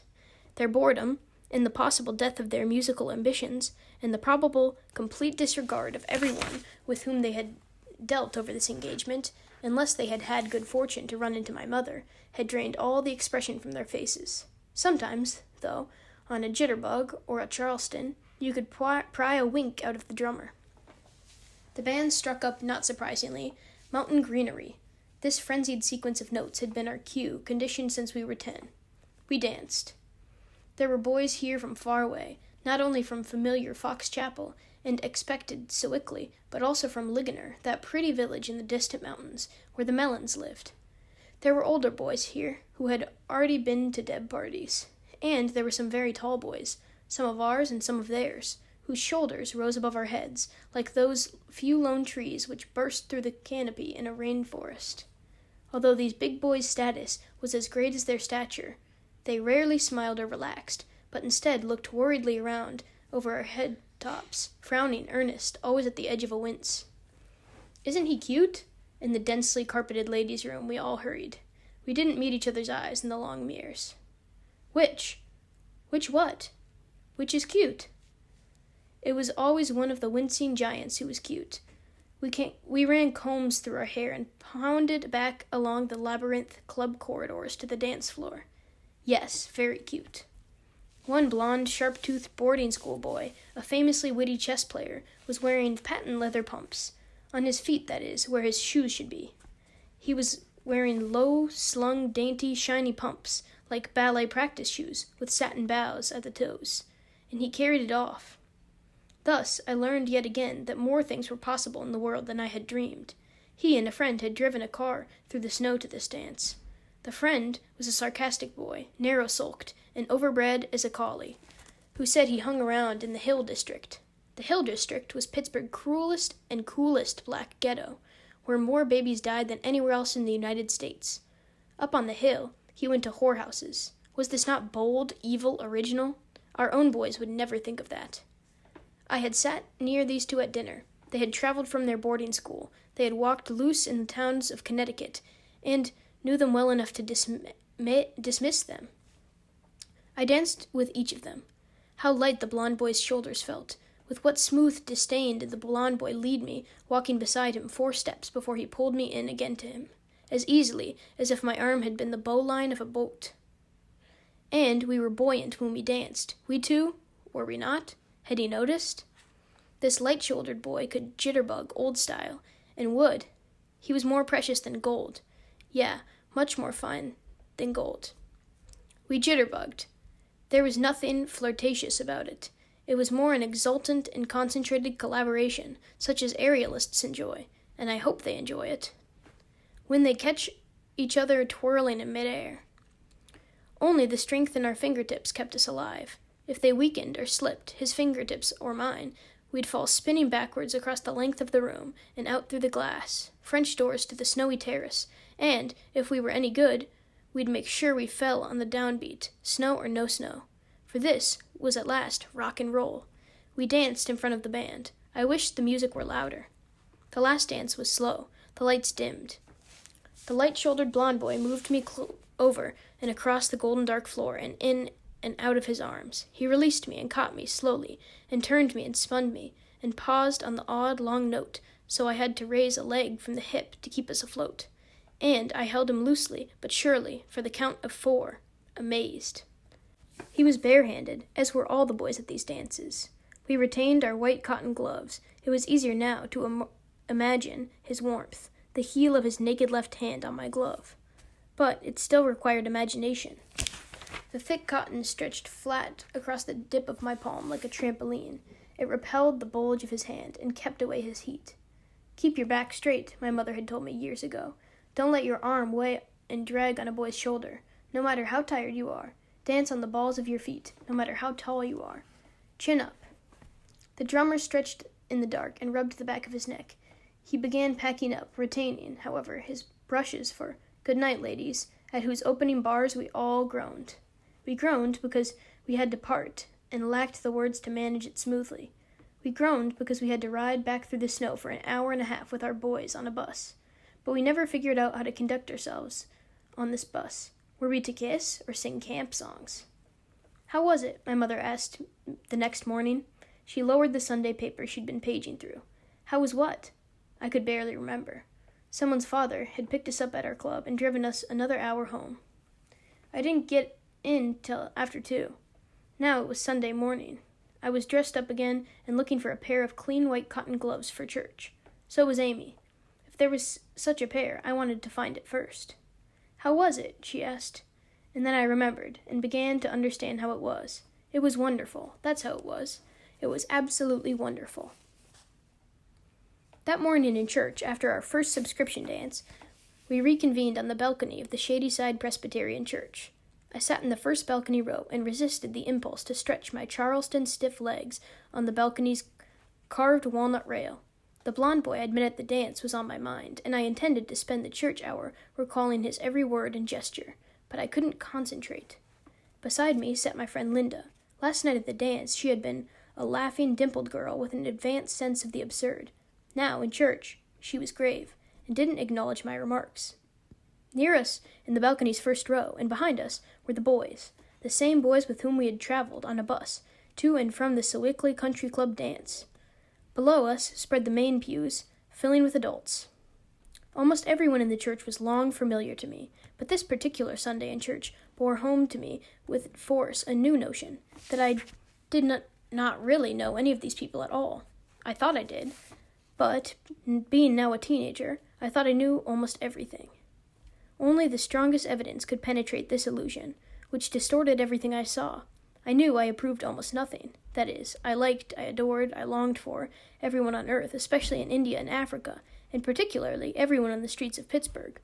All those friendly, democratic, open-hearted, sensible people, and at Forbes Field, and in all the office buildings, parks, streetcars, churches, and stores, excepting only the people I knew, none of whom was up to snuff. The church building, where the old Scotch-Irish families assembled weekly, was a Romanesque chunk of rough carved stone and panes of dark slate, covered in creeper, long since encrusted into its quietly splendid site. It looked like a Scottish rock in the rain. Everywhere outside and inside the church and parish hall, sharp things rose from the many dim tons of stone. They were grandly crossed keys, pelicans, anchors, a phoenix, ivy vines, sheaves of wheat, queer and leering mammal heads like gargoyles, thistles for Scotland, lizards, scrolls, lions, and shells. It looked as if someone had once lived in Pittsburgh, enjoyed a flight or two of fancy. If your bare hand or bare arm brushed against one of the stone walls carelessly, the stone would draw blood. My wool coat sat empty behind me. Its satin lining felt cool on the backs of my arms. I hated being here. It looked as if the boys did too. Their mouths were all open, and their eyelids half down. We were trapped. At home before church, I had been too rushed to fight about it. I imagined the holy war each boy had fought with his family this morning, and lost, resulting in his sullen and suited presence in church. I thought of Dan there, ruddy-cheeked, and of wild, sweet Jamie behind him, each flinging his silk tie at the hypocrite father after breakfast, and making a desperate stand in some dark dining room, lighted upward by snowlight from the lawns outside, struggling foredoomed to raise the stone and walnut way of this dead society's dead institutions, battling for liberty, freedom of conscience, and so forth. The boys, at any rate, slumped. Possibly they were hung over. While the nave filled, we examined or glared at the one thing before our eyes, the apse enormous gold mosaic of Christ. It loomed over the chancel. Every pew in the nave and on the balcony looked up at it. It was hard to imagine what long-ago board of trustees had voted for this Romanish-looking mosaic, so glittering, with which we had been familiarizing ourselves in a lonely way since infancy, when our eyes could first focus on distance. Christ stood barefoot, alone and helpless-looking, his palms outcurved at his sides. He was wearing his robes. He wasn't standing on anything, but instead floated loose and upright inside a curved, tilted dome. The balcony's perspective foreshortened the dome's curve, so Christ appeared to drift, flattened and clumsy, shriveled but glorious. Barefoot as he was, and with the suggestion of sandstone scarps behind him, he looked rural. Below me, along the carpeted marble aisles, he crept the church's families, the women who wore mink and sable soles. Hushed they sat and tilted their hatted heads, and looked at the rural man. His skies of shattered gold widened over the sanctuary, and almost met the square lantern tower, gold-decorated over the nave. The mosaic caught the few church lights like tapers in a castle, and spread them dimly, a dusting of gold, like pollen, throughout the vast and solemn space. There was nothing you could see well in this rich, Rembrandt darkness. Nothing save the minister's shining face and Christ's gold vault, and yet there was no corner, no scratchy lily work. You couldn't see at all. It was a velvet cord, maroon with brass fittings, that reserved our 9th grade balcony section for us. We sat on velvet cushions. Below us, filling the yellow pews with dark furs, were the rest of the families of the church, who seemed to have been planted here in dignity by a God who could see how hard they worked, and how few pleasures they took for themselves. Just after the flood went down, there were Linda's parents and grandparents, and one of her great-grandparents. Always the same Pittsburgh families ran this church. The men, for whose forefathers streets all over town were named, served as deacons, trustees, and elders. The woman served in many ways, and ran the Christmas bazaar. I knew these men. They were friends and neighbors. I knew what they lived for, I thought. The men wanted to do the right thing at work and in the community. They wore narrow, tight neckties, closed-mouthed. They met in volunteer boardrooms and in club locker rooms, the same comfortable others they had known since kindergarten. Their wives and children in those days lived around them on their visits home. Some men found their families bewildering, probably. A man might wonder, wakened by reports of the outstanding misdeeds of this son or that son, how everyone had so failed to understand what he expected. Some of these men held their shoulders and knuckles tight. Their laughter was high and embarrassed. They seemed to be looking around for the entrance to some other life. Only some of the doctors, it seemed to me, were conspicuously interested and glad. During conversations, they looked at people calmly, even at their friends' little daughters. Their laughter was deep, long, and joyful. They asked questions, and they knew lots of words. I knew the women better. The women were wise and strong. Even among themselves, they prized gaiety and irony. Gaiety and irony, come what may, they coped. They sighed. They permitted themselves a remark or two. They lived essentially alone. They reared their children with their own 2 hands, and did it all their own cooking and driving. They had no taste for waste or idleness. They volunteered their considerable energies, wisdom, and ideas at the church or the hospital or the service organization or charity. Life among these families partook of all the genuine seriousness of life and time.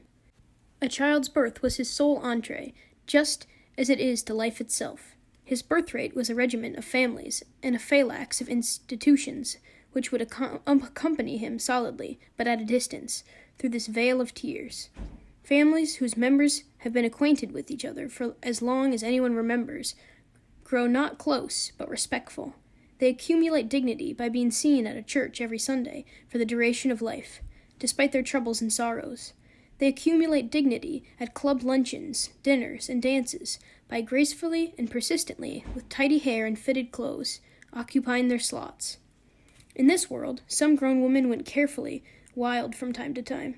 They appeared at parties in outlandish clothes, hair sticking out, faces painted in freckles. They shrieked, sang, danced, and parodied anything, that is, anything at all outside the tribe, so that nothing, almost, was sacred. These clowns were the best-loved women, and rightfully so, for their sufferings had taught them what dignity was worth. And every few years they reminded the others and made them laugh till they cried. My parents didn't go to church. I practically admired them for it. Father would drive by at noon and scoop up Amy and me, saying, "Hop in quick," so no one would see his weekend khaki pants and loafers. Now in unison with the adults, in the dimness below, we read responsively, answering the minister, our voices blended low, so their jointed sound rose muffled and roaring, rhythmic like distant seas, and soaked into the rough stone vaults and plush fittings, and vanished and rose again.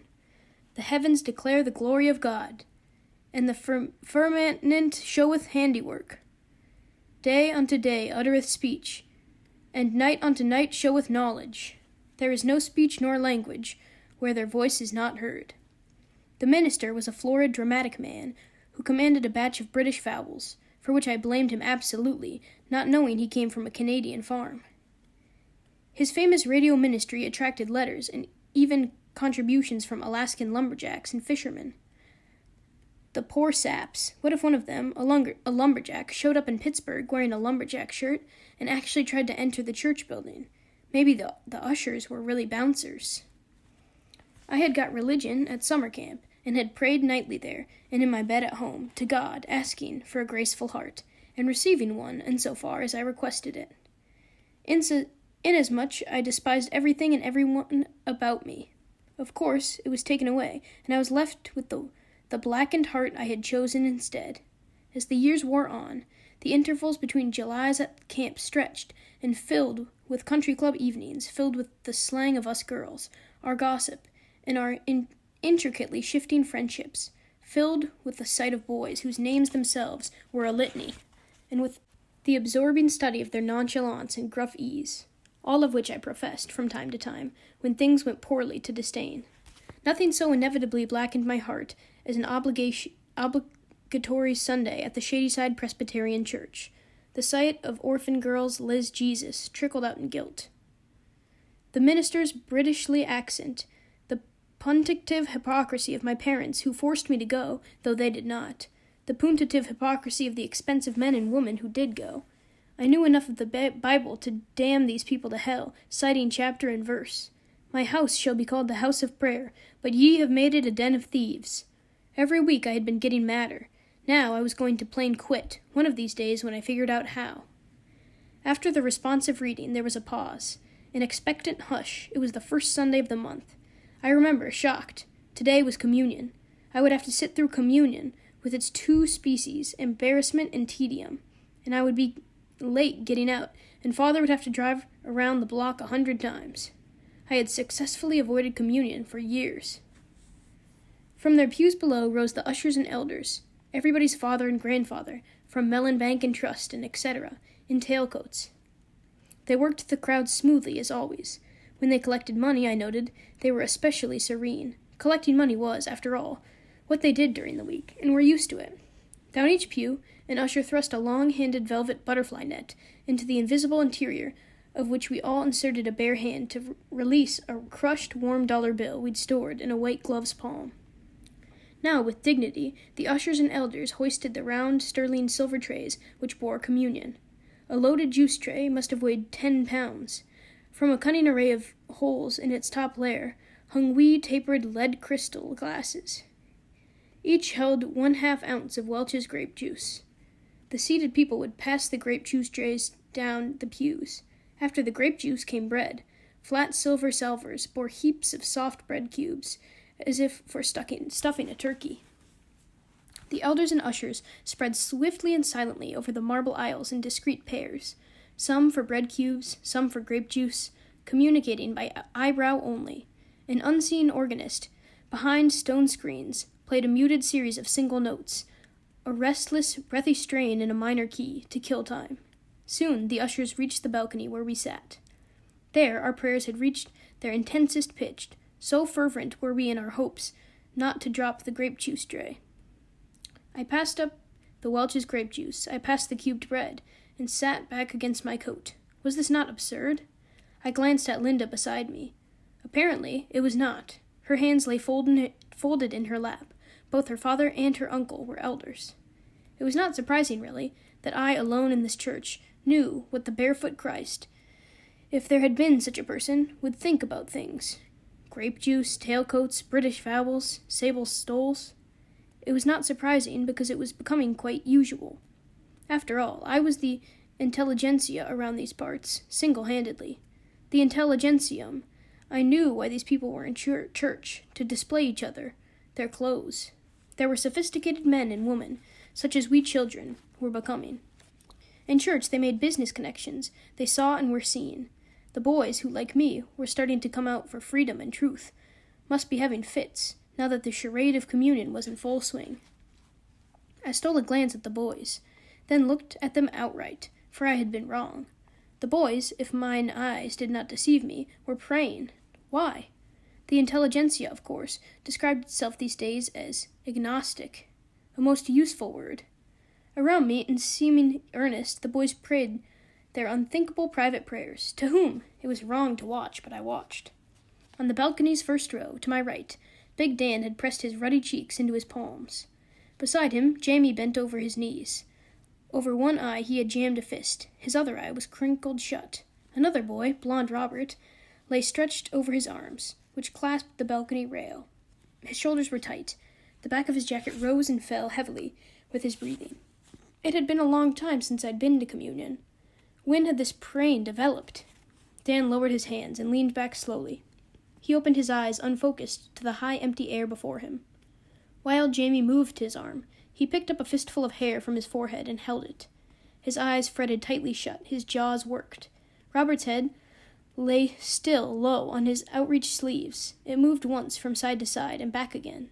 So they struggled on. I finally looked away. Below the balcony, in the crowded nave, men and women were also concentrating, it seemed. Were they perhaps pretending to pray? All heads were bent. No one moved. I began to doubt my own omniscience. If I bowed my head too, and shut my eyes, would this be apostasy? No, I'd keep watching the people, in case I'd missed some clue that they were actually doing something else. Bidding bridge hands. For I knew these people, didn't I? I knew their world, which was, in some sense, my world too, since I could not, outside of books, name another. I knew what they loved, their families, their houses, their country clubs, hard work, the people they knew best, the summer parties with old friends full of laughter. I knew what they hated. Labor unions, laziness, spending, wildness, loudness. They didn't buy God. They didn't buy anything if they could help it, and they didn't work on spec.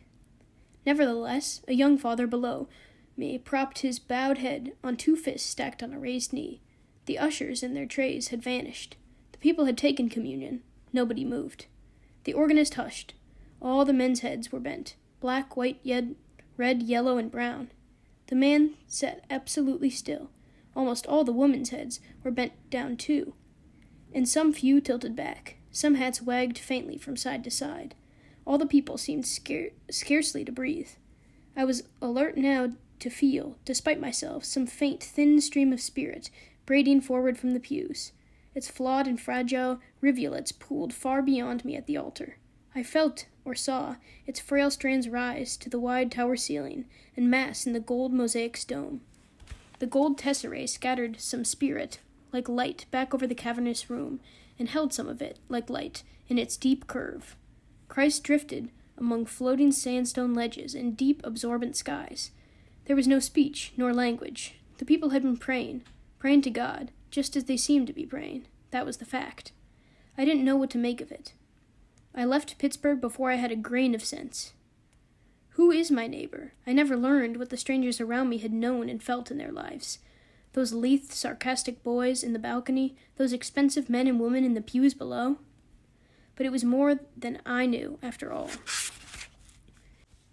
Years before this, on long-ago summer Sundays, before Father went down the Ohio and ended up selling his boat, he used to take me out with him on the water. It was a long drive to the Allegheny River. It was a long wait collecting insects in the grass among the pebbles on the shore, till Father got the 24-foot cabin cruiser ready to go. But the Allegheny River, once we got out on it, was grand.